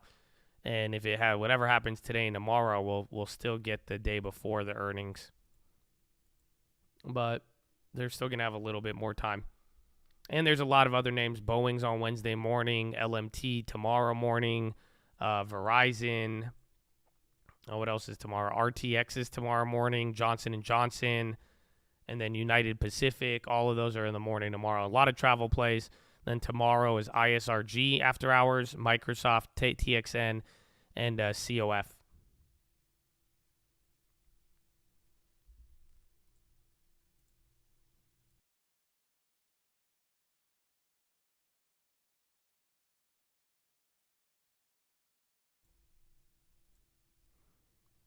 Earnings, do whatever. If stock goes up, is good.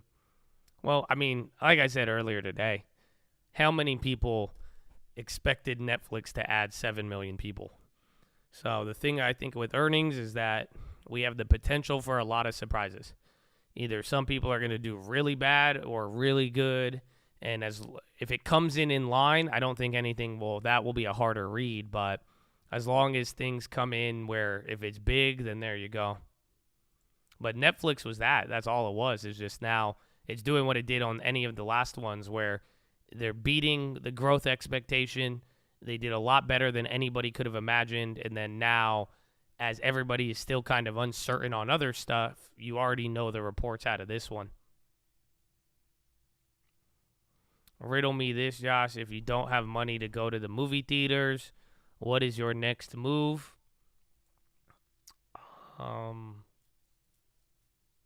I don't know. Smoke weed? Was this a weed question? Or is this saying you go to Netflix? Probably Netflix. Yeah, I'd say Netflix. I don't know. I got money to go to the theaters. I'm always watching Netflix, bro. I don't know. You guys know it. I'm a Netflix fanboy. I don't even care what the stock does, but like, nah, man, I love watching Netflix. There's just so many shows, dude. There's just so many. Ooh, Baba, yeah, with a big pop here. Macau, Israeli doctors go on strike. No. I don't see anything on Baba yet.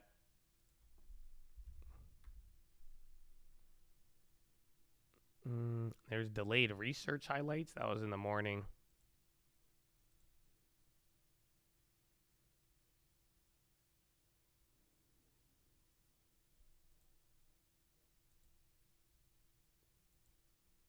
Babalicious.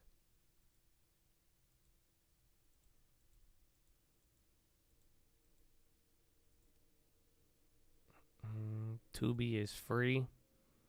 I don't even know. I have all of them though. I'm sad because I just spend a lot more time inside. I don't like going out. Retired FBI agent charged with hiding $225,000 payment. Charles McGonigal faces criminal charges in Washington.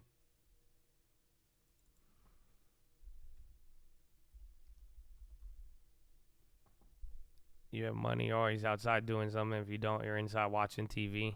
I think I'm different there, but like, I mean, again, I feel like since the beginning of this year, there was kind of like a trend of hate Netflix, especially as the stock went down. But I mean, I just feel like you have people who love it, people who hate it, and it's always going to be like that. It reminds me of Airbnb in the hotels in a weird way. It's the same thing.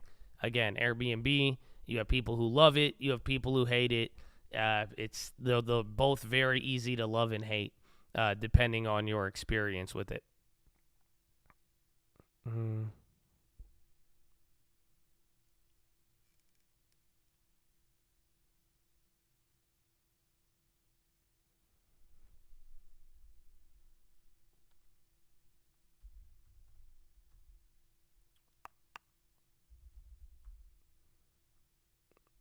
All right, we're kind of coming down here now across the board. Are those medical names on the high?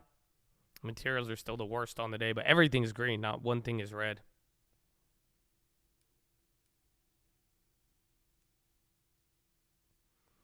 Stop double talking. What am I doing? I just deal with so many people, man. I know how it is. It's just like, that's it. You either love it or you hate it, and that's fine. Whether it's Netflix, whether it's Airbnb, whether it's Apple and Samsung, you know what I'm saying? There's a lot of different ways. There are a lot of different companies like that, and you know everybody has their view on it. But it just, you know, as long as they keep making money, they hold their presence. I mean, that's the big thing. Amazon is red now on the day. Best way to take out equity without a refi would be a home equity line, Helioc or Heloc. I don't even know how to say it. But that is the way. That's technically not a cash out refi. And that way you could get some money out. You could borrow against it in like private money, but they're going to rip you off. Helioc.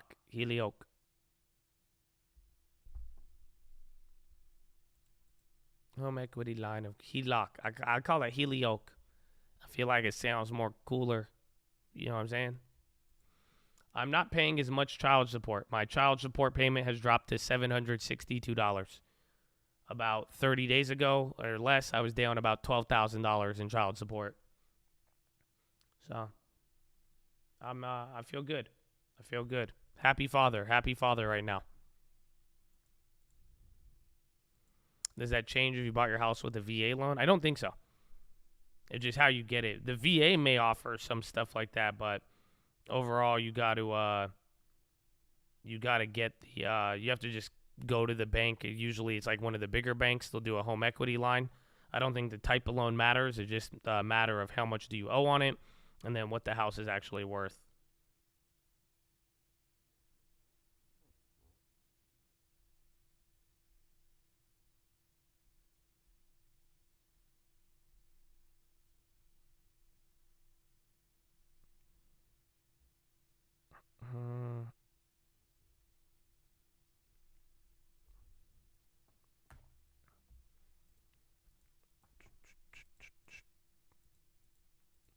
To be fair, banks freeze that line of credit. They already, I think if there was a worry, they would have already done it. But home equity lines those are more susceptible to getting that line frozen.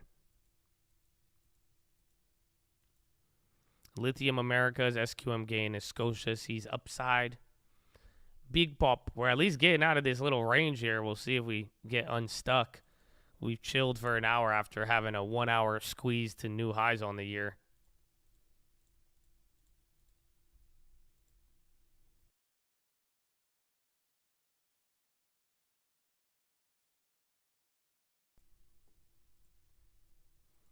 Tesla looking bullish. Tesla just has time. That's it. It's at a bullish price with still time before earnings, so I hope so. But I've learned a lot here. I've learned a lot. I've learned a lot holding Tesla for 30 days. When did I buy it? I bought it in December 12th, and then I averaged down 10 days later, December 20th. That was a month. That was just under, it's been under a month. Oh my gosh. That was the longest month of my life.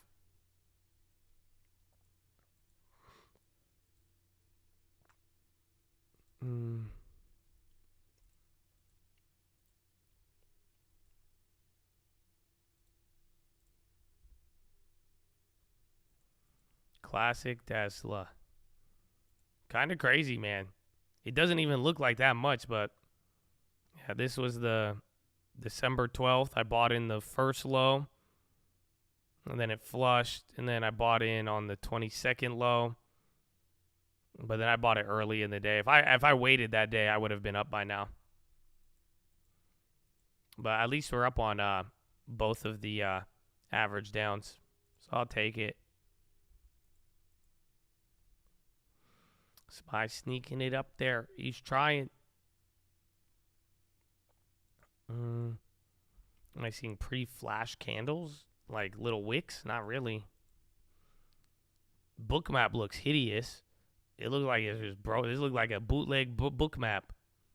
Looked like nobody even at the store. You just got two fat orders within a 2-point range, and then everything else is mad choppy.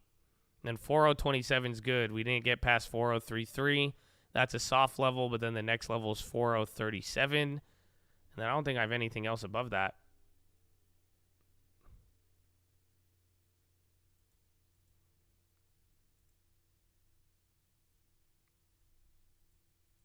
Forward running, I know. That news about the job cuts just keep hitting. I think they're up 30 or 10 cents from there. Yeah, Ford's going into the highs now. So is Tessie. I think Tesla volume is pretty decent. Already 100 million by middle of the day. I mean, every other day, though, it's been doing so much in volume. It's crazy.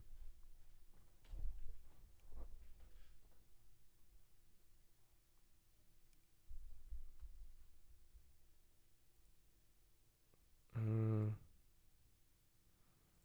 4:30 JPM. Do they still have that? I thought that one expired a while in like October, November. Airbnb, go, my friend. Proud of you. HBI, go, my friend. I'm proud of you.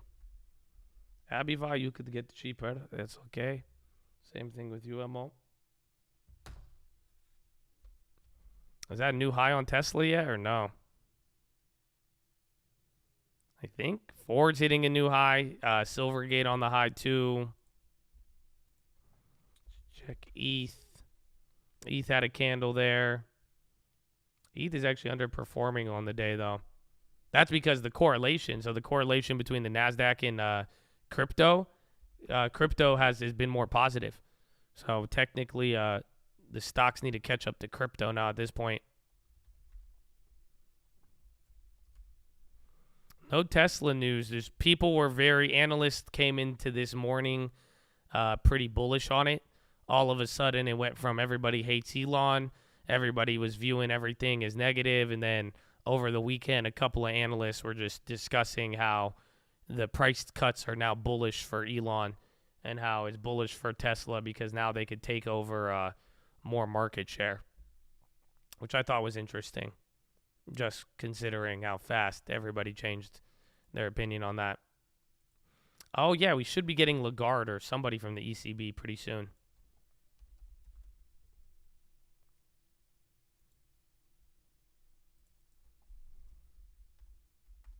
Snap, how has Snap been? Oh, back to $10. I guess even Snap has rallied from the bottom. Everything has rallied from the bottom. This is weird. Welcome, welcome. Meta just been ripping face off since a kid. I think Microsoft will move the markets. There's a lot of potential sympathy plays tied into it. Again, cloud, software, hardware, chips, even services too. So a lot of things are linked into there. I like Pfizer. I think Pfizer is a great company to own. I think they're going to have a couple of headwinds here in the next couple of months, and they're down a lot. But I would want it at a discount. So I don't like this price. But I think if you could get it in, you know, the low 30s or mid 30s, I think Pfizer's a buy there.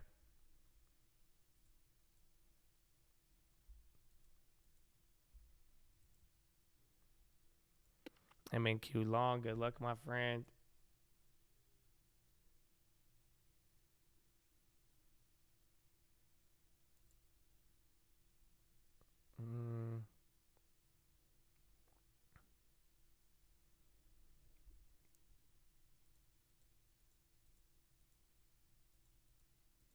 PayPal. Oh, I forgot about them. They had a lot of bad news. Did they flip? Oh my gosh, they did. Tesla new high. I am now down more on that Procter & Gamble than that Tesla. Wow. What a day. What a day. Go, my friend, go. Packer to see top line growth. Is Packer tomorrow or Wednesday? Again, you have railroads coming in. We had a 3 and 6 month bond auction earlier. I don't know if there's another one. Yeah, Apple will get the juice a little later. Ford's even going up there now. But yeah, Apple's up 3. Oh man. Square, they're doing great. They would have PayPal should be up there, but PayPal had like a big downgrade and then some like European drama in the morning.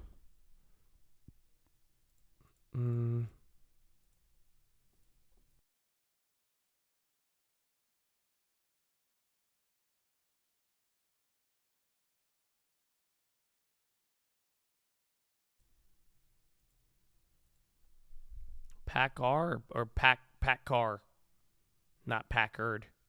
Packard. RMB shooting, you know, shoot for the moon. If not, you'll land on the cleaning fees. Yeah? No? That is a phrase we say in my country. It's very, very good. You know, aim high. In worst case, you land on the cleaning fees. Still very, very high. Still very, very high. You know, the Americans so silly. You know, they say, wow, the cleaning fee is so high. I hate the Airbnb. But then they go to the hotel and they spend a $35 on water bottle. It's so crazy, man. So crazy, you know. But either way, you know, aim for the moon. If not, you land on the cleaning fee.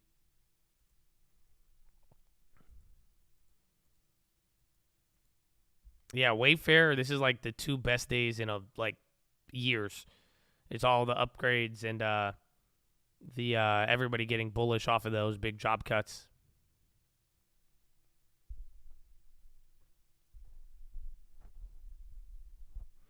Oh, 75 resort. What is resort fee? I already hear.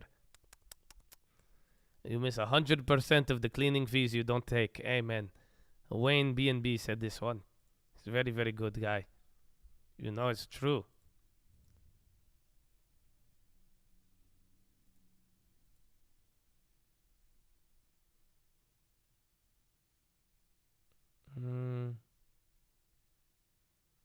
Well, we're 0.14% away from positive on the small.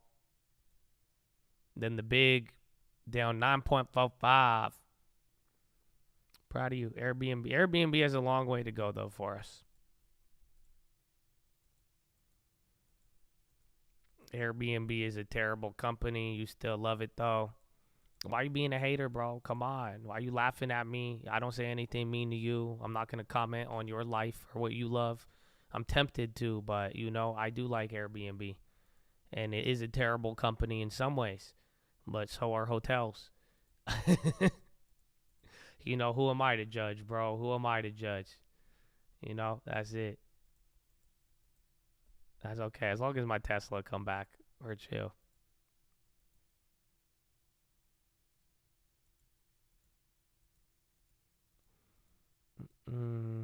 That's my child. The random play is killing it. GME, that was a great dude. It's up 70%. Random play hitting in the morning, bro. So I said I wasn't feeling GameStop, but I said, you know, let fate be the judge, and it worked.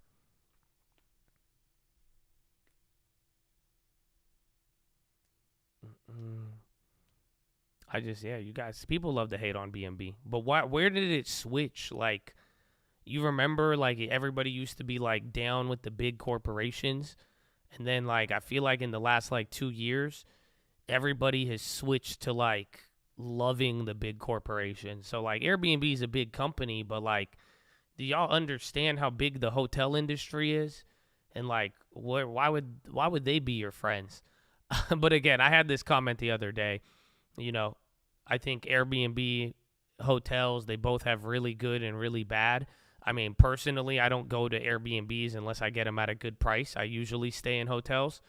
But at the same time, though, I know as a company it's there. But Airbnb used to be like, it used to be for the people. And now everybody's switched to like the corporations.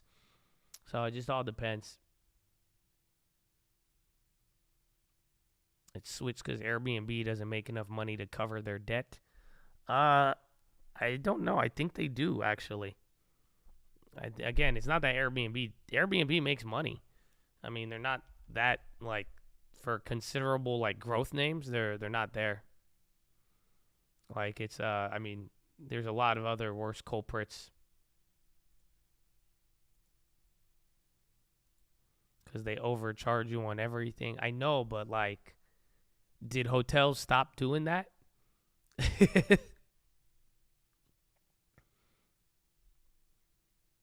No, Airbnb has $2.3 billion in debt and $9.6 billion in cash.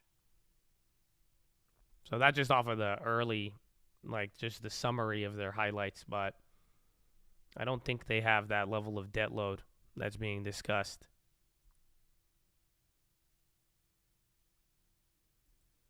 Hey, we leave the light on for you. Woo!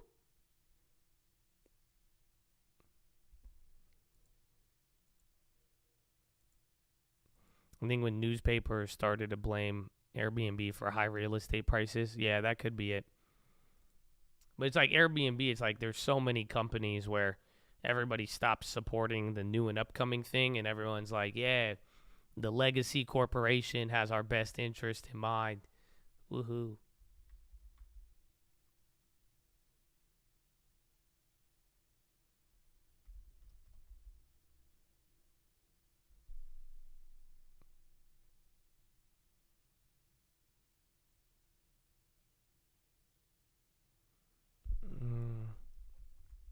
I like both of them. I like hotels and I like Airbnb.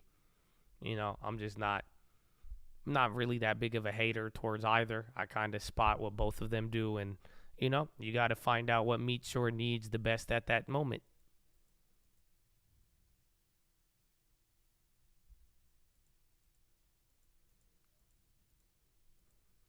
Tesla.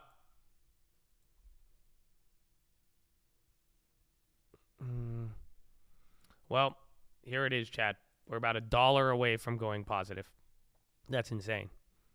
Thank you, Elon.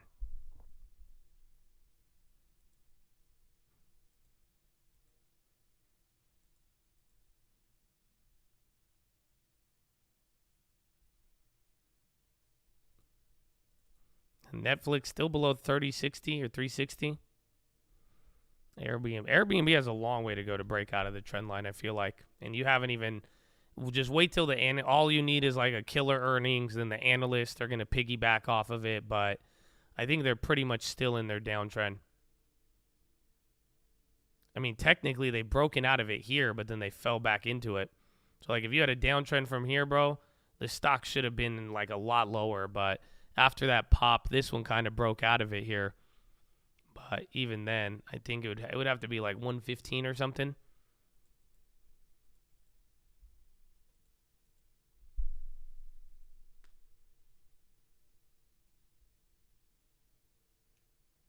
You selling when you positive? I'm not gonna sell it today. So if I go positive today, I'm gonna hold my Tesla because then I'll take it into the pre-earnings and Microsoft and all that, because I might be able to make a bag off of it. Which would be, it's either I've already made my money back and I'm very happy doing that. But at the same time, it's like, you know, if I've held it this long, I think I could ride it through for a little bit longer. But again, I just making 12,000 back to break even. I'm kind of viewing it like making money, but I would like to take a little bit off the top here. So we'll find out. Signature Bank says they don't have any loans backed by crypto assets. They backed out from even what's his name too. Binance. That was the news over the weekend. Would you exit at 200? Yeah, I would exit at 200. Yeah. I would make like 20 grand. So yeah, I would. I definitely would. Or you could cut in half. That would meet you in the middle. I could, but I think go hard or go home. I'm either going to take a bag, get all my money back, or I'm going to be a little baby back B word and just cut out at break even. But I think, thankfully, I have enough time. That's it. Now I'll be break even today, hopefully. But now it gives me 2 extra days of pre-earnings run up. If Microsoft is good, if this rally keeps continuing, we may even be able to go a little higher. Oh, I'm back home. Troy is back. Welcome. Mahalo. Aloha. Happy earnings. Allah. No. Okay, sorry. Happy holidays. I'm glad you're here, baby. I hope you enjoyed it. TXN 179. Taking a 2-month short on S&P because 2-year bond.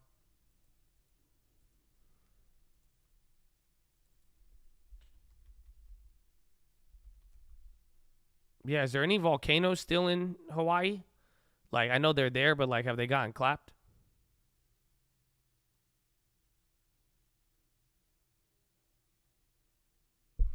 Oh, real fried rice. God bless you, my friend. Airbnbs in St. Louis are booked out for Mardi Gras. They go crazy for Mardi Gras in St. Louis?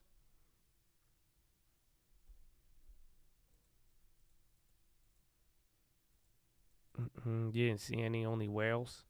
Oh, that's dope. Bro, you could see whales and, like, dolphins in, like, Newport? I was in Newport the other day, and I remember I was looking at the ocean. I just see these dolphins dancing. I was like, what? Yeah, bro, that's honestly the coolest thing. I love, like, whales and dolphins, bro. Like, actually just out there in the wild is crazy. I do not have any Airbnbs in Miami. Nah, my girlfriend won't let me go to Miami. So I'm not allowed to have any out there. No, I'm looking, though. I want a property in Miami. I just haven't found the right price. Miami, they're still a little bit on. They're still, like, hyped up on real estate a little bit.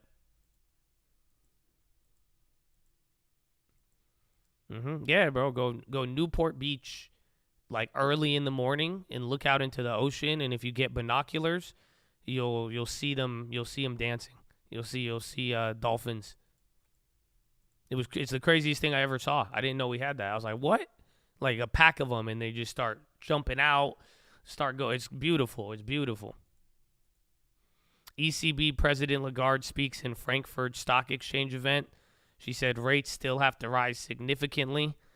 So get ready for a hawkish ECB.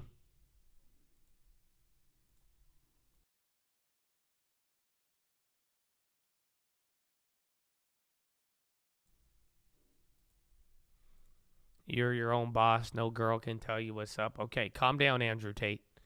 I feel you, bro. It's fine. Don't worry. It's a joke. It's okay. I just haven't found a property at the right price. So in the meantime, I blame my girlfriend for fun. But okay, he said, nobody tells you what to do. What? Shout out for the seals in La Jolla. That one's crazy too. I've seen the seals run up on people though. It's crazy. Like, I saw the seal just run at someone and they thought they was going to move and the seal was trying to beef.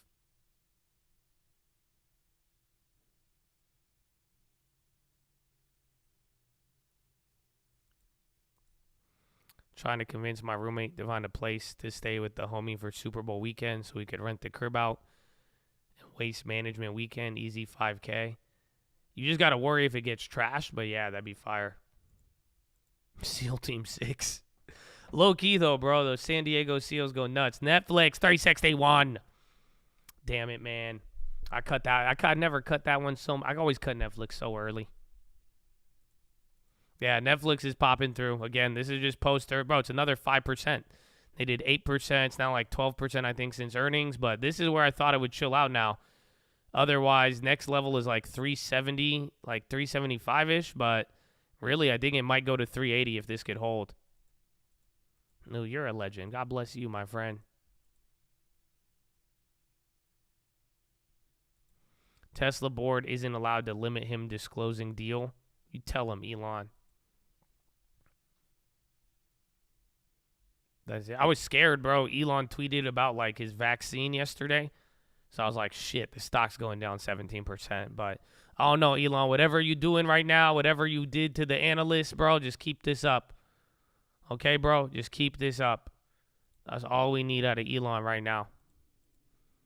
Yeah, UPS FedEx was running all day. Again, Netflix is running through a new high, 361. Ups is popping. Is FedEx outpacing? FedEx is outpacing, though, but UPS is starting to move now.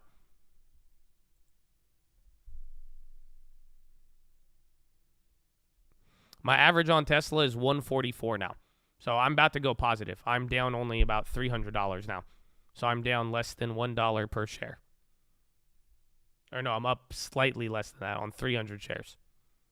So we made it all back. Oh, yeah. Is it? Oh, my gosh. Dude, it has been a month. Oh, you're right. Bro, it's literally been a month since the tax losses. On at least, I think you need to wait like 5 or 10 more days. But anybody who sold into December 12th, I think that's 10 days plus too. You're right. It's actually, that matches up perfectly with the schedule. 30-day wash sale, no more. Especially because, again, it was already underperforming. So if you took that tax loss at the end of the year or middle of December or a little earlier, you're good there. No, I think it's 30 days. I think 30, like some instances, it could be like plus 10. But I think for the most part, it's about 30 days or at least 31 days minimum. Little scammers. Bro, I think there was a lot of tax loss scams. That's why I'm pissed because I can't even get back into some of mine. Like, bro, Spotify I sold way cheaper. Coinbase I sold way cheaper. I didn't sell out of Roblox because I was like, okay, fuck it. I think it already dropped right before. But, bro, a lot of those tax loss moves, low-key. What did Elon say about vaccines? He commented on his. He said he replied to a tweet of somebody saying like he had major like effects from his. So that I thought people would be, oh no, Elon, stop talking. But decent for now.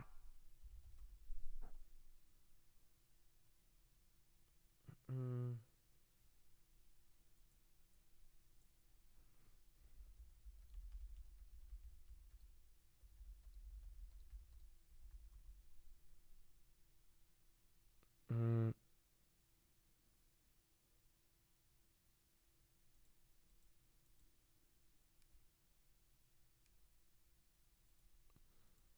60-day. It could be talking about the window.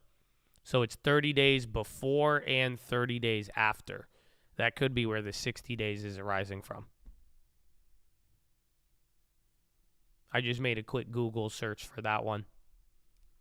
And they're saying more specifically, it'll be disallowed if you buy the same security or option or buy it or a substantially identical security within 30 days before or after the date of loss generating investment.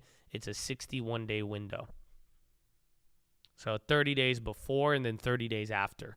So assuming you didn't, like if you bought the Tesla share within 30 days before your tax loss, you don't get it. But if you were already holding Tesla from the beginning of the year, sold out December 20th, 30 days later, you could buy back in and still record the loss. So that's where your 60 days is coming from.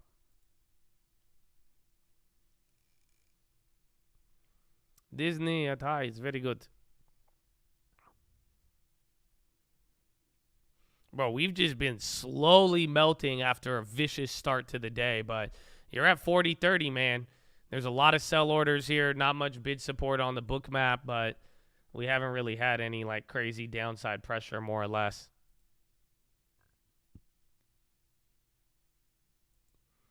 No, I think it's just the same security. Like they say similar security, but that could even like sometimes I think that's referring to like a warrant or something that's like substantially identical.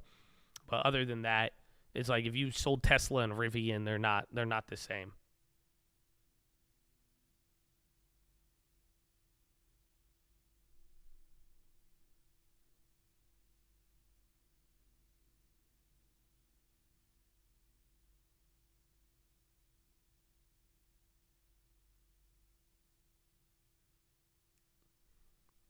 It was Musk advice. He could have, but bro, I'm telling you, Musk got the biggest tax write-off from Twitter.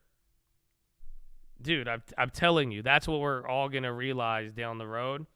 You're going to just see what Elon does with Twitter, bro. All these advertisers backing out, the money lost, and then now he has a business that, like, bro, he could compile the expenses. It's actually quite that's my theory. Yeah, gas went up. I mean, if you want to check gas, go look at /RB. It's a future, but these are the futures on gasoline prices. So it went from 202 in December to now it's at 270. So literally, just as the market has bounced up, so has gas prices. So literally, this same like crazy rally in stocks it goes hand in hand with gas prices beyond just like oil prices.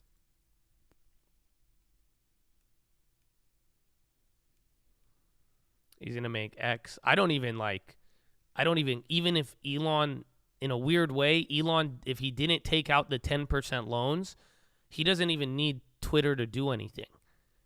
Like, you got to realize the guy sold over $8 billion in profits last year. Even the year before that, God even knows. HD and Lowe's cut to sell at R5 Capital. So realize how much money he sold out in shares and how much profit he made net, and then he goes and buys a company for $45 billion. So it's just like, I think it's just the taxes. He would have spent a lot of money, I think at least, maybe $2-3 billion on the taxes, but now he buys this company, has some productive value, but he's going to probably find a way to lower his tax obligations over the next 5 years tremendously through that Twitter purchase.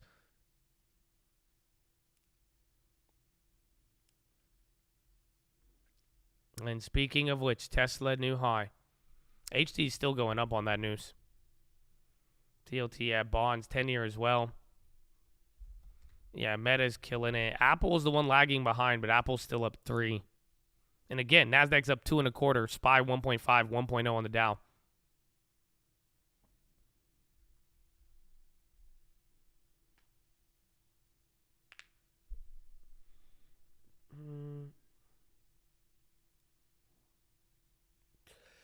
So proud of my little Tesla.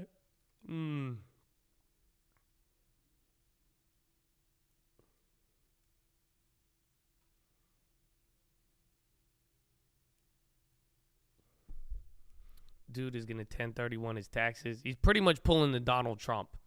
And that's it. He's going to find legitimate ways to write off any gains he had. And then, God knows, he might even run a deficit. He might even just run into losses. But now you got all the charge-offs, any revenue down, any money he spends that, again, he's like, yeah, I made money here, but I lost money here. So how are you going to tax me on profit if I didn't make any?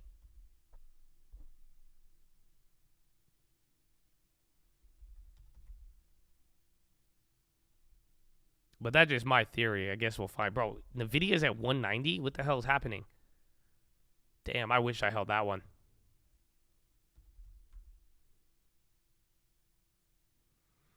Disney, greedy, short. I'd wait a little bit. I'd wait until we die. Because now this is it's doing the melt up. Again, there's like no orders even to the buy side. Like, you don't even have that support, but you're just clearing out everything up there. So it's very algo movement. I'd maybe want to wait till end of the day or when you start watching a breakdown. Otherwise, just wait till earnings. Yeah, this is 40.50 on the ES. Again, that Powell ES, I was down 12,000 or something on this one. We're back up on it now. So that's the good part. Even Tesla. I know. I had NVIDIA at like 140. I sold out at 168, and I was like, yeah, $20. Nah. Went up another 30.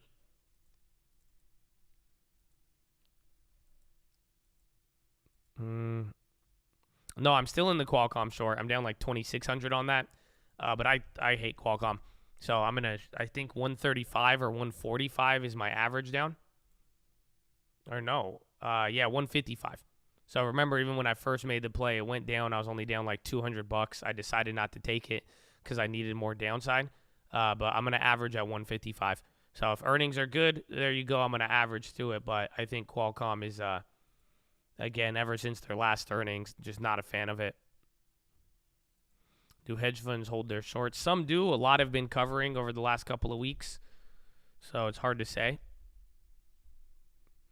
Tesla calls. I don't know. I think tomorrow is going to be my final day for Tesla. We'll find out.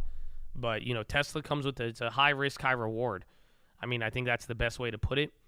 It's just simply, you know, if Tesla ends up being good tomorrow, I mean, I think 170 to 200 is not out of the question. However, if it doesn't do good, I mean, things could really, really get clapped.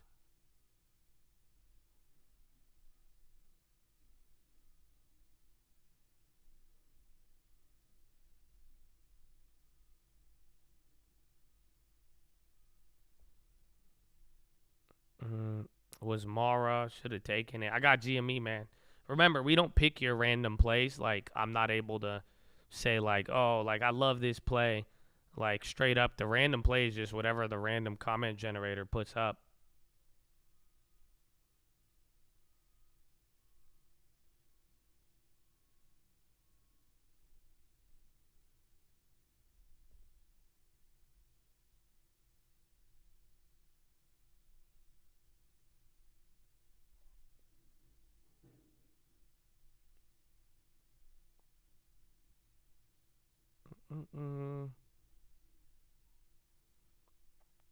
Earnings play, I sold out a Microsoft run up, but that'll be a good one. Tesla, I'm going to be holding Lockheed. That's going to be another crazy one. And then chips, you could go with Intel or any of the other chip makers as a sympathy, but problem is a lot of them have already ran up a ton.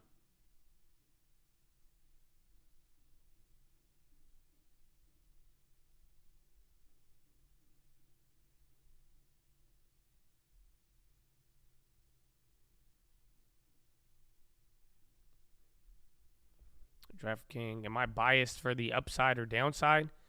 I think the downside, but now, I mean, I have plays coming back into green. So, and then we still have a lot of other stuff. So, it's like a slight downside tilt, but because I've just been taking profits along the way. But I still have a decent amount of upside if I want. And then we'll see what the bonds, and the bonds are kind of my X factor because they could go up and down either or. That's the, you know, they're kind of like an anamorph. I'm in the long LMT and short on Boeing, but that didn't work out great because LMT just got pummeled. But I'm going to take the risk on that.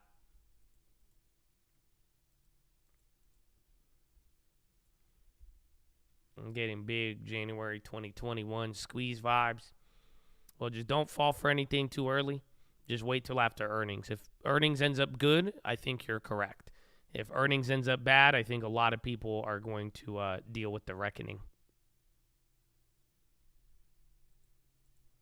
I boosted my confidence. Let's go. It's going to be risky. LMT is either going to drop to low 400s tomorrow or it's going to come back to 480.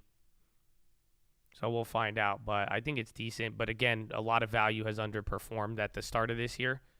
So it's really in a weird... That's why I think we could balance things decent here. Because as we really get confirmation, we'll know where to go. Apple AR, VR headset to take new approach to eye and hand tracking. Yo, is that part? I think Dolby might be involved in that. They're going to be working with Disney and Dolby for content. Apple, Disney, and Dolby. Damn, Dolby's already killing it, though. I guess they could come up a little bit more, but...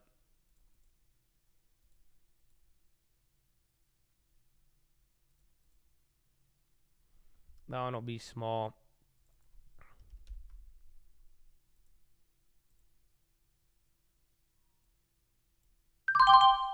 Top tick, Josh. Yep, 80-70. I top ticked it. Yeah, okay. I grabbed 100 shares. I don't even think it went up to 80-70. Disney's going to go off. I like it, though. I think we have that early. It just sucks that they're up so much. But it's going to be $200 if it goes back to normal. Otherwise, it runs up there. Spy about to pop. News on Disney is Apple's headset is involved there with the content. Same thing with Dolby.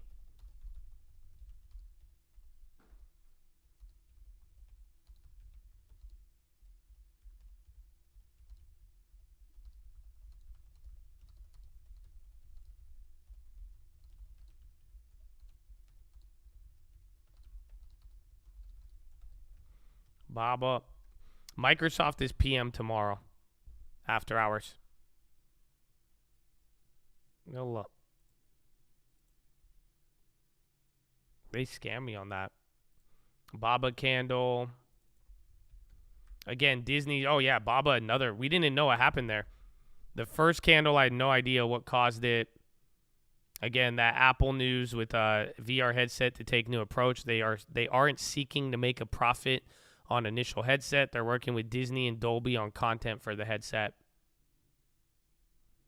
And then Baba, still nothing on Baba, no news. NVIDIA's running again. Check Apple. It's weird. Apple said they're not looking to make a profit, so I wonder how that's going to play out. Apple didn't even move. Disney and Dolby moved way more.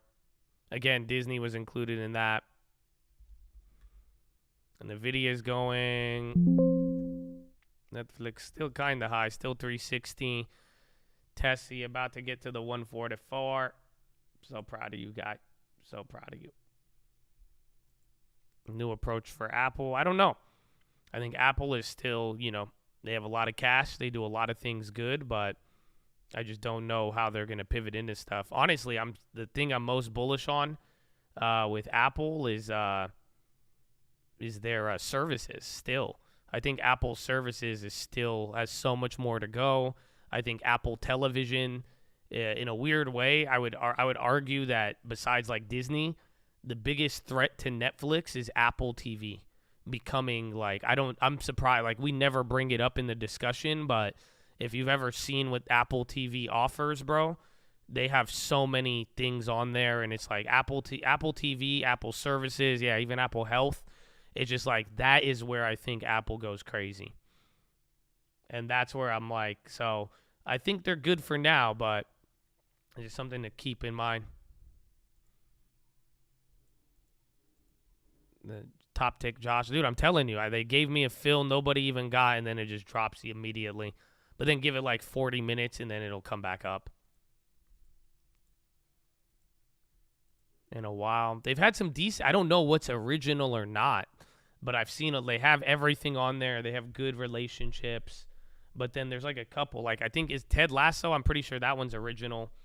And then I think the, what's it called? That movie with Ryan Reynolds and Will Ferrell, I think that was Apple TV exclusive, even though it was in theaters and shit like that. Yep, we're running up there. Ted Lasso is probably one of my favorite shows. I cut out of Microsoft. All I have right now is Tesla for now. And then LMT.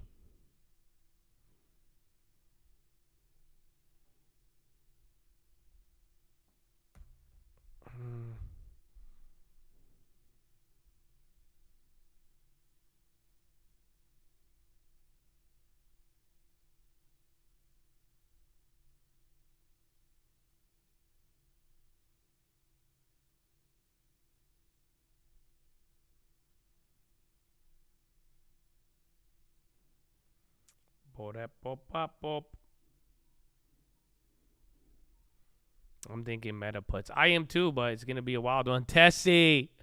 About to hit 144. That's it. We're down $150 now on Tesla. So run it.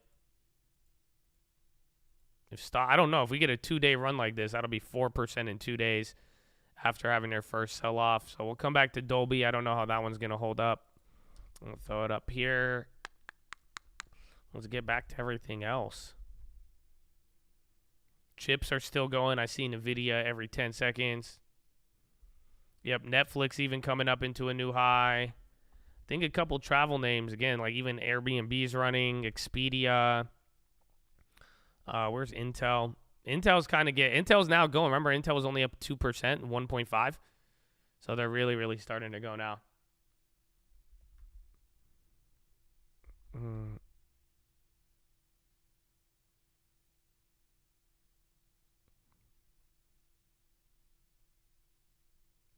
China. Datadog's on the high. Baba's still holding. You're right near the high of the day. See, again, Bookmap still looks janky.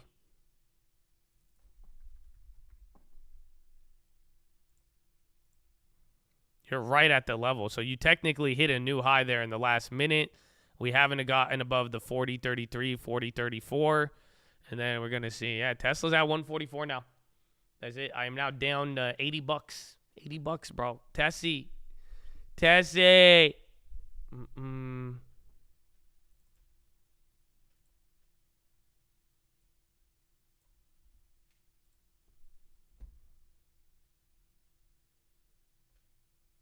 Oh, dude. Oh, they're kind of cheap. I kind of have an idea. What if I sold covered calls? No, I only make like $600, but I could guarantee me like 20,000. I'll just keep holding it. Well, there it is. We're about to go positive on it. I was down $12,000 on my Tesla shares. I think a little bit more, honestly. So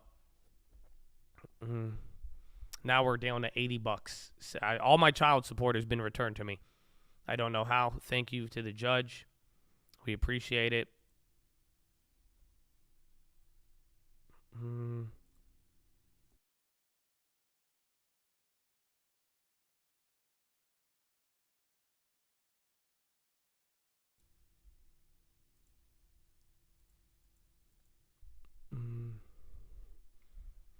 Shows great patience. Yeah. I mean, hey, just go with your balance. That's why I like the shares. If this was options, I don't think you'd be back up. And the shares were good. And, you know, shout out everybody that told me to take the $12,000 loss. I appreciate you. Yeah, we're about to go green now. $27. This is mind-blowing. You are not the father. Amen. That's it. Amen. I'm not the father, it looks like.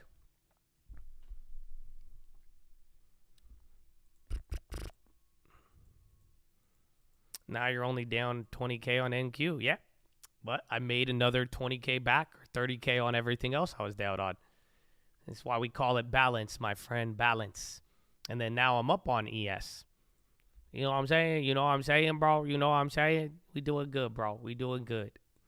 And then we've still been stacking every single time. Now, again, surprisingly, the account should be a lot higher because of all those, but we're still doing great. We're at 153 from 164. We went up to 170 prior, but still not bad. I think we started the year at 160. So I'm down 7 total. And then again, that's also factoring in additional 22,000 on Ethereum. So if you think about it, you know, $40,000 of 2 open losses brings us 7,000 below where we started the year. We would have been up a lot more, but slowly chipping away. And then if I take profits at the right time and anything comes back down, all of that money comes back. So, you know, and again, putting myself in a position to hold these, playing not on time, but playing more alongside of where the stock ends up has been a great strategy.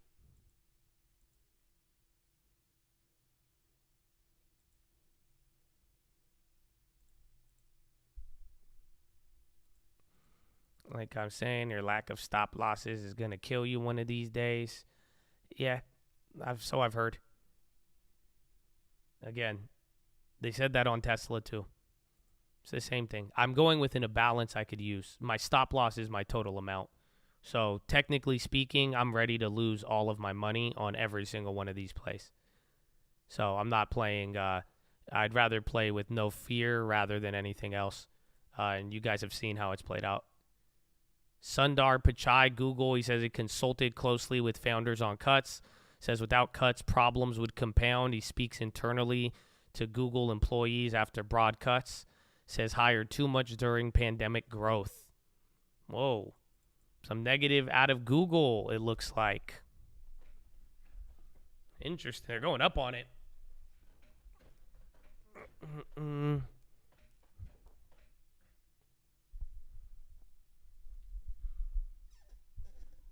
the same way when people tell me I average down. Well, that's the thing. I just don't listen to anybody. So I respect everybody and I love y'all. But you know what I'm saying? My life would not be my life if I, listen to, I'm not really that influenced. But it's just all along the lines of, just do your own thing. And that's it. People bring it up. It's easy when you see the losses.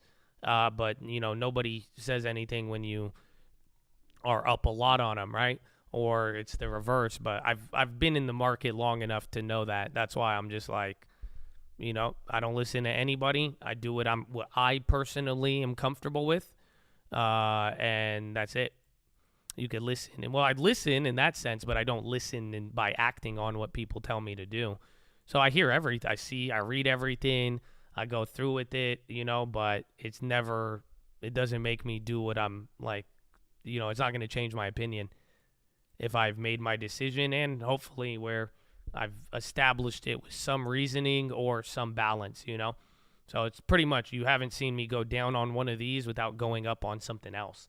So just timing and patience with it, but I like to think my balance is doing pretty well.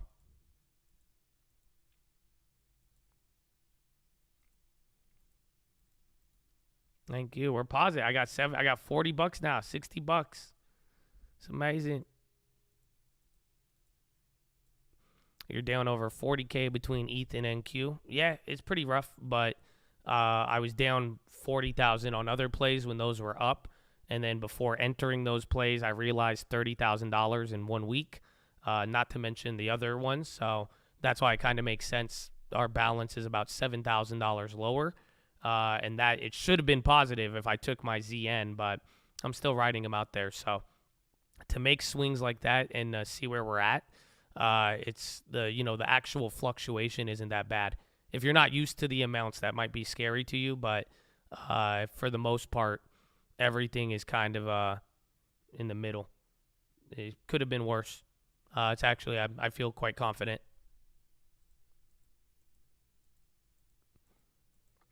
With confident, disciplined. Oh, wow. You see a nice comment in the midst of it? I love you, man. I love you. You're sacrificing opportunity, meaning you're risking out the profits. Kind of, but at the end of the day, I've still been taking these other trades. So I've realized like $4,000 or $5,000 this month as well. So I'm getting them, but, little by little. I got a bigger plan here, and I'm hoping that if I pull this off, and I get that other 40,000 down back, then that just means I made another 40,000 off of the 30, and then we're looking at like 70K in about 45 days. So right now we're down on it on the net, or actually I don't know if we wanted to balance it out, but that's the whole point. If I bring these back, it's a nice, beautiful swing. If they swing against me, I'm not hanging on for dear life. But we'll see, God willing, and then at the end of the day, making sure I respect it on both sides. No, I'm still in the ES. We're up 700 on that one now. Again, I don't have any time. Time isn't working against me. All that's working against me is these giant squeezes up and down. But I've positioned myself to at least get a little bit on both sides.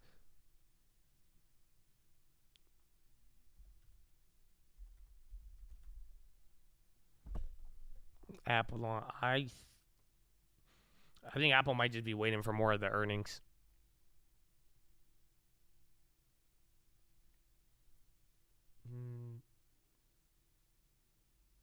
Disney.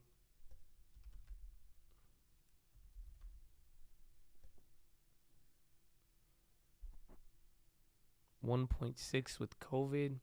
They said there was like 12,000 cases for the Lunar New Year. Kind of wild. I'm going to hold that NQ till earnings or Powell. So remember, I did the same thing with like my Dow Jones. And you guys remember I got killed on that one. And I actually didn't even have any upside plays. But once the data kind of tells me, all right, man, time is up. Because that 19,000 on the NQ is not bad. And what I mean by that is that if this really is going to be a bottom and the next earnings are good and Powell isn't that bearish, then that shit's going to 40,000 loss just on that one. So that's why it's like I could get out of that one and ride out the other one, or if I kind of see, okay, boom, thank you for the run up here, I'm going to take my ES and then try to hold that NQ to make some of it back. But I'm playing the broader data events when it's all said and done. Earnings, Powell, and then that'll set us up. We'll be in February at that point, and then we'll go from there, and then we'll really be able to readjust, see where we're at, get some more cash back, and then that's it. I'd be down to average on the NQ in the right scenario. If, that's like, give me bad Powell. That's it. Give me bad Powell. A lot of people are going to, if this next week of earnings is bad, you're going to look at all of this a lot different now. Other than that, though, I'm not trying to bank on earnings. I'm trying to bank on Powell. But I could, in the right scenario, average on that. Would not be opposed to it.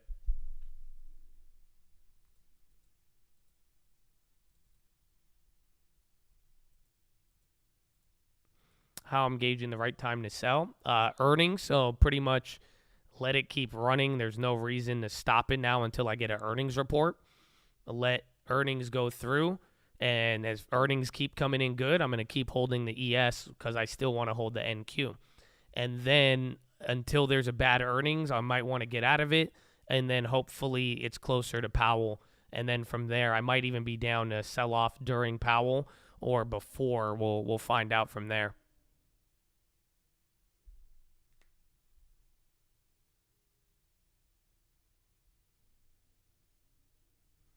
Thank you for being there. I got you, man. I mean, you could learn from what I'm doing, play it at your own size and risk, but, I think it's been we've had a pretty awesome couple of months here to see. I think if some of you have been watching, none of this is really surprising to you. I mean, how many times have we taken all of these plays and then found a way to turn it right back around? And that's the beauty of not being on time and then making sure, still not over leveraging and getting caught up in a position that we're not prepared to handle. DB big pop.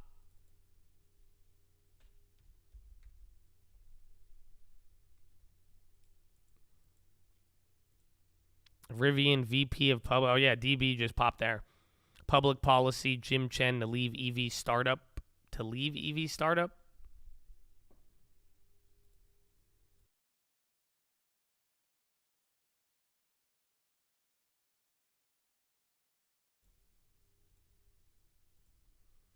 Small, nice pop though.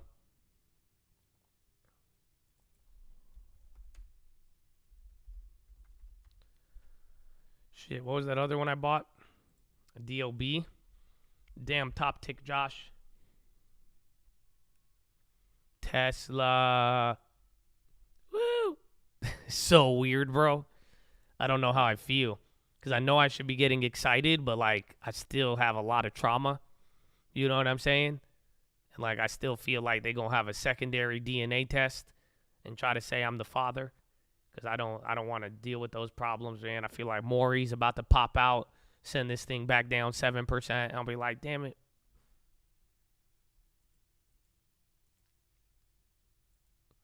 Do you believe in the NQ short? I do, to a degree, but I also believe I could be totally wrong, meaning that if the data comes in solid, if earnings is good, GDP, everything this week is good, earnings blows it through the water, you know what I'm saying? Every earnings is good, from Microsoft to Tesla to Amazon to Apple to Meta to Google, and all of those earnings are just flat out amazing.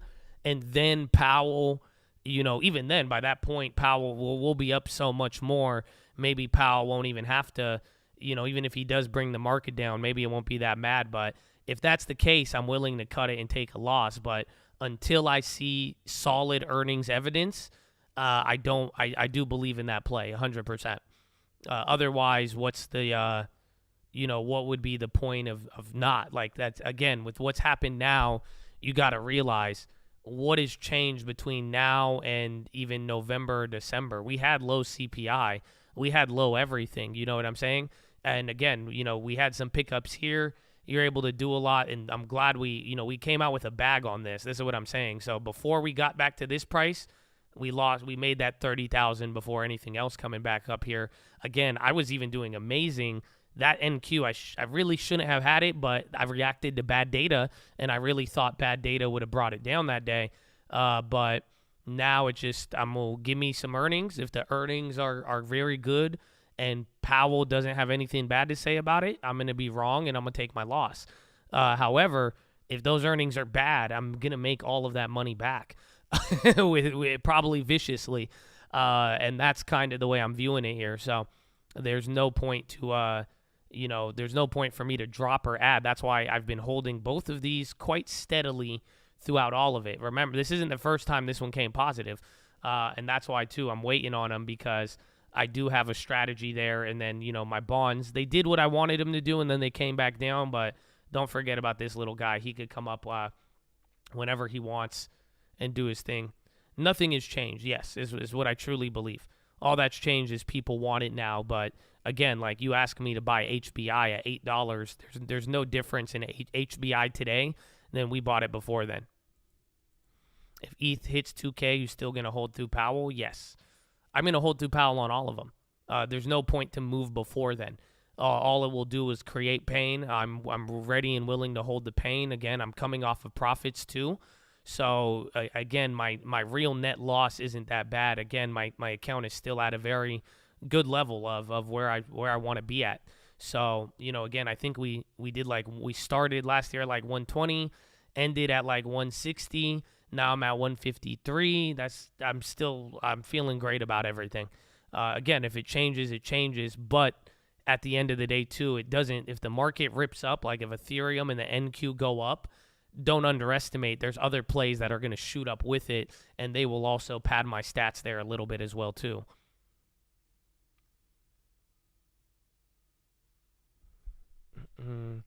No, I'm not. I'm just looking at trade. I'm not including, flipping $500,000 to $1.5 million on Ethereum. We're not talking about that, but that's a nice bonus too. But I'm just talking about just trades you see on the screen here, and what we've been doing with this trading account. With futures and shares, and it's been a nice ride. It's been a nice ride, so nothing to be, don't be too scared. Don't be too scared.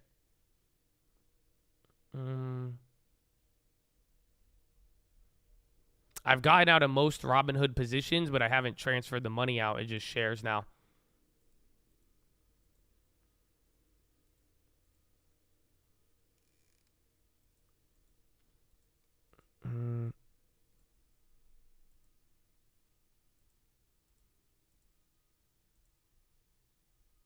Most stock is inflated? Difficult question. I think Microsoft and Google, or Microsoft and Apple, have the most premium. Technically, from all the gains. And we're still right. Did we hit a new high yet? 40.38. Wow. So you're even above the final level there. 40.36. Jeez.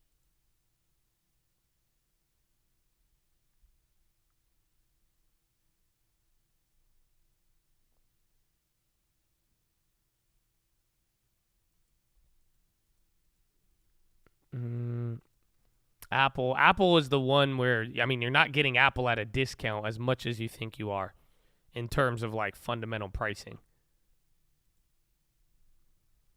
Dividends or growth, a mix of both, but hopefully you picked up growth when it was cheaper, and then now we're getting to the point where, wow, the long term's positive by a quarter now. Woo-hoo!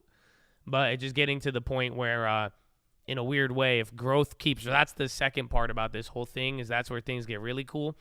Is that if growth ends up ripping, we're going to have a great opportunity to scoop all of our dividend names up.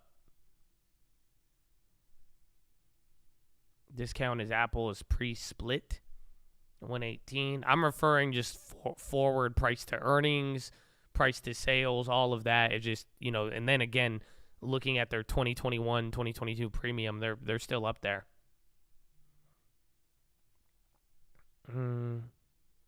I was going to buy NVIDIA, dude. NVIDIA and Amazon, and NVIDIA was the one I'm like, oof, that one would have been good. Market is just bullish, I think, off of breaking levels now and getting ready for earnings, and then a lot of things just took over. Again, even after we had a little bit of a scare last week, but the bullish sentiment to start this year is unreal, and it's prevailing.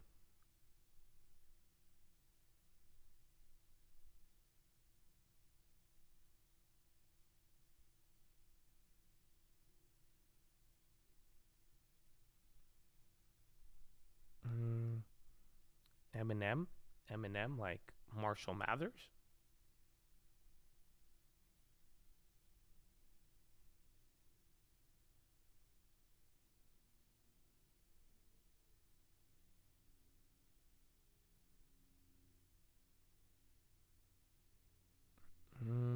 Happy Monday, Chad. We love Mondays, indeed. Indeed. Is the market usually bullish right before earnings until there's a bad earnings? That's what you got to realize. We came off of bank earnings. They were kind of shitty, but they weren't as bad as feared, and people went up on that. Then Netflix comes in, surprises everybody with growth that everybody thought was dead. So that's good for now. It's just like until there's a bad earnings, you're going to keep ramping up. Otherwise, once the bad, that's why I'm saying wait till there's a bad earnings now, and then people's attitudes might change a little bit.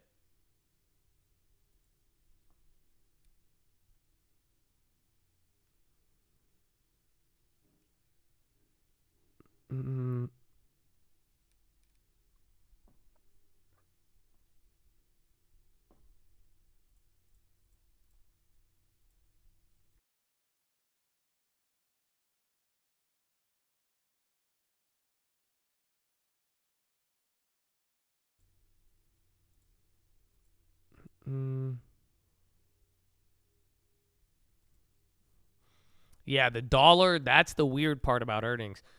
That's where everybody's going to do a little better, is that there's like even Microsoft. The dollar dropped so much. So now what's that going to do to constant currency, or what's that going to do to their currency returns? Some of them might benefit heavily off of it. So we're going to see.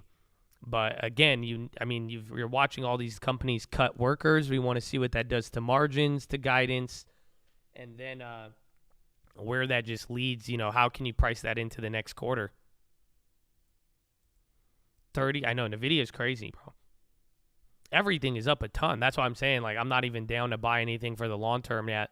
I'm glad. I mean, I would have felt way more FOMO if we didn't buy anything. Like, otherwise, I would be getting so mad in that sense, and I can understand why people have FOMO. But now it's just like you really got to just realistically look at it and say, dude, it's up a lot right now to establish something there. So we've moved a lot, and that's why we need confirmation. You have to confirm it through earnings, confirm it through Powell, and all of the bulls will be vindicated. The bulls earn this if that comes in green. You see what I'm saying? Otherwise, now it's just kind of like, yo, you kind of already missed it. I would pull back a little instead of forcing something. It's either you missed it or you're getting short squeezed on it, but you got to really, really decide what that is. Yeah, exactly. Like, dude, that's as much as I want. Like, I say finger to the sky. You know what I'm saying? Like, God is good, bro. But like, you don't think it's weird that we snagged up 350% plus plays on the long term? Like, that's not weird. Like, you don't. So it's like, dude, we are up a lot in the last 30 days. Even then, like, Tesla went down to positive now. But it's just like, dude, when was the last time we picked up 350%ers in a month? That doesn't happen. So it's like, this is now, it needs you confirm it, and we're money. Otherwise, just that's just giving you cushion now, because a 50% play should really be up 10%. You know what I'm saying? Or 15%. And then that way you could give up a lot of this, and then there you go. The probability of that is definitely it's over 3 standard deviations. And why I say that is because this rally on a global scale has been 3 standard deviations larger than anything we've seen now. That global rally is back now that we're up again.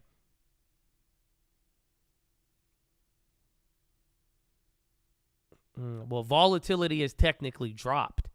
So even though we've moved down a lot and up a lot, the actual volatile element is hitting its lowest in years.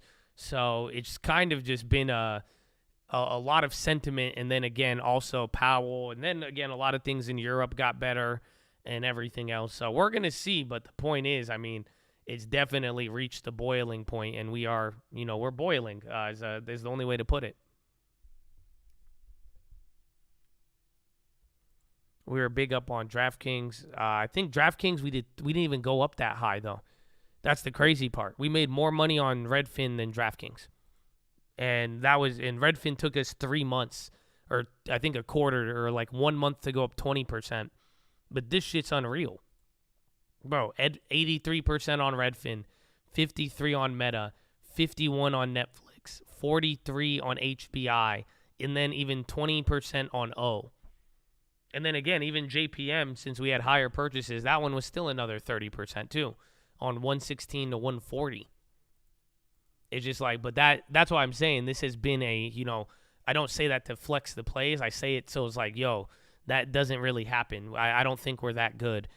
is what I'm trying to tell you. It's like, yeah, we had the balls to buy during the October lows. We, thankfully we stacked up our cash, but it's like, you see what I'm saying? It's just like in 2021. Was everybody that good? No. And I don't think we're that good either. I just think this is a historical type of move, and now it's either we're going to revert back to some level of average. Some people would argue this is reverting back to the average, but, we're going to find out here. And that's why I just get confirmation. That's all I'm saying on both sides. And I hope everybody can respect that, because I think it's logical. You know what I'm saying? It's where I hope that you are able to get a little bit of both sides, or hopefully you're positioned in the right way. But all I'm saying is that everything needs confirmation. That's it. I need confirmation to really say, boom, our 50% is locked in. Or I need my downside to say, boom, no, bulls are delusional, we're coming down. But we need something to confirm that. And that's what these next couple of weeks hold, ladies and gentlemen. Oh, stocks rally. All right, follow me on Instagram at The Trading Fraternity. I'm going to go to the bathroom, and I'll be right back. A broad-based rally on our hands here on this Monday afternoon. The S&P back above 4,000. Romaine Bostic here alongside Katie Greifeld. Is that getting you excited? I'm a little bit excited when you consider the day that we had on Friday, the big rally that we had. It looks like there's conviction as we start this new week. A lot of conviction and a lot of focus, of course, on those technical levels, not just that round number of 4,000, a 200-day moving average that the S&P 500 has now reclaimed. And we should point out the NASDAQ, which is out in front here, only a few points away from its 200-day moving average, which I think would actually be a more meaningful recapture than what we've been seeing on the S&P. And, of course, it's big tech leading the way. Again, some of the most beaten up stocks last year. You look at the NASDAQ 100 today. It's close to its highs of the session, outperforming up 2.4% right now. A lot to talk about here on the day. A lot of focus right now on Salesforce. Those shares all over the place here on the day, of course, after learning that Elliott Capital taking an activist stake in the company. Yeah, this one is really interesting. Of course, this comes after Salesforce said that it was going to cut about 10% of its workforce. And we know the stock hasn't been doing too well either, Romaine. Yeah, actually one of the biggest underperformers in the software space over the last year, despite being one of the bigger outperformers in the years prior to that. A lot of concerns here about the focus of their co-CEO and co-founder here. And, of course, we're going to talk a lot about the big trade that everyone's talking about, $16 billion. Ken Griffin and Citadel. How about that? What a year for Citadel, of course, overtaking the $15 billion that John Paulson earned, back in 2007 on the best trade ever? Yeah, the best trade ever, of course. But that was a singular trade to a certain extent. I don't think the $16 billion is a little bit more dispersed there. Diversified. We're going to talk about that, and we're also going to talk about the Treasury Secretary, Janet Yellen, of course, continuing her tour of Africa. A lot of talk right now here about the influence, the waning influence, if you will, that the U.S. has had in that region, particularly in Western Africa, particularly considering the outsized influence right now of China in that space. And even maybe as that influence wanes, you do see Janet Yellen calling on China to allow some headway when it comes to Zambia, too, so still trying to flex that influence. All right, a lot of focus on what's going on in the global markets and, more importantly, in the global economy. Interesting. J.P. Morgan's latest trading model actually shows that the odds of an economic downturn priced into the markets have actually fallen from those elevated levels that we saw back in 2022. Strategists over there actually saying that most asset classes have... That was the debate over the weekend. And I'm not going to lie to you, man. Both bathroom breaks today correlated with the first dump, so I don't know.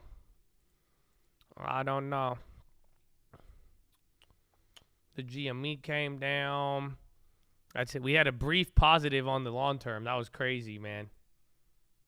Yeah, now we're back to 0.04 on the small one, but still we need 10%. 9.3 on this one. I'm very proud of you, though, long term. Thank you for doing this. We appreciate you.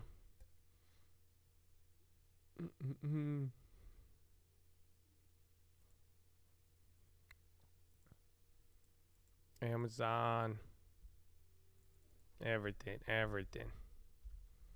Microsoft dropping. Boeing still kicking. That Dolby killed me. Top tick Josh got hit on that. Asshole.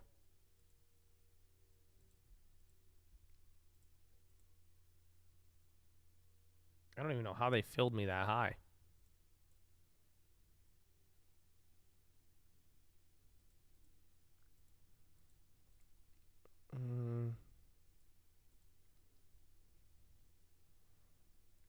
Tesla extends gains amid broad rally, rise ahead of results.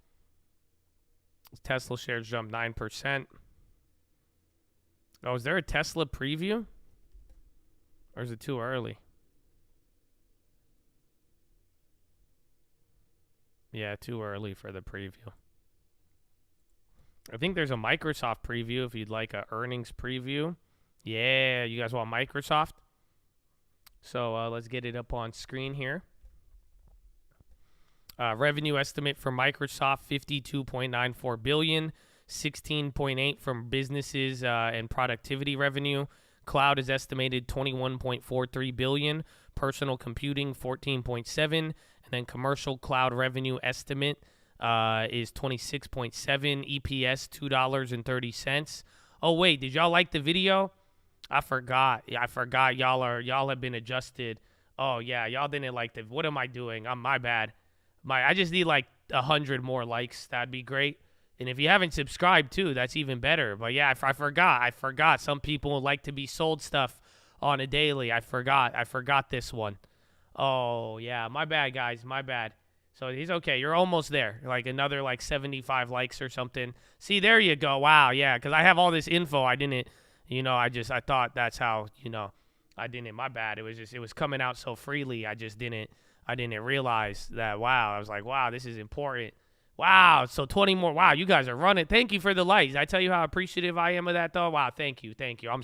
You make me feel like an asshole. Thank you for liking the video. We appreciate you. So let's continue.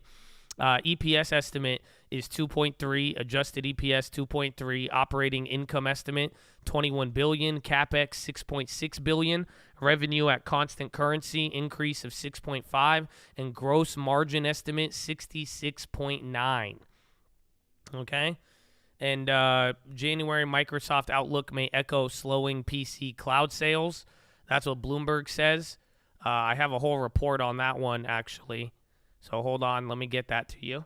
Please hold. You could like the video in the meantime. So when did they update this? So I have a big one actually. So this is the latest one. Microsoft's fiscal second quarter and subsequent guidance for third quarter may reflect continued pressure on Windows as well as cloud products, a slowdown in Windows due to weak PC sales. Again, this is an analyst comment. PC sales will be reflected. More personal computing segment with sales potentially lower versus last year. We also anticipate cloud growth to taper for the most of the company's products from Azure to Dynamics 365. Consensus is for Azure's expansion in constant currency, 34.6 versus 49, which appears reasonable. LinkedIn and search revenue might see deceleration due to pressure on new hiring and advertising budgets. Operating margin guidance for third quarter could imply 150 basis point contraction driven by revenue slowdown, changing revenue mix, and higher energy costs. Earnings call commentary might point to little or no hiring for the rest of the year. So, but that it sounds bearish, but you got to keep in mind that's low. They're expecting cloud, Azure, to drop 10-15% in terms of growth. So if it drops more than that, it's going to die. But if it drops 15%, people are going to say that was in line. So Microsoft has 52 buy targets, 4 holds, and 1 sell. Average price target is $288, 18% upside from current price. Implied one-day move following earnings is 4%. Adjusted EPS has beaten in the last 11 of 12 quarters, and shares are down 17.5% versus SPX, which is down 8.5% in the last year. And dividend is expected to be 68 cents per share, as opposed to 62 cents last year. 15% drop in Azure growth is borderline priced in. However, I mean, it's not like the average move for Microsoft is about 4%. Or at least that's what it's pricing in. I don't know. Let me get you the average move.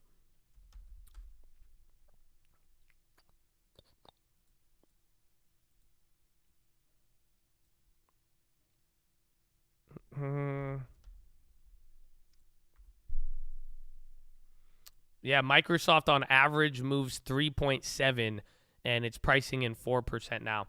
So in the last, since 2012 till today, the last 10 years, the average earnings moves the stock 3.79%.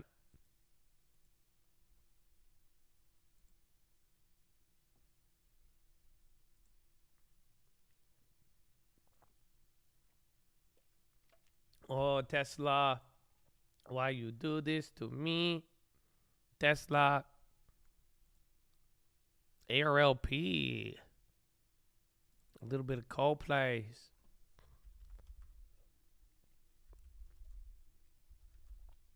Disney. Netflixonian.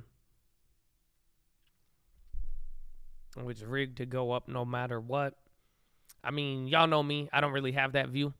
I'm just, let's take it as it comes and interpret it and go from there. Whether it's rigged or not. I mean, if it's rigged, it should be easier for us to take advantage of it. But all we got to do is just wait and see. That's kind of my whole philosophy here with everything we're going to deal with in this next couple of weeks. It's a very pivotal time of the market that we're in. So we are going to see.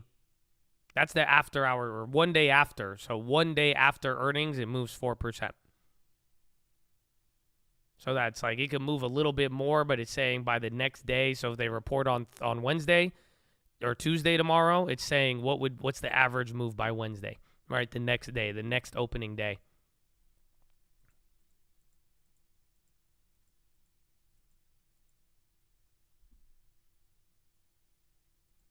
How do you sign up for the free alerts? First link in the description. That's for the long term.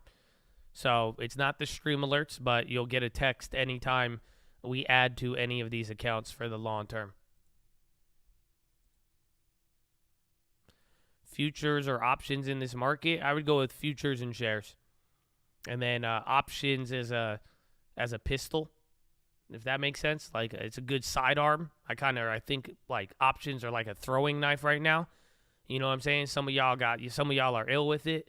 But right now I'm using more tactical, a tactical weapon of choice, which is shares and futures. Just because, you know me, I could top tick and I could be very early, and I don't like paying for that. So otherwise, I'd rather buy it with shares or option or futures, let it do its thing. If it comes back up, it comes back up, and I'm good to go.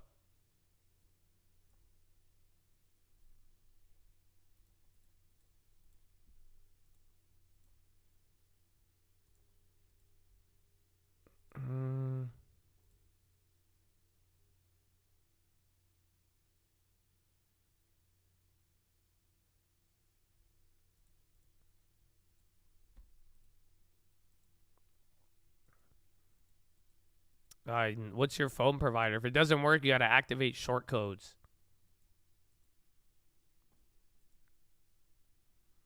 Everything's priced in. The only question left is that price what you priced in the same price they priced in? Yeah, it kind of, yeah. Or if just anything surprising happens. That's the best way. Because the market is constantly going to reprice, but it's just really, that's why I was saying there, it's like, is something new going to happen? Is something people weren't expecting going to happen? That's why earnings is so important. Because, again, I mean, Netflix, I think, is the best example. And I hope your hatred of Netflix doesn't get in the way, because it's very simple. Whether it was rigged, whether it was fake, whatever, ain't nobody was talking 7 million subscribers this month. You see what I'm saying? And it's just stuff like that will happen. So if Azure dies on Microsoft tomorrow, way more than that 15%, and nobody had that, as like, oh, that could happen, then it's clapped. If it goes up and no one even priced it in going up, it's going to go up from there. So it's just really new information or anything surprising. That's the only way we get a little bit disturbed here with what's going on with the market and momentum.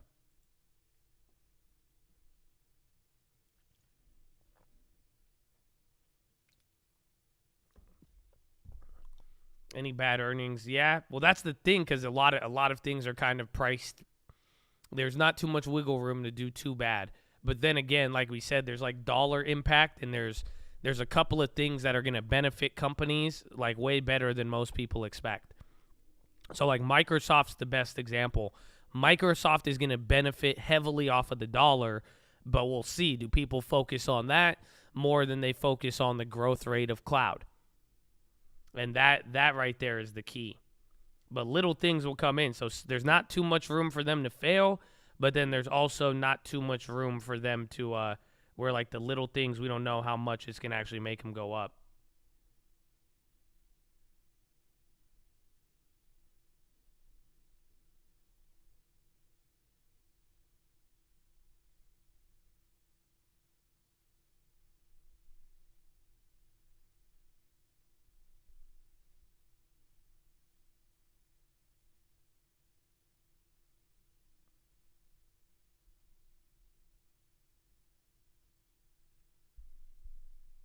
Don't hate, capitulate. Wow.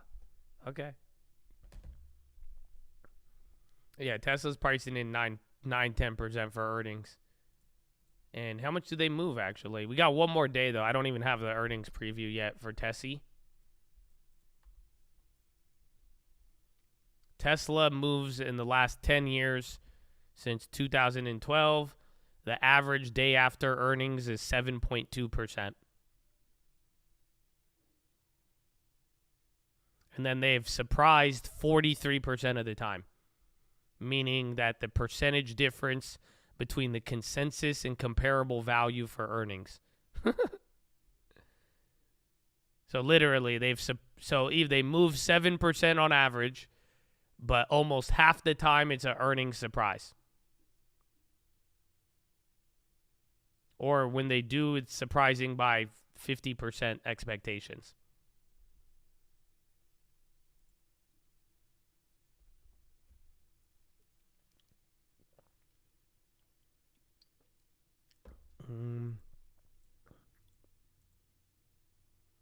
How to price it in? Just go to the option chain. If you're on TD Ameritrade, it's the easiest thing in the world. You just type in the stock, and then this yellow MMM shows up, and that shows you $11. But then best way is just go here, even this plus or minus, just take that number, and that's what it's pricing in. So in this case, it's about 10%.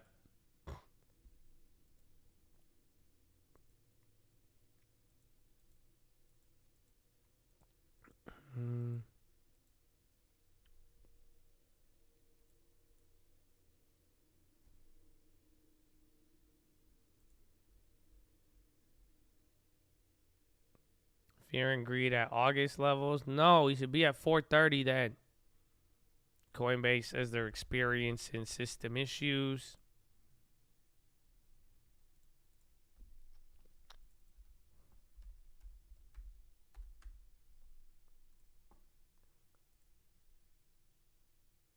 Damn. 13, 14 points from the high. IIPR, I'm not too sure. We've seen it a couple times. UK to propose carbon border tax as part of steel industry aid package. Let's Square on the high again. They're nonstop, 6%.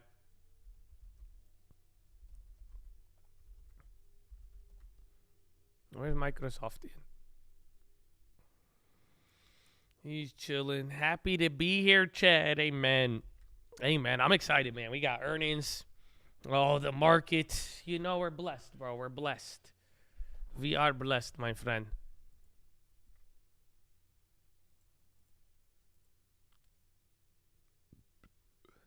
U.S. Treasury Secretary Yellen to meet with South African President Ramaphosa.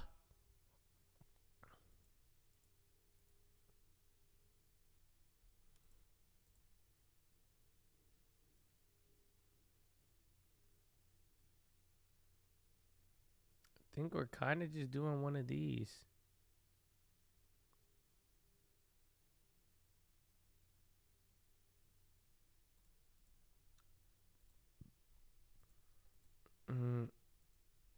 I would pay you to pump it up. I'm sorry, I can't even accept payment for pump. Something I've always been against, but especially with the song Pump It Up. We're just not that high anymore. Can we get excited at 430? Where are my real bulls at? Stop this madness. We get excited at 430 if you're bullish. This is 400. This is bullshit. Okay, what kind of best start to the generation leaves me at the same price before I cut turkey on Thanksgiving? No. Okay, I'm sorry. I just had to let that out. No, I want more bullishness. I'm greedy, okay? This isn't good enough for me. I'm sorry. Okay, I'm sorry. I need more of it, man. I need more of it.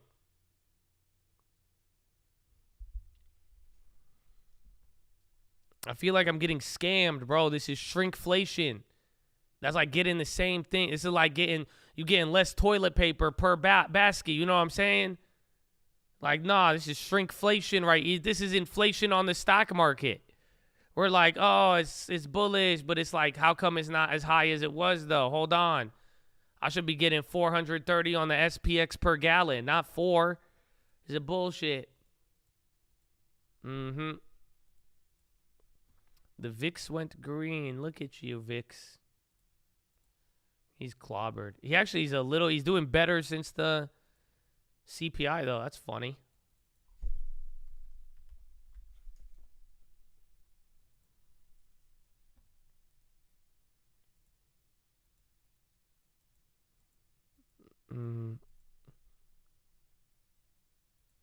Josh yelled at me.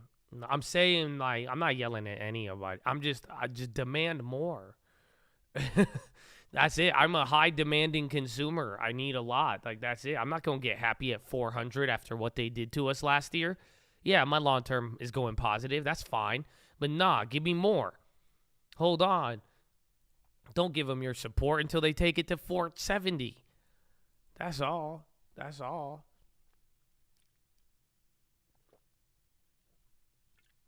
Yeah, think big, Chad. Think big.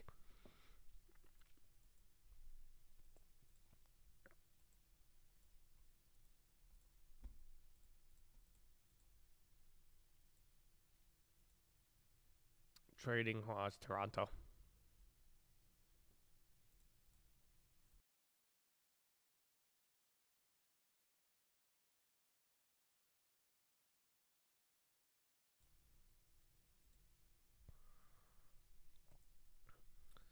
What happens is going to tank. We'll find out. We're going to find out very shortly. That's the beauty.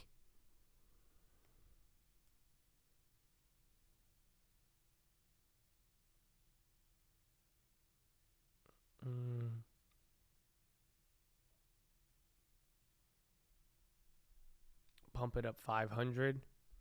Hey, you're thinking big. You're thinking big. Gold is actually holding up surprisingly well. I haven't looked at it since the beginning of the year, but it keeps going up, and I just don't think that's... Yeah, gold is still high. That's probably the dollar, and then I think it could be related to this idea that they're going to stop raising rates, but pretty much if Powell doesn't, if Powell's an asshole, it's going to come back down, but then growth should be able to rip. Otherwise, it's been holding up very good.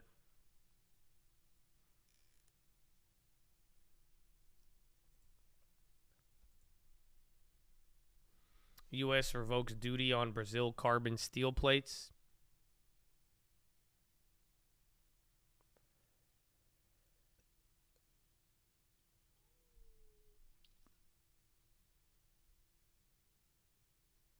Coinbase system issue resolved. That lasted for like 10 seconds. They're like, our system's down. Hold on. Okay, it's up now. What? Why'd you even tell me it was down? You should have just, I don't know.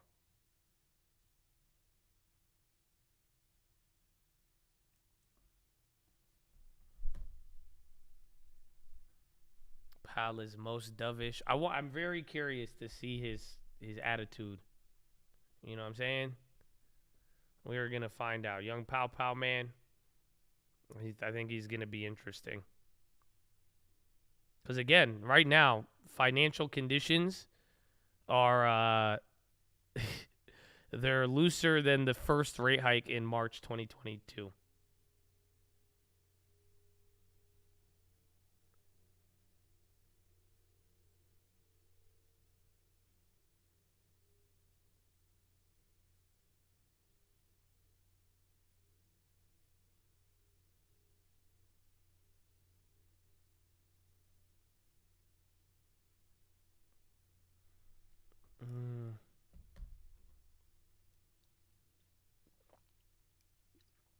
I love you, my friend. God bless you. I want to see the financial conditions one more time. So it's not going as Powell's planning. Well, again, he's going to know a little bit more of the data, but technically speaking, this isn't the best case for him. The best case for Powell, the things that are going good for Powell is, one, inflation is coming down. The second best thing is that inflation has came down without totally destroying the economy. The only problem Powell has right now is the stocks are a little high and financial conditions have eased, right? But now that's what you got to ask yourself. Is 2 out of 3 good enough? Or at least is that good enough for him to kind of, do his thing more or less and kind of ignore it for a little bit? The Blooming Financials, February 2022 lows. I'm loading up right now. Oh, man, it even eased more from Friday till now.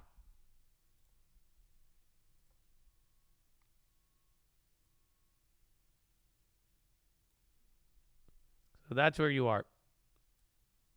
Yeah, last time here was like February. That's crazy.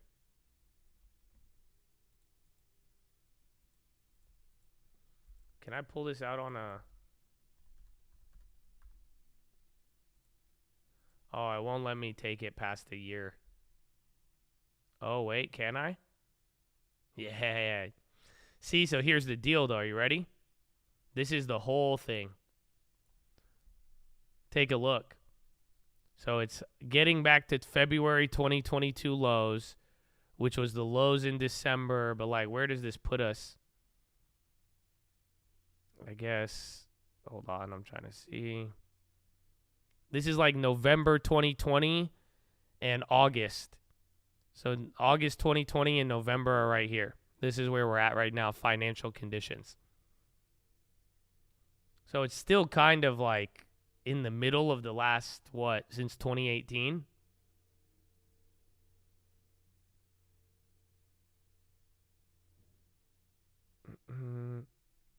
Oh, yeah, I don't know. But definitely, this was February. This was your rate hikes. So we're better. The market is now, the financial conditions are better today than they were before we even cut rates in 2022. Pretty wild if you really think about it. Gas prices have shot up tremendously. We were just going over that.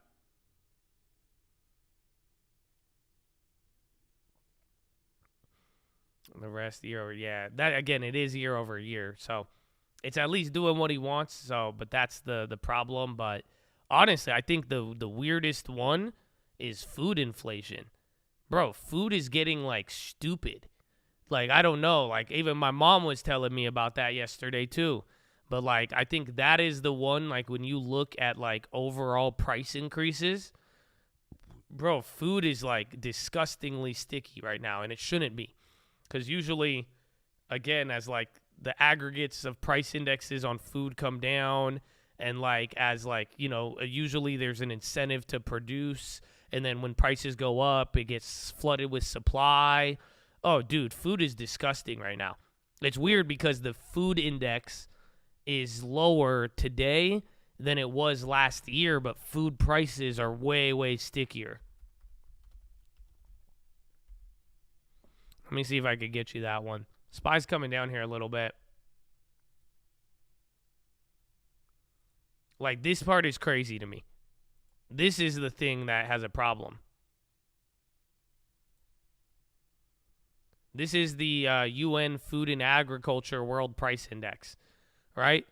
So remember, this was the beginning of the year. This is when we were playing wheat and everything else. And then now you see where you're at. You're still elevated. This is like still kind of beginning of the year, right? But like, dude, you're still at that high. This is like Arab Spring, and then this was the food inflation. This was the inflation nobody talks about because it was overshadowed by the real estate bubble. But it's like, dude, this is like, even though it's came down, like that's a dramatic drop from the peak, right? Anytime where you've like sold off half of your peak, food prices would low-key stabilize. But, dude, food is insane right now. That is the thing, like, across the board when you look at, like, individual price increases from, like, the last year or two. We're talking, like, 200 to 400% gains on many, many food items. The only thing about food is there's a lot of substitutes. So you could easily substitute some foods or most foods for other ones. But, nah, it's actually, like, wicked. Ducor falls after the Brazilian steel. Oh, yeah, they're getting clapped on that. And then again, a little cheek lay on the SPY.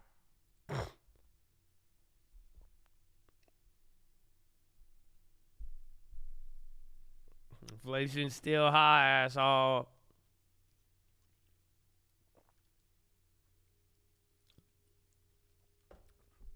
I mean, this would be a decent greedy short, but if it rips from here, it's going to rip everyone's face off. But this is the lowest you've been. I mean, again, are we at the 417? Yeah, remember I told you that's the real level. You break 417, we're dead. But it could still kind of hold up here. It's bounced off of that earlier today.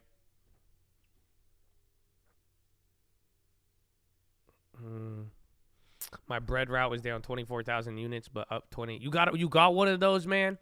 I want to buy one. I want to buy a bread route. That's cool that you do it, man. I like it. That's a cool business I think a lot of people don't know exists.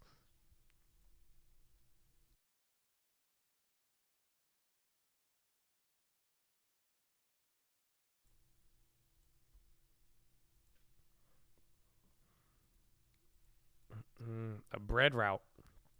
You like buy so like how like there's certain products in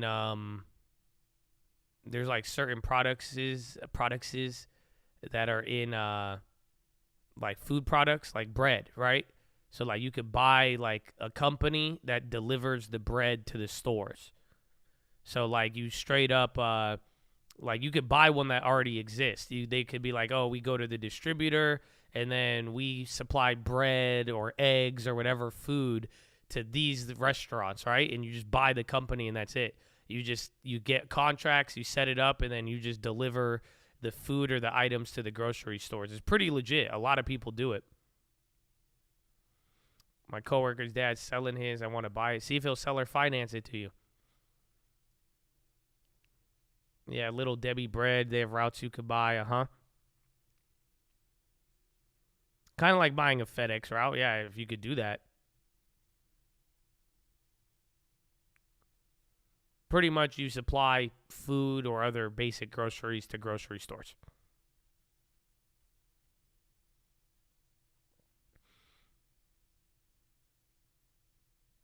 $90,000 flowers, bread route sales, easy money, boring ass job.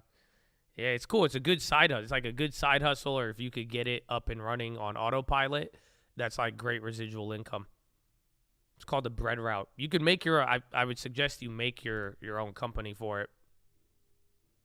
I don't know if it's like hard work as much as I think there's a high learning curve. So you have to like know how things run. You need to know how the business is, and you have to be able to have relationships, and then making sure you could logistically get all of that handled for everybody.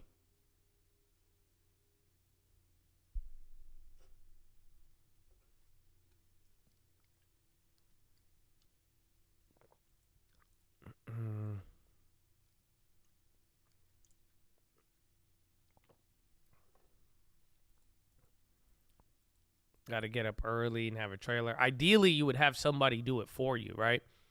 Where you buy the bread route, you have it all set up, and you have somebody managing it. But you need to know how the business operates, and you got to make sure, if you could buy one that's already up and running and smooth, that's the best way, and then you just get residual income off of the routes.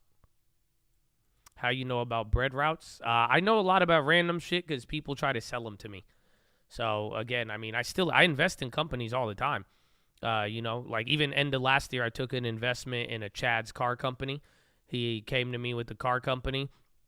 He had profits in it, and he wanted to expand, and I liked his numbers. I liked his work ethic. I bought into it. A lot of the time, some people just they ask me too late. It's better to ask me before you're in debt, or, you know, ask me to invest when it's like I want to get in on the up and coming. But I've had people, like I've had someone try to sell me a couple of bread routes. I just said I don't know much about it. So unfortunately, I said I have to do more research before committing. I'd be interested in smaller ones, but they wanted a pretty penny from me on that one.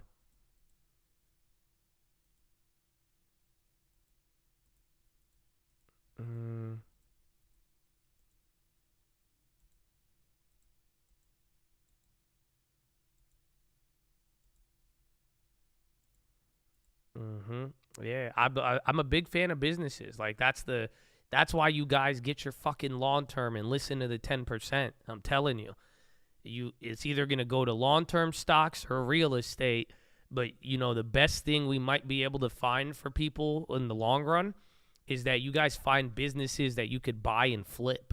You could go flip a company, or you could go take 10%, 50% into a company, and if it grows, boom, there you go. And like that stuff where that could even now, the right investment, if it could make you a passive 20, 50, 100, 200 grand a year doing nothing, boom, you just turned in your savings over the last couple of years. You invested into a really well-running company. Boom, you're now getting back end, and that will give you really, really big returns. You know, and that's the thing, is that companies are part of that. We've talked about this, you know. We've had talks about this many times in the past about buying companies and flipping them. I know a couple of Chads in here do that, or their parents do that as well too, but it's definitely something. Dude, Nucor's getting dumped on now. So watch out. As this, come on, materials. I think it might be there. I learned solid business in the Midwest barbecue takeout business. Yeah, you know what it is? Straight up, ghost kitchens are booming. That's what you want to be doing right now too. Ghost kitchens. All you need to do is find space for basic stuff, and then if you could partner with some of these companies, you could even, I think you could license out ghost kitchens from like Jack in a Box. And like, bro, did I tell you that the other day? What's it called, bro? My boy was like, dude, you got to try this new place on DoorDash. I'm like, what's it called? He's like, it's called The Melt. And I'm like, oh yeah? He was like, bro, it's so good. And then I asked him, I was like, well, do you like Denny's? And he was like, no, why would I go to Denny's? And I was like, weird. I said, go look up the address of that place you just ordered from. And then he was like, what? It's here. And then I was like, okay, now remove the address and zoom out. Tell me what you see next to it. He said, Denny's. I said, exactly. That's what it is. That's a ghost kitchen right now. Go on your DoorDash. You'll find like 10, 15 companies, bro. And it's not even like, it's not what you think it is. It's literally a bigger, it's like a random place you already know about rebranding their food as a ghost kitchen, and they take a segment of their menu and rebrand it as a whole brand new company with a brand new name and everything. So literally, that's what that one is. That's a ghost kitchen for Denny's. So you could even get involved with them. Some companies will license it out, some won't. So like even Jack in a Box has one. You know Chuck E. Cheese? Yeah, they have a ghost kitchen for Chuck E. Cheese pizza. It's called like something Italia or whatever. I don't know what it is. But you could do all of that. But that's ghost kitchens are popping. Like the idea is you could get like 1,500 square feet of like kitchen space, set up everything to get it cooked, ship out, boom, no customer interactions. All you're doing is order, fulfill the order, send it out. Great margins on that. Yeah, Pasquale's is what they call it. It sounds like an Italian thing. It's like, nah, bro, it's Chuck E. Cheese. It's called Pasquale's. You're like, ooh, what's Pasquale's? That sounds good. No, it's salad and pizza from Chuck E. Cheese, dog. Serious.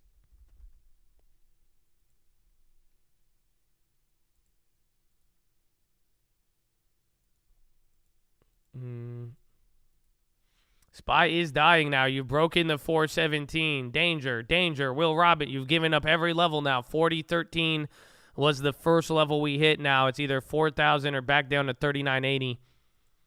So watch out here. You're not even at VWAP, but that greedy short finally is working for once. U.S. State Department says Finland and Sweden are ready to join the NATO alliance.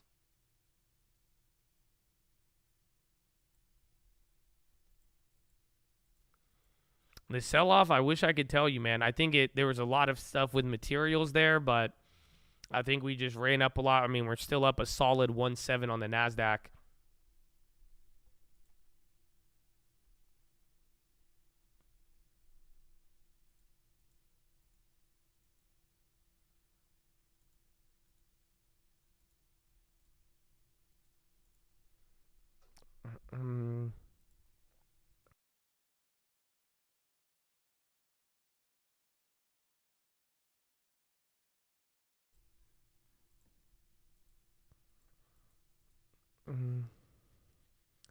What you know about Will Robinson? You too young. I watched the Netflix version, bro.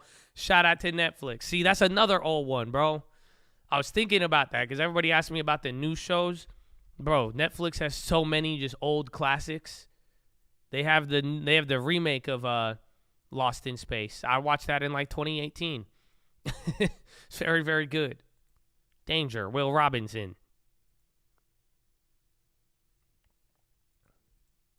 Yeah, global PMIs tomorrow. Amazon union organizer in Alabama says he was terminated. Outer Banks, that's a solid one too. I've watched every show already, so I don't even know. Oh, there was a show I watched, though. It was on Amazon. It was really good. I was so surprised, and it's old, or it's older. It's Stephen King, and I thought Stephen King was going to be all, like, weird, you know, after seeing him fight with Elon on Twitter, but it was a very, very good show. The Stand. Have any of y'all seen that one?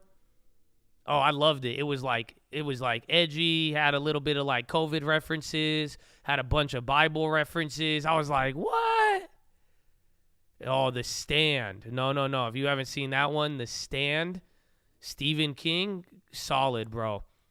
Solid. It's solid. I was so shocked at how good it is, bro. And I really thought, like, you know, I thought Stephen King's, like, personal bias would shine through. Not it, dude. It's I respect that dude. His work is beautiful. I was like, damn, bro. That shit, that hits. That hits. M-O-O-N. Great story, bro. I loved it. There's a show of it. So I know it seems like some of you have read the book. Yeah, they remake The Stand. No. They remade it. The remake was great, bro. It was great. The Netflix Bible one is called The Chosen. That one's solid, too.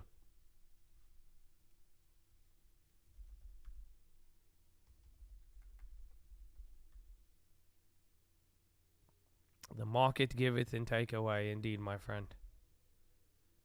The Stand from the 90s? I guess so. I guess they remade it. Very good. But it's like they made it in like 2020 or 2021. It's a show. I found it on Amazon and I watched it. I was like, dude, this is so good. I think it's Paramount Plus, yeah. I just have everything on my Amazon, so I'm ready, bro.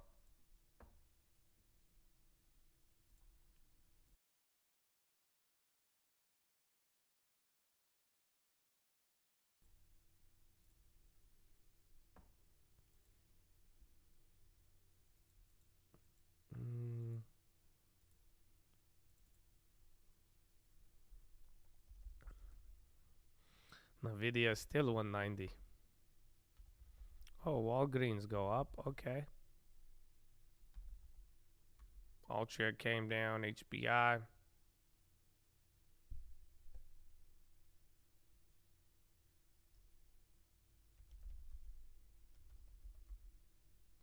GNS at 580. That was the one going crazy on Friday. A little bit this morning, but now it's going crazy. The Last of Us. I will check it out.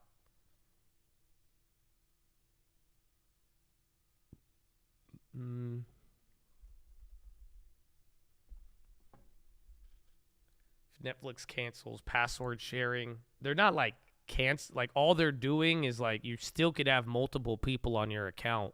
They're just limiting how much. I mean, there was the golden, remember, you used to just give your password out to like 50 people and that's it. But now it's just like, it's like 2 to 5 people or active sessions per.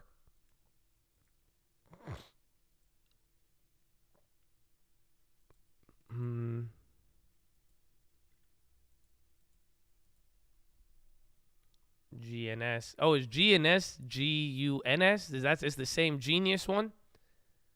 Oh, that makes sense. Didn't it had a different ticker? Did they like, what did they do? It's going up crazy though. Again, 80 cents to $6 now. Oh, it's different? I was like, oh, if it's GNUS. No, that one's still around. Yeah, Genius Brand. No, they're different. I was like, that makes a lot of sense. So this one's just going crazy then. But that's up 80 cents to 680 or 620 in the last couple of days. Bro, and SPY is like slow key dying. Again, 40.13 is a big level. If we fail from there, I mean, you're going to get back to the 4,007 and then bad news. Oh, no. That was 39.07. Never mind. So we're actually still pretty good.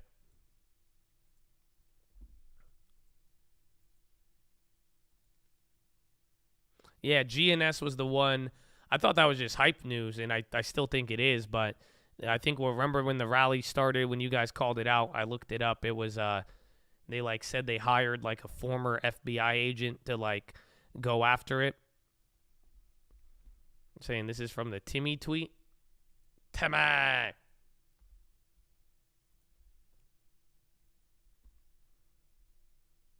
He said 15 more. He said just when signs point to easing inflation, China's economic reopening after years of strict pandemic is raising questions about whether it could spur higher costs again. That was 15 minutes ago. You're dumping now at 40.13. This was the level now. Watch out. Everything's taking a candle now. Again, low ticker is rocketing. Even Airbnb, they're still up, but Uber gave up some. Again, watch your big tech names, see how they perform. I mean, Microsoft's coming back down. Disney is still holding. Netflix is still, again, Netflix is just doing post-earnings. That's it, bro. You flushed huge at 40.13. 8 points right there. So now we're back. If this can't hold 4,007, that's a soft level, so it doesn't really have to respect it. I'd watch for 4,000 to 3,997, but we'll see if there's any sort of bounce. Where's the money at? 54 million, and we have an hour 15 left. So it's going to be a little slightly active in volume, or better than the lower days, but not as high as the other ones. Yeah, bonds are already down, but now you're giving up. I mean, NASDAQ is the only thing above 1% now.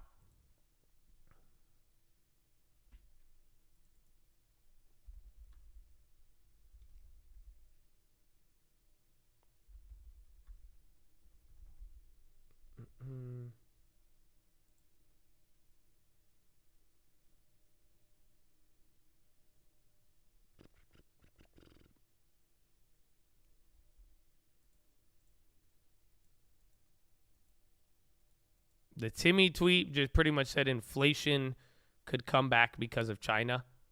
He tweeted that 15 minutes ago. So we were like right here. We were already dropping before, but I don't know how we could correlate it. Bro, even Tesla down now. Oh my gosh, Tesla. You got me so excited. They ate those orders. Yeah, I mean, again, and you see how emotional everybody is now. You just sold off fucking 40 points from the high. Everybody went, this is looking like January squeezed. And now it's like, dude, this is all the same day. So, yeah, you're dumping now. Bookmap is just like really, really dumping. Where's the dollar? Hold on. Don't forget about your boy. He's still up. Again, the dollar's been up all day. Again, the VIX started crawling out of its hole. You guys were calling that out earlier. I just think it's just getting ready for some earnings, man. Equal and opposite reactions. Let it fight. Let it fight. Don't be so quick to make your mind up, huh? Tesla's kind of holding, but I ain't positive no more, bro. That's it. The kid could still be mine. I swear I wasn't the father, but we're going to find out.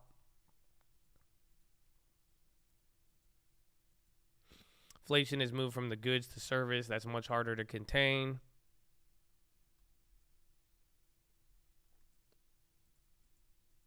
I said to sell your Tesla. I know. Everybody tells me to. I'm telling you, it's crazy. It's crazy, man. We'll see. We'll see. Biden has been focused on reducing energy costs. Energy Secretary Granholm speaks to reporters. Musk signed NDA with Saudi fund on August 10th, 2018.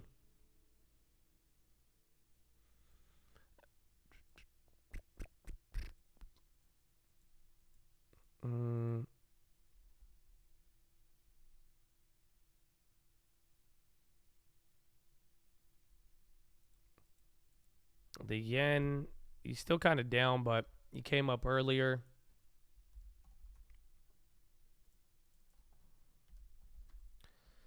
Yeah, he's just chilling. It's near the lows of the day. Down a lot. But then again, this could just be one of the reloads. As long as it still holds that pattern there. State of the Union. People might get a little hyped up by it, but I'm not expecting it to cause any crazy moves. At this point, again, earnings, a little bit of the data we're getting here in the background, like, again, the PMIs and GDP and PCE will be important, but as of now, it just seems it's earnings. Sumo is ripping.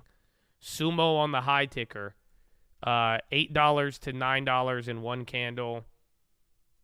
I see a 13F. I think somebody took a stake in them, maybe. I don't know, but that's not active. Call option surge.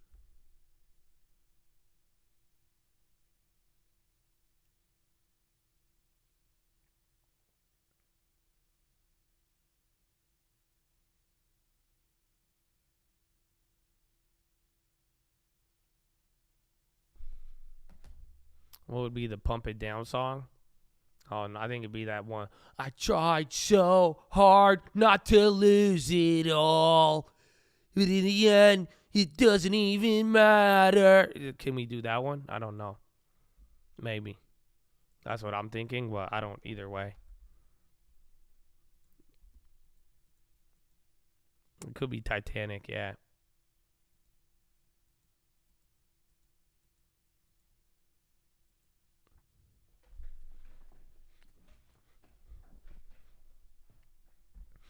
Approved. I think you guys like that one. All right. That's good. Nothing happened in the market. I mean, it's, again, I couldn't tell you the reason why we went up except upgrades and downgrades. And then that's it. And then we just flipped here. There was a Nick Timmerhouse tweet, but I doubt that was the real big driver. I think we're working through getting ready for earnings and all of this, and the dollar itself too is making some weird moves, but not anything too crazy. LMT does well. All of the, there will be, but the problem with tomorrow, you're going to get RTX in the morning alongside LMT.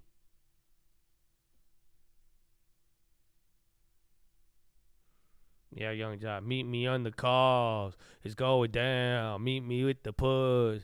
It's going down. Meet me at the Fed, man. It's going down. Arch number toe. Time to set it off. Have you ever seen Powell not clap the market off? Oh, that could be a good one. I'm doing the little dance right now, too. If you know, you know. Some people never know that, you know. You holding? I'm holding on anything. I think I'm gonna hold on anything except for Tesla, depending on where it's at. But then, other than that, I think I'm gonna hold through on. I'm gonna cut out Disney most likely, and then I'm gonna hold Meta, and then I'm gonna hold LMT. Disney says Avatar crosses 2 billion worldwide after 6 weeks. Well, we got up before rejecting, quote unquote.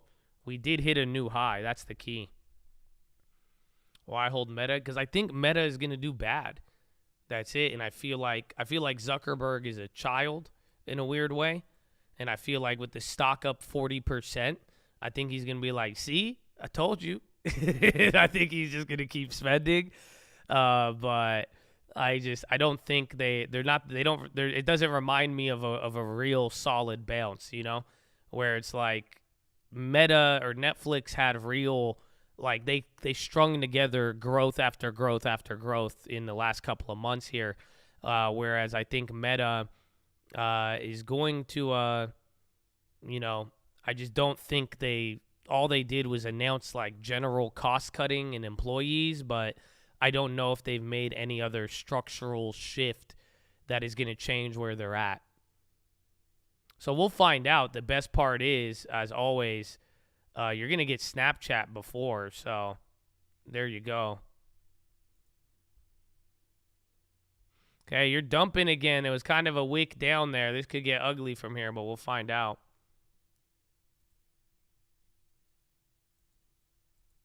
Yeah, Snap never disappoints in terms of disappointing. So I'll just do Snapchat will probably, you know. Sumo Logic halted Thomas Bravo to explore acquisition. There's your news. Sumo, Thomas Bravo wants to buy. Who's related to Sumo? Damn. So Thomas Bravo, Vista explores Sumo Logic acquisition. That's why I got halted there. The stock spiked on them saying they would stop. But yeah, exactly. That's why I'm like, but it wasn't like a structural change with the company. But again, I could be wrong. So, and then I hope our long term does good. And if Meta ends up doing good, it's going to rip your face off. That's it. It's easy money in the sense of like you realize if Meta ends up doing, if they do show growth, Meta's going to go back to 170 to 200. If I would be leaning more towards 190 if everything goes good. So even then, they already have the rally. If they really do cut costs and they show some semblance of growth returning, that shit's going to 190. Other than that, though, it's just like they could easily come back down to $100 if, people kind of find out that the chatter was more important than the actual cutting. Oh, Sumo's, oh, wow. They're up 20%. They could probably go up a lot right here. Oof. 780. I don't know, man. Top tick Josh is kind of feeling it. Yeah, top tick Josh is in 100 shares. I could still lose $200, but it is a buyout. But they're up 20%. I'm in at 945 on 100 shares. But I'm kind of down with that. Okay, I didn't end up top ticking this time. That's good for now. That's kind of odd. I feel unusual about this.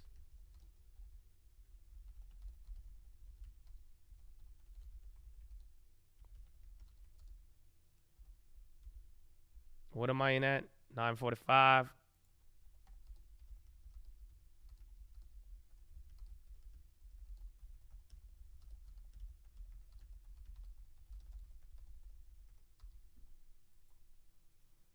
Nice to meet you. I'm Top Tick Jeff. Hi, Top Tick Jeff. I'm Top Tick Josh. That's great, man. I'm glad that we finally, I thought I was the only one. That's really good to hear.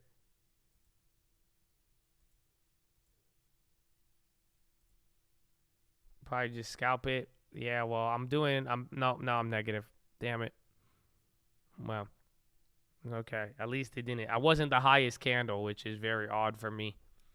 I'm used to being the highest candle possible.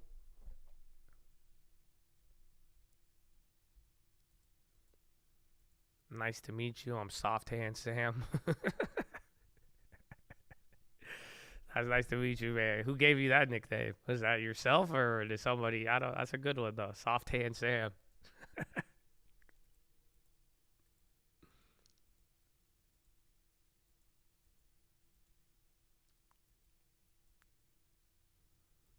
Facebook announcing 7 million new subs. That'd be crazy. What? I bet you they try something like that, though. They'd be like, yeah, so like we didn't have any growth in users, but we added 7 million subscribers. To what? Hold on. Wait, what do you mean? Makes no sense. No, I'm still in the S-Gen. I think I'm down $2 a share on that. Oh, no, I'm up on it. Hell yeah, I'm out of it now. Now that you remind, I thought I was down. $18 net, baby. Boom, sold S-Gen. Thank you for reminding. I thought I was down this whole time.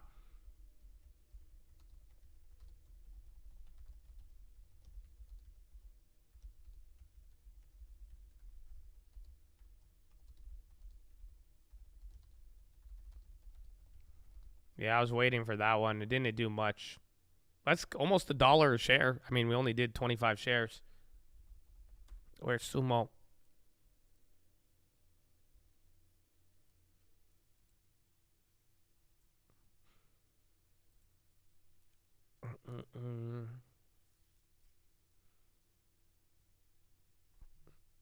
News of Biden will veto Republican energy bill. Bro, I'm surprised. Like, I don't know. It's one thing to have the classified documents, but like at the same listed residence as a crackhead. I'm sorry. Like, it's one thing, you know what I'm saying? Like, who are the visitor logs? Like, you got a visitor log, bro. He was like, who came into the house? It was like Candy, Spice, Cinnamon, and then Joe. What? Who the hell's Candy, Spice, and Cinnamon? He's like, listen, I'm telling you, it's different. Like, that's crazy, bro.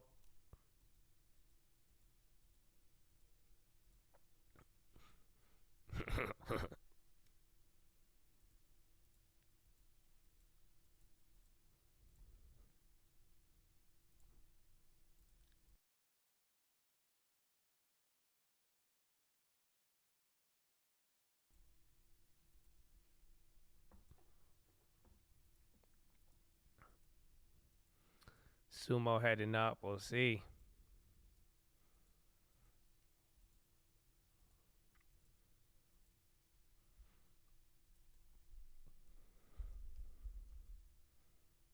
It's going down. Sumo is apparently Thomas Bravo and Vista Partners are interested in a takeover. CVS Health names David Joyner as president of pharmacy services.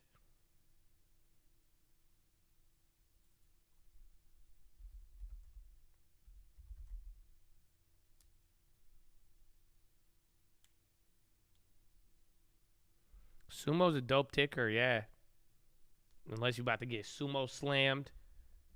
Like, you know, it could be interpreted both ways. The price caps, we're going to find out, but the idea is, I mean, the energy market is just shifting completely, but the real big thing is Europe actually has reserves now. That's all. America's reserves are a little lower, but that's the big thing, but we're going to have to see. But quite frankly, it just depends on demand. So, like, right now, I don't think the supply and price stuff is as big as an issue as it is boiling down to the, what's it called?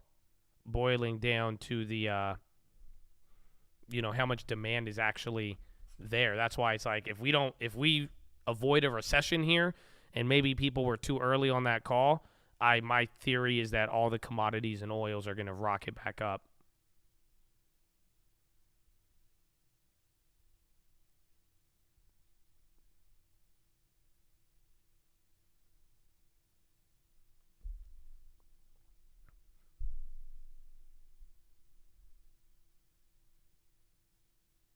The word sumo literally means to mutually rush at, though it's used to mean simply to compete. Okay, I honestly did not know that much about sumo. I'm glad to hear that. I think I've learned.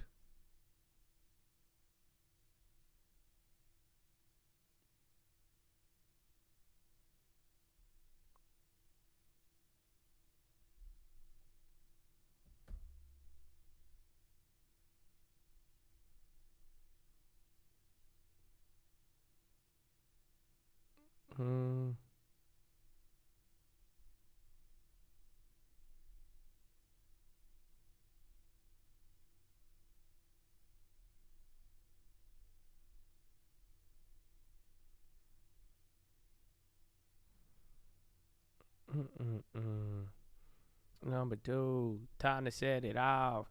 Have you ever seen the Chevy with the suicide doors? I'm so cool. Don't ask me, just do what it do. Great song, dude.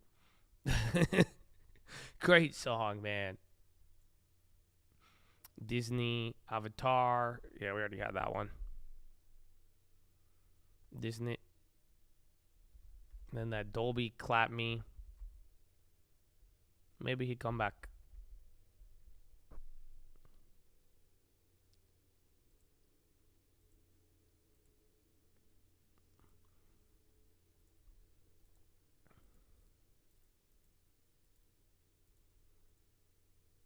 How are people predicting flush? I mean, everybody could predict anything. I'm just, it's up to you to what you're going to believe in or not.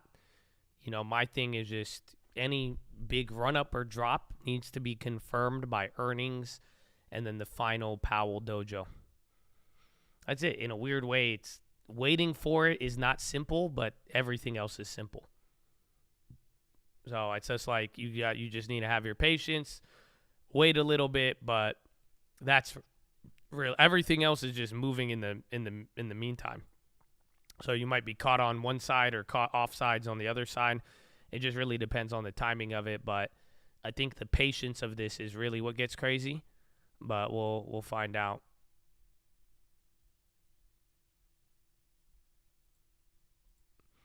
Power hour, indeed. We got 55 minutes, Chattadonia. 55 minutes.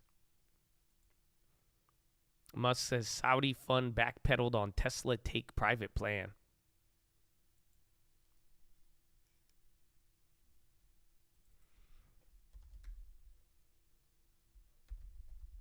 Netflix. Sounds like long-term waiting is the hard part, but the play is pretty simple. Yeah, pretty much. Tesla, what are you doing? Breakfast or lunch, not a bad one. Not a bad one. Oh, Morgan Stanley online again, or are they just recapping what he said? All right, here. Well, I'm going to go to the bathroom. Follow me on Instagram at The Trading Fraternity. And I love you. Make sure you subscribe. Make sure you hit that like too, man. Happy Monday. Hope y'all feeling good for the rest of earnings. And more importantly, the big week that we have when it comes to tech earnings here. You take a look at the chart on the screen right now, and you get a sense here. Expectations are a little bit low. Tech profits expected to drop here. Once again here for the most recent quarter. This would be the second straight quarter of declines. And if that does come to fruition, guys, it does certainly call into question the rally that we've seen on some of those names over the past few days. Yeah, really good point, and something that certainly seems to be on the radar of Mike Wilson, of course, strategist over at Morgan Stanley. What's interesting is he says, the enthusiasm that we're seeing in equities as of late really at odds with some of the weakening economic data points as well as those earnings estimates continuing to break down.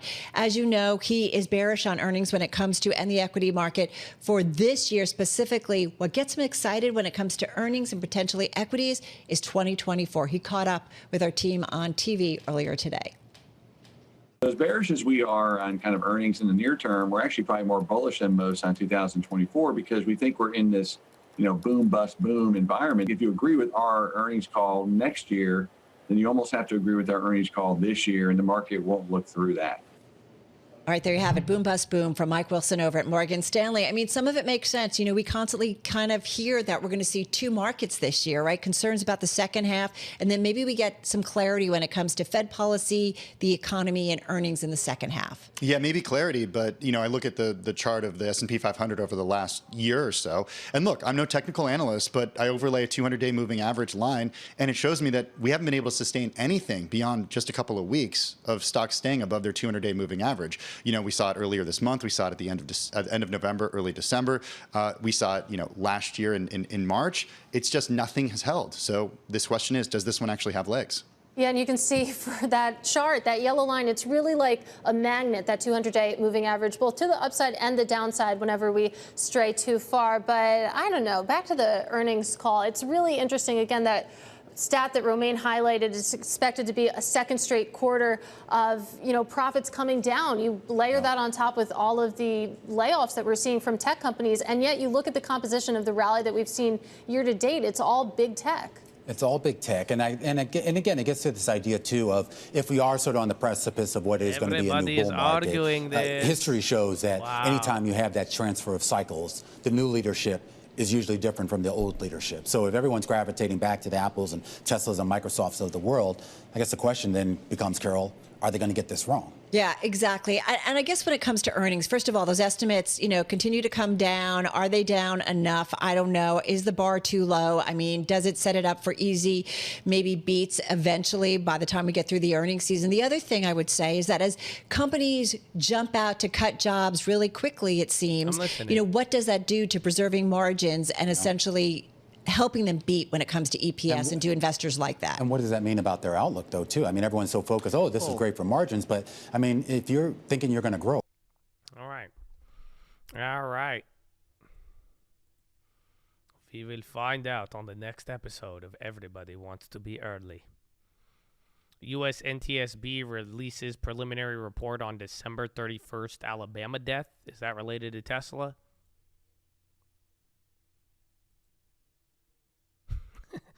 Top tick Josh, soft hand Sam, bad beat Pete. Nice to meet you.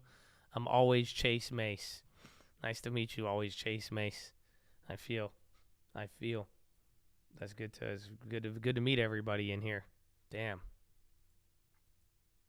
It's talking about an airport employee. I just feel like anything related to the transportation board is Tesla. I thought it was the National Tesla Safety Board.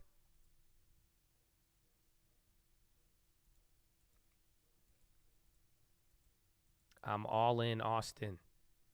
Okay. Nice to meet you. I'm long-term Lonnie. Let's go. Where's 10% Tim? Amen. My name is FOMO Phil. F is for FOMO. What? F is for Phil. Lazy.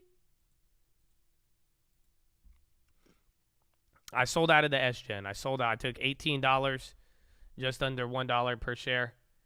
I didn't know it was going up. I just thought it was time to get out when somebody asked me about it.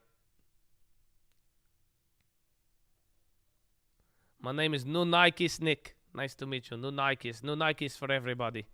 Nikes, great shoe.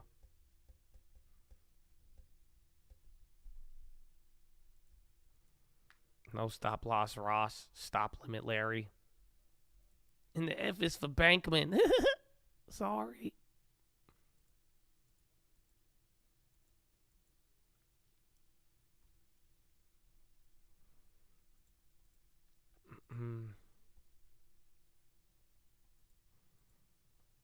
Name's Laggard Lisa.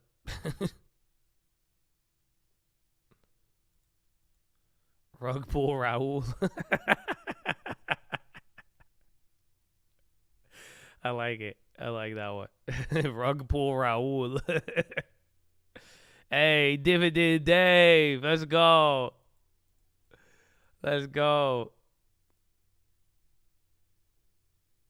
Dirty Dustin Price Pumper. Wow, you should get that checked out. That doesn't. That's it. What? I like Rug Pull Raul. I can't say I laugh every time I say it out loud. It's a great one. Rug Pull Raul.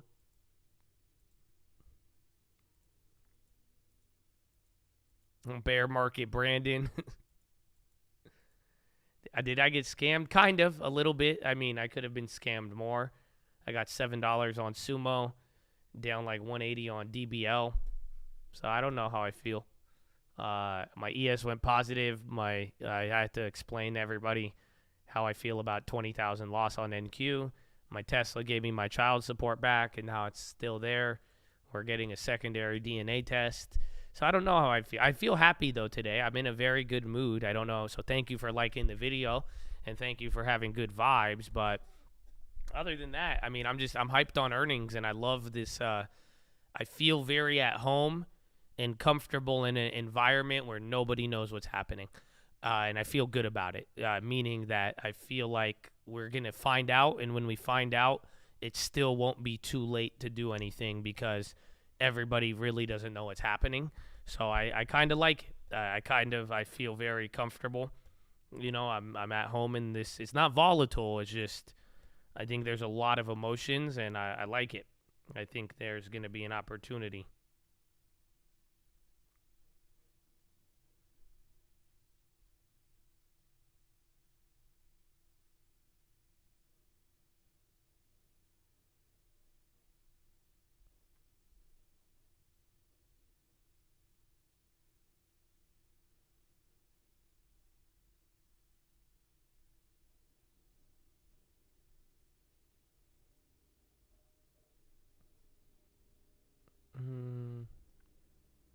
Things positive always, man. I mean, either way, we gonna do good.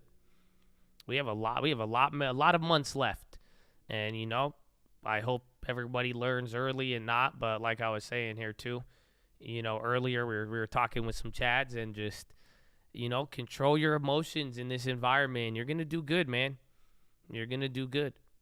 That's it. Chasing Charlie, margin call Mike. Oh no.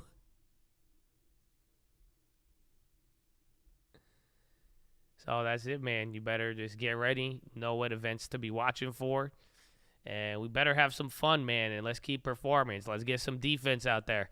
Let's get that 10%. Let's hit the free throws, man. Let's you know, show up ready to play, because we got so many opportunities there, and we can make the money both ways. You'll find out. So don't worry. There's a lot of opportunity. I'm happy. I'm very, very happy. Happy today.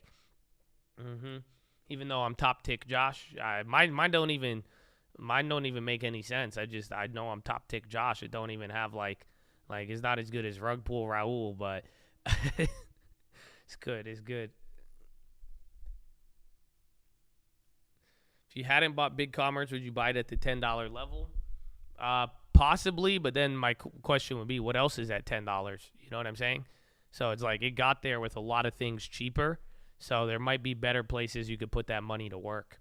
But $10 is a great price. But at least you're buying that one on the low. HBI hit another high. Top tick Tony. Yeah, but my name's not Tony. That's a cool name, though. They're great. Hey, Tony. What? I like the things you do. Hey, Tony. What? If I could, I would get long-term. You're the one and only long-term. Saving 10%. Come on, let's make it. Long-term flex. They're more than short-term. It's long. Woo! 10%. Yay. Yeah, I like that one a lot. Tesla running. How much time we got? 45 minutes?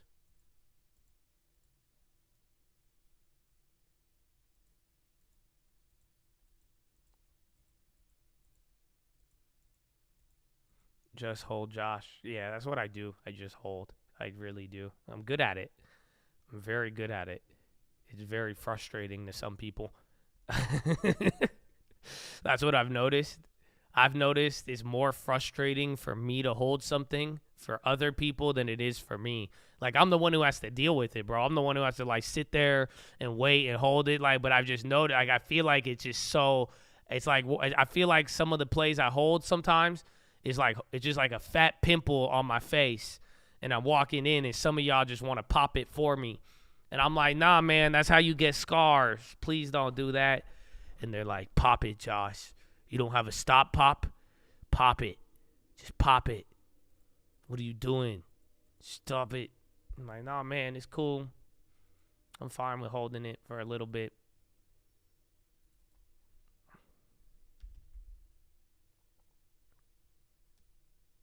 Oh, there's Sumo. There you go.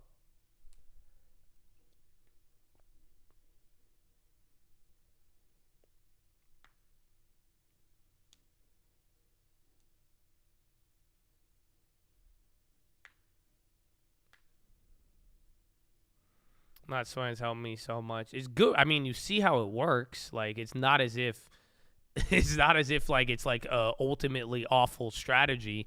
It's just, you know, you will get tied up here and there, but, you know, it's just like dollar for dollar price is so much easier to play than anything.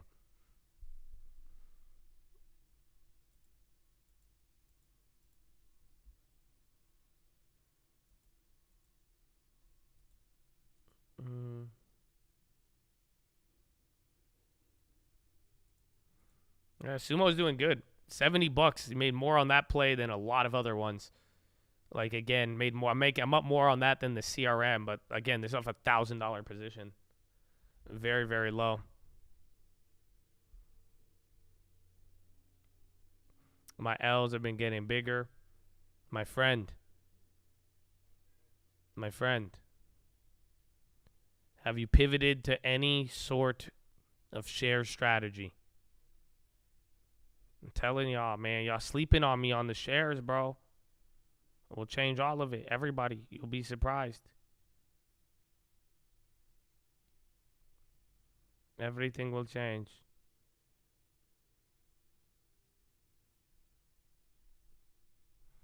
Meta on the high.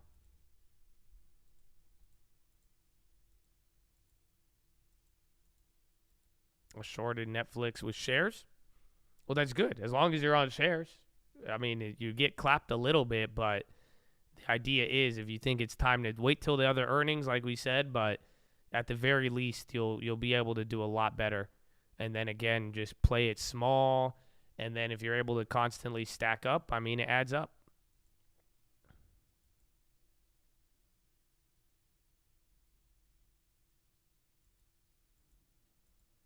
You just go short with shares. It's super easy. You just sell if you don't own it, and that's it.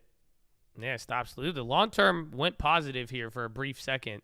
The big one is still down, but yeah, now we're down 0.25%. But like net on dividends, we're like definitely killing it.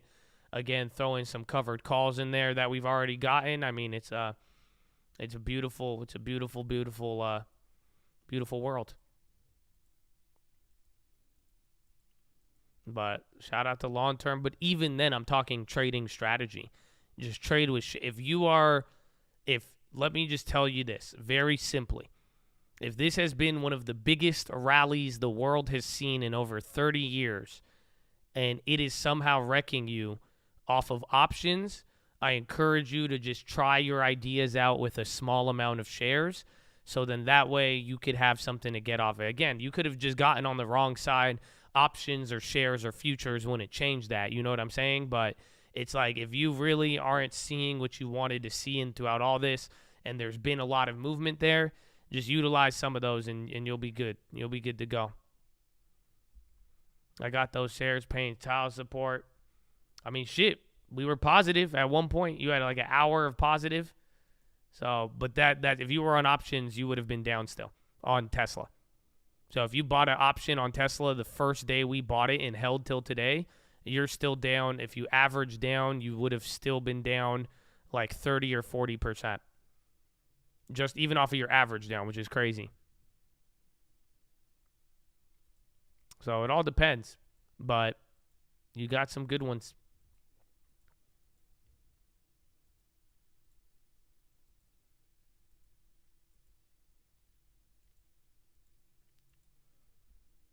And okay. And then Sumo, where's LMT? That's the theta decay. Yeah, and it's also just kind of, I think, right now there's high demand in options. And it makes sense why. You know, when people are worried about the market or it's sold off a lot and could bounce extremely high, there's a lot of demand. So I think it's both. I think the theta is a lot more aggressive. Simply because the price of these options are not as cheap.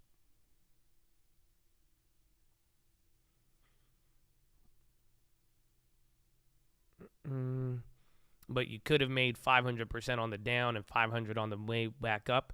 You could have, but you also would have exposed yourself. I'm talking simple logic. Tesla hits a low, right? And you say, I think Tesla is going to bounce from here. I think this is too cheap for Tesla. I think it's going to bounce. If it bounces to that price you think is too cheap and it bounces from there, you make your money back. If you tried that logic on an option, it would not play out the same way in this environment, even if you got an extraordinary amount of time. So that's all it was. Tesla hit a certain price. I said it's going to bounce from here. I think Tesla shouldn't be at this price. By utilizing shares, it kept going lower. I had to suffer unrealized. But now when it gets back to my price, I have all of my money back, zero loss, and then I'm back up now to be able to profit on it. And that is the position I want to be on when this market is filled with effery and just going up and down and up and down. And yeah, you can't do 500% both ways. You better have good, perfect timing. And if you're wrong, you're going to sacrifice 50 to 75% of whatever you're putting up there. People just want the gains. That's all. I get the gains. That's why I like the futures as well. But at the end of the day, it's just which one is more important to you? Is it losing? Is it how much you're going to make, or is it losing? In my case, I don't give a shit about how much I make. I care more about losing because I just rather not lose. And I realize that if the least if I limit how much I lose, my little wins and my one big win here and there will take care of everything else. So that's kind of how I do it, and that's why I like the shares. Again, because I've had a lot of losers turn into winners. Again, Disney, Uber, there was another one too recently. And again, any of the plays I'm down on now, I still have the opportunity to get my money back. All that I'm paying with is my time. And then unless something materially changes and it makes no sense to keep holding them, but until then, we're just chilling. I'm doing futures now, seeing better results, killing my ego. Started one. Just, go small and you'll be good. Kill the ego, man. And you could utilize shares too. Everything is very, very nice. When you just keep it small, kill the ego, and just and win. That's all I want. That's all I want from everybody. Win. Oh, you feel me, chap?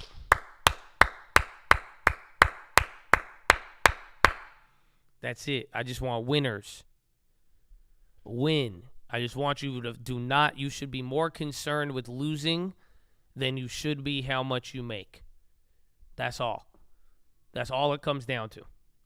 That's the key.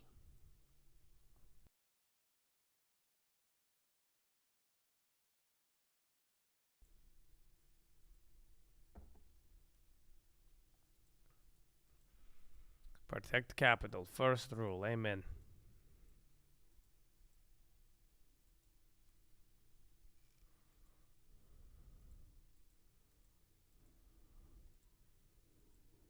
Playing not to lose. That's good, but just losing is more important than how much you make. And if it's putting more money, if risk of capital is not secure, and you're taking so much risk and it's justified by how much you can make, that I don't care. A lot of plays I could have made a lot of money on them, and it's just great. But it's like I don't care how much I make, because I'm more concerned with, am I putting myself in a position where I have more opportunities to win, or if it does what I'm expecting it to do, will I win in that situation? And that is what you need to be dealing with.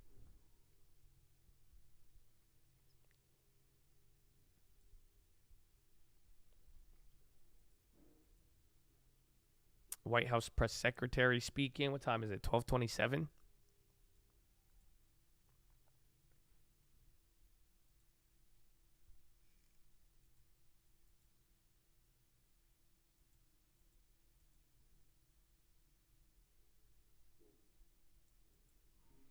Pretty big drop, but I think we're above the 40.17 now. No, still below it. That one was actually crazy. If we could get above there, this will be a decent day, but we'll find out.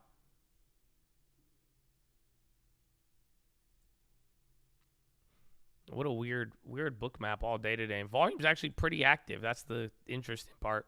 62 million already, so this will be bigger than any of the other days, but it'll still be lower. Robotic automation, companies that provide support to it. The only ones I like are in medical. I like ISRG. I like robotic automation for medical equipment, but I don't know too much about a lot of I know there's some in food service and all of that, but that's about it.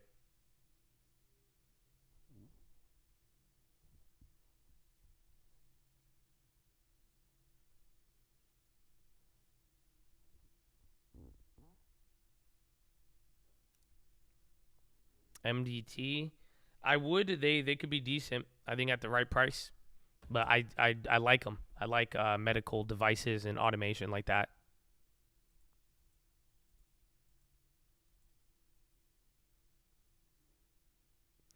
D-Walk, truth is here to say. Devin Nunes puts rumors of a Trump return to Twitter to rest.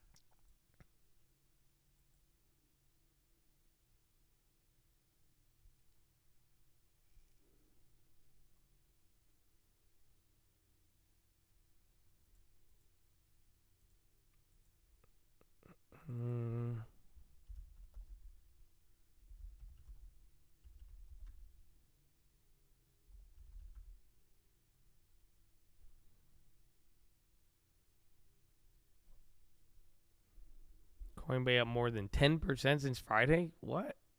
How?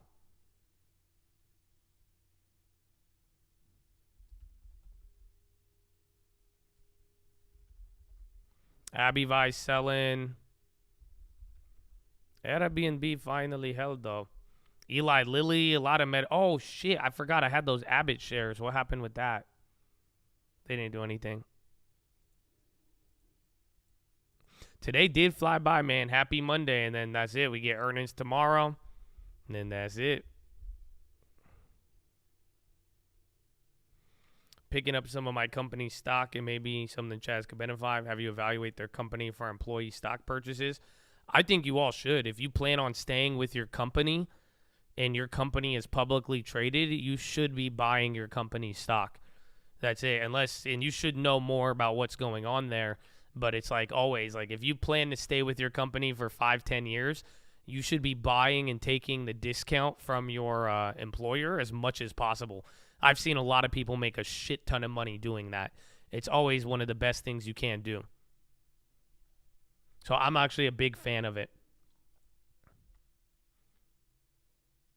Well, it's not even based off of insider information. It's very simple. You're working there. You're at that company and you're literally about to give them another 5-10 years of your life. I mean, think about it. That's the best way to be a worker, get paid, and also make money off of your own productivity. That's the whole point. And quite frankly, I tell people a lot, if you're not going to if you're going to work for a company that you're not willing to buy, especially at a discount from your employer, why are you working for that company? It's something very you got to realize you already have a relationship with this company. You're already a part of them. You're getting incentivized. You're creating for this company. Why would you work at somewhere that you don't want to buy? And why would your plan be, hey, I'm going to stay here for 5-10 more years, but I don't want to own anything that has to do with them. So unless this company is god awful, then there you go. But at that point, maybe you should, maybe find a place that would reward you better in many other ways.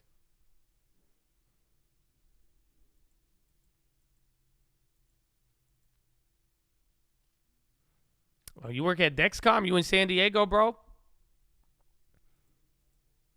That's good. I like Dexcom.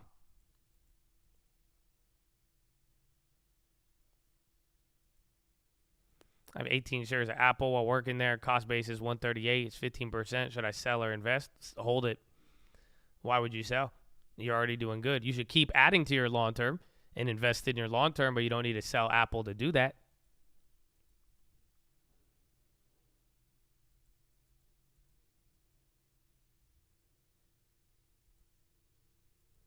I work for Illumina. Oh, let's go.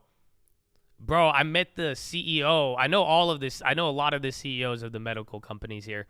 Like, I know Dexcom. I know the founder of Dexcom. I haven't talked to him since I was a long time ago. But Illumina, you know how I met? It was like I think it was the CFO. You know how I met him? It was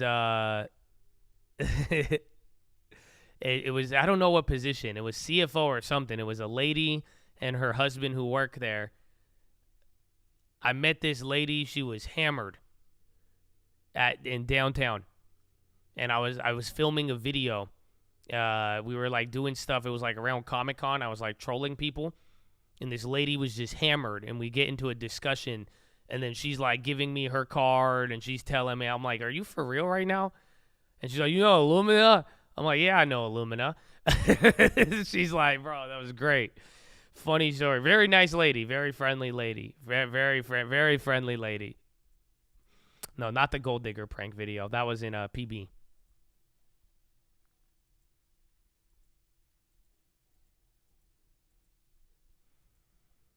Speaking of which, Illumina on the high.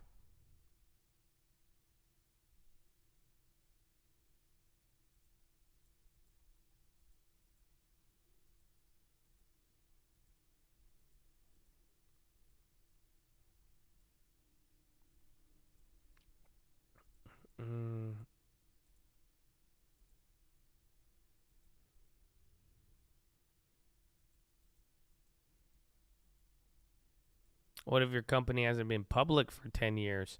That's what you got to ask yourself. Is do you plan on staying with that company for 10 years?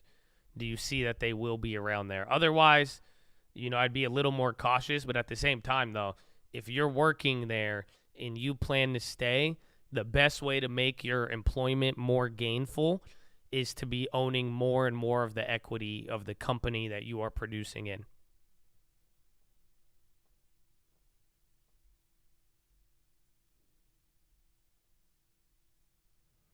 Comcast, Scripps, Illumina, a handful of companies employ so many people. I know, right? You found Colt through the gold digger video? Hell yeah. That's what I'm talking about.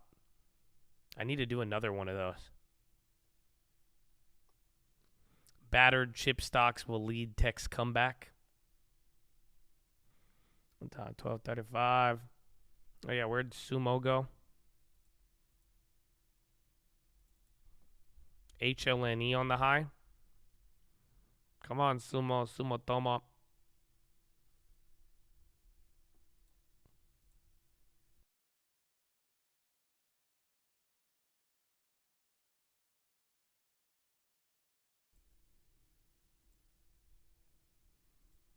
Yes, this was during the Abdul Mustafi days. Good guy, huh? Data tomorrow will be PMIs. So actually, and a lot of eyes are going to be on it.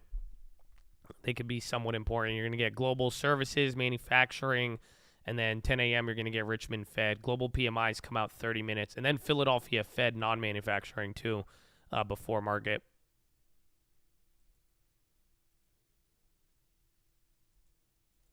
My Instagram is at the Trading Fraternity.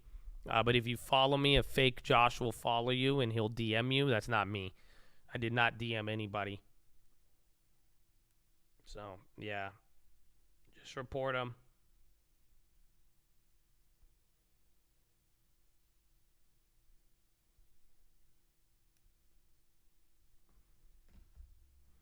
Last PMIs came in pretty bad. I think a lot of them, really, I think services PMI is going to be the big one. But again, if that gets too bad, then it'll be pretty bad.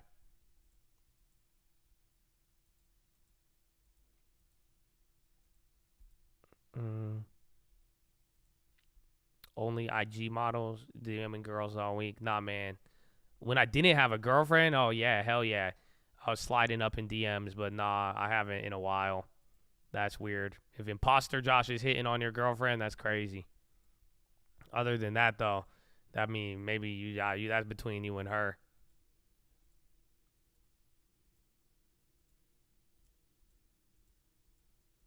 PMI expectation is 46 for global manufacturing, 45 for services, and then composite 46.4. I'm still in Sumo.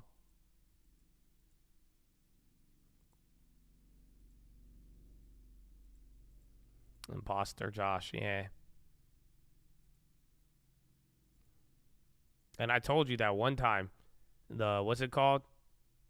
What was it?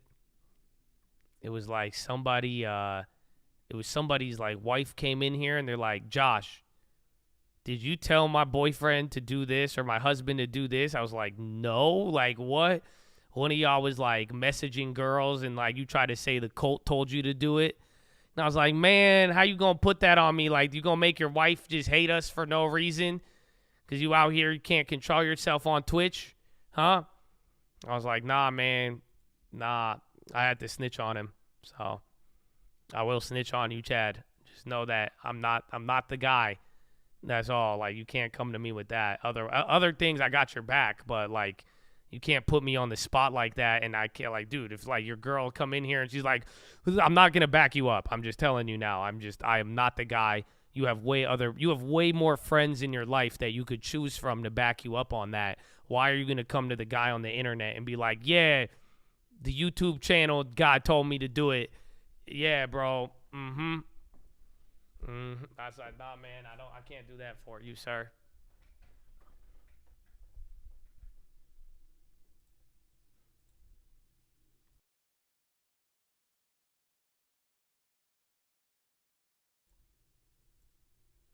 She talking about the Twitch raids? No, I asked. I was like, are you talking? I even asked, and they were like, no. They were like, no, he's messaging girls, and he said that you told him to do it. I said, I ain't tell nobody to do that. You know, I kind of want to bring that back for the single guys, but I might have a challenge for some of y'all. But other than that, I said, nah, man. Nah, I ain't do that. Like, it was very specific.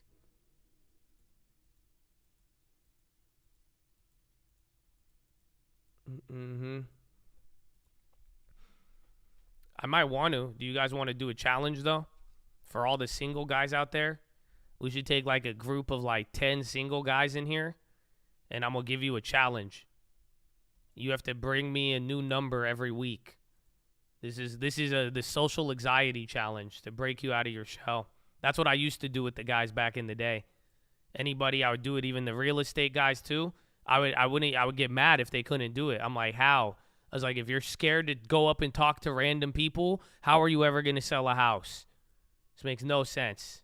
You won't even ask for a lead. Come on. This is literally me training you to cold call. 100%. 100%.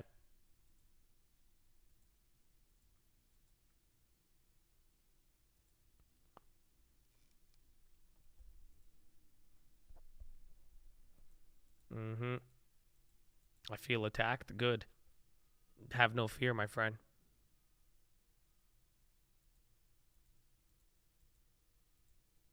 I met my future wife cold calling. No way.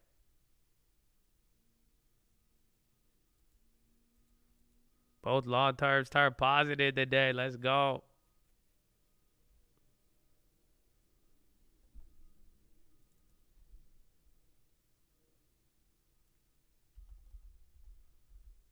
I got a girl's number on a freeway parked in 15 traffic once. Damn. You got the Riz God over here. That's crazy. Tesla.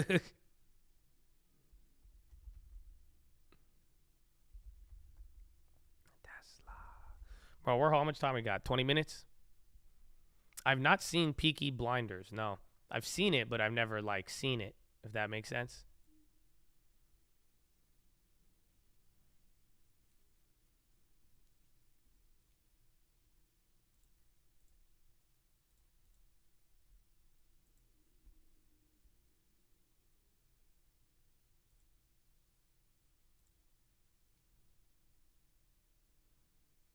Go, man.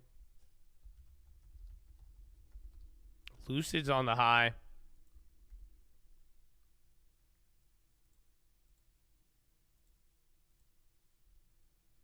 I don't see the cup and handle, no.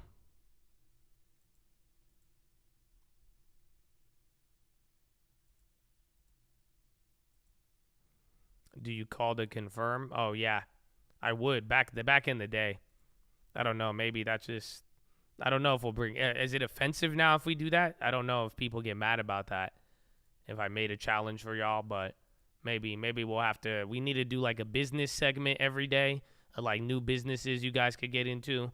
Then we'll have a segment for anybody with social anxiety, so we could break you guys out of your shell and get you living to the, you know, your utmost potential and living life. But yeah, we'll have to figure this out. No earnings today. You had a couple of banks in the morning, but that's it.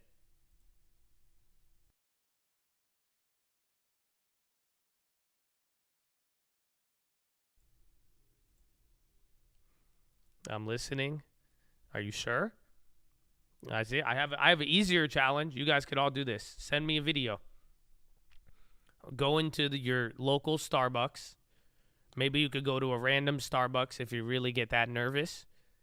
And go into a Starbucks line and lay down on the floor for about 15 seconds. Count in your head, 15 seconds. Don't say a word. Go into line, lay down, count 15 seconds, and get back up and walk out. That's another challenge I would do.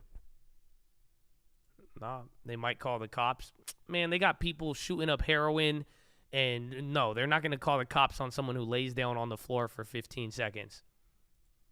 That's disgusting. Oh, huh? That's your social anxiety speaking. What do you mean? That's crazy. What's that supposed to help with? Social anxiety. What do you mean? That's it. It requires zero talking.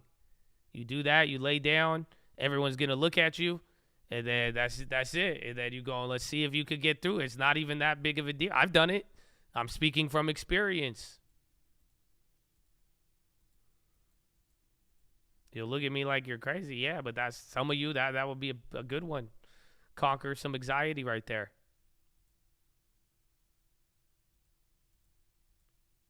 You could go any coffee shop. That's up to you. It's a mental game. You need to feel okay. They don't feel me, bro. Amen.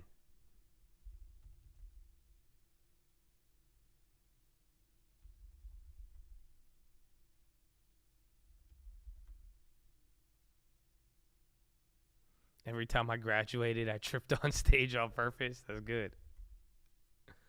I've talked about it. I've done this before. That's what I would have people. I was like, dude, I've dealt with very, very shy people. That's why I've had people get into real estate, and like this is when I was psycho though. You got to realize, like, I was very hardcore. Like, if you thought Yosh was anything, take Yosh and multiply it by 10. I was a very, very simple person. When I said you do this, that's it. A lot is required of you, and there would be people, they wanted to make a lot of money. They wanted to be in real estate, but they were letting things mentally stop them. They were getting shy. They weren't willing to do it. They would call 5 people. They would get all scared, this and that. You still are? I'm not. You would have been banned already, Samuel, with your little side-eye comments. I would have clapped you a long time ago. Don't even say I'm Yosh 10X, bro. That's this. Y'all are soft nowadays. Y'all get to run all of that. Intolerable. You'll have no idea. You ain't seen nothing like that. But it's just simple. It's like, if you want to get out there and do it, you can't be held back by certain things, man. Very, very simple. So that's what we would do. It was just very, there's comfort challenges. You would have to get out there, have you talk to people. Oh, a lot of it, bro. A lot of it. But it's good. It was different. They don't know. Some people know. The old, like the OG Chads before we even streamed, they know what I'm talking about. I was insane. That's it. Nothing would be tolerated. That's all. Yeah, you side-eye Sam now.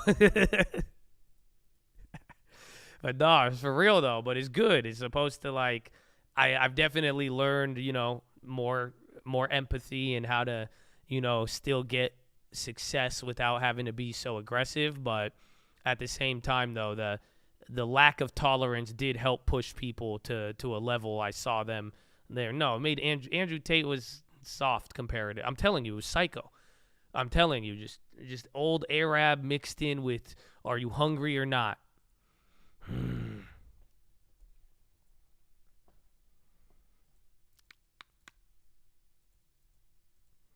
Hey, you'll never feel embarrassed again. You'll be good, bro. You'll be good. Your mom made you sing the Star Spangled Banner for the talent show. That's good. That's fire. My mom wouldn't let us sing anything because it was haram. No.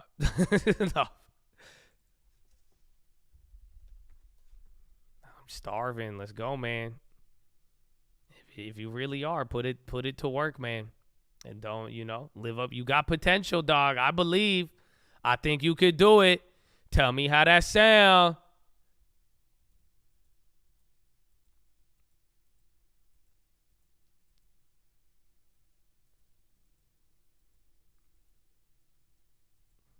I feel like you were the guy on Wolf of Wall Street pounding their chest. No. Have you seen Boiler Room?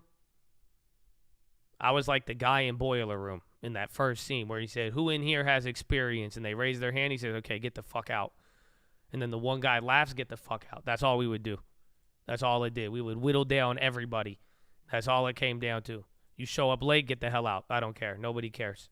Sorry, you're going to cry about it. Nobody cares. You can't complete simple tasks, get out. Nobody has time for that.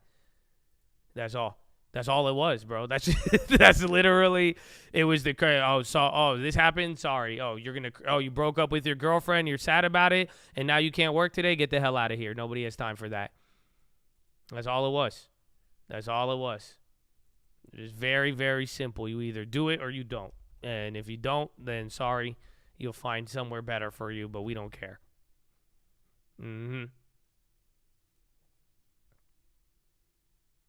Boiler's a good one. Boiler Room's a great one. You should check it out. 10-minute rigged. Coming in 30 seconds.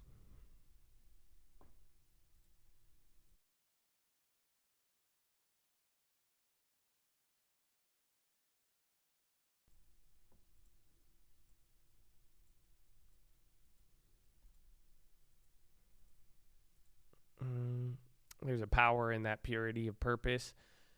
There is. I mean, anybody who was able to withstand, I mean, I think that we all saw them bring out another side of themselves that didn't exist before.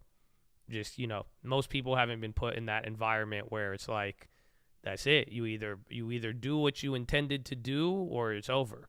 And that's, there's no respawning. There's no, it helps you realize that every circumstance can be overcome. That's really what it comes down to.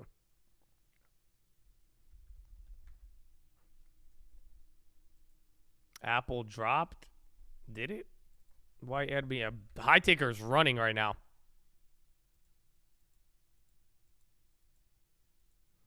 Markets tomorrow, it's going to be data in the morning. Johnson & Johnson, Lockheed. So depending on how those earnings perform, it'll set the mood and sentiment for the day. And then after hours, that's what it's going to be.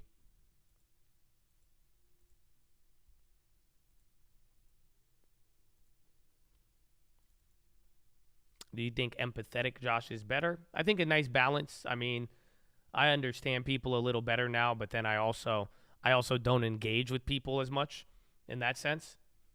But it has its good and bad. But then I've been very nice to people at some times, and sadly, when I look back, it cost them a lot. Because they never reached their potential for it. They missed out on all the opportunities. They never really got to really take advantage of what was in front of them at the time and where they could have been at this point. So I think being too nice to people has its negatives, but also being too aggressive. There's definitely some people where it's like, I think with a little bit more, once they, you got to realize that, I'm on your side. But, at that point, if it's not always clear and you're always just, it's been driven more out of fear than really, truth and reality of what you can accomplish. That doesn't hit the same way as well too. So, it's a nice middle ground is where you have to find in between. But, at the end of the day, there is something about, kind of no excuses and just getting in there.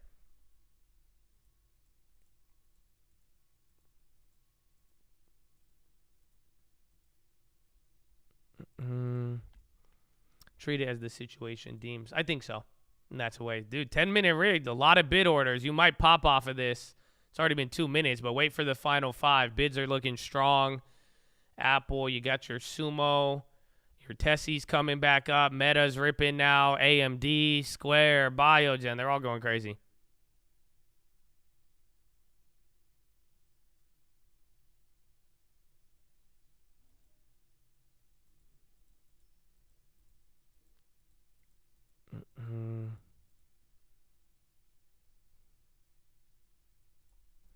H is kind of, what's H? Is that Hilton? Hyatt. I knew it was one of those. Hilton's HLT. Bro, all the travel names are good. Like really, really good. Hyatt. Hyatt is Middle Eastern. Hyatt, Habibi.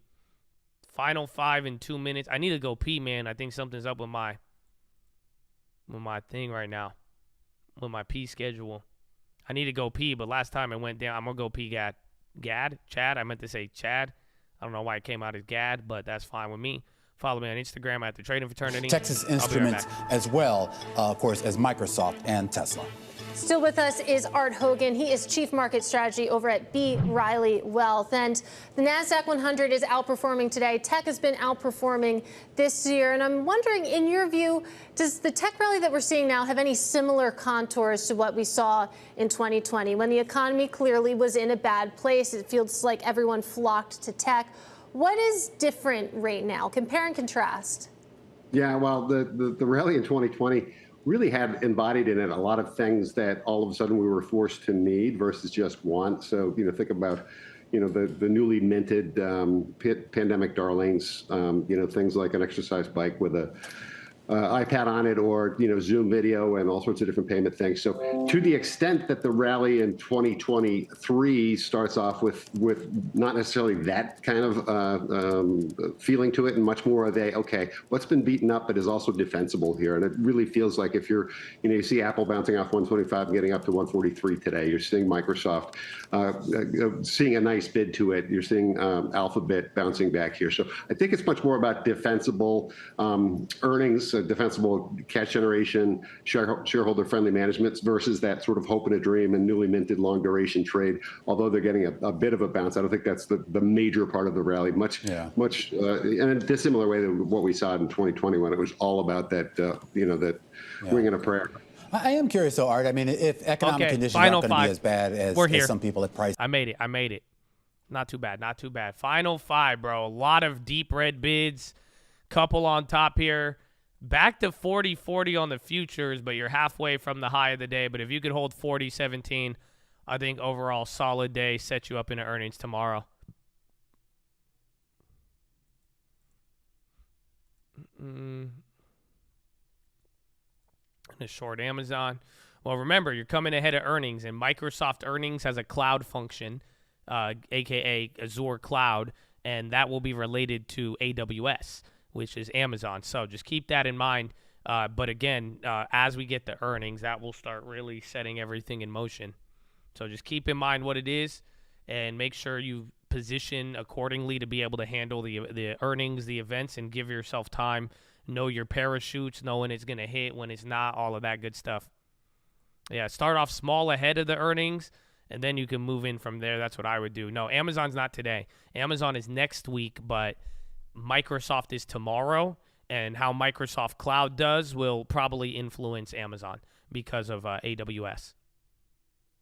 So just the basic sympathy to keep in mind, and that's kind of going to be the whole nature. LMT I'm holding just because I don't think it's worth it to cut out just yet. It could end up being a lot worse for me, but I think it's either it goes back up to 480 or you go back down to 400 tomorrow. It's 10%, but I don't even think it really moves like that for earnings, but I think it'll kind of be a continue. Actually, nope, it's pricing in $15. So that's 5% instead of 10%. Still pretty big. Yeah, if Microsoft beats, Amazon's going to rip. Just off of cloud, though. It's not overall Microsoft beat, but just literally the cloud.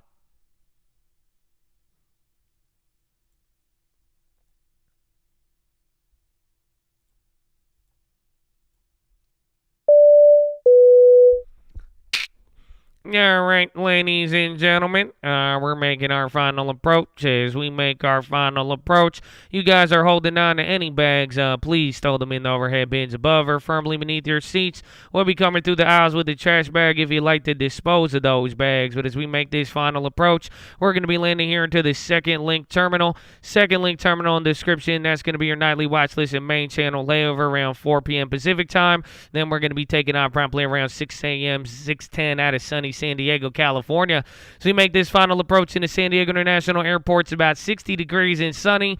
Looking like a beautiful day unless the puts, pop, call, pop, this, that, earnings mode confused you. But don't worry, you got a couple of events on the way. And we are no longer under COVID guidelines, so no masks are required. But we do ask that you exit one row at a time and drop a GG on your way out. As always, we appreciate you guys' business. If you're interested in your Cole Rapid Awards program card, please flag down your flight attendant, and we'll get you that as soon as possible. As always, thank you for flying with the Colt, and hopefully have a wonderful evening.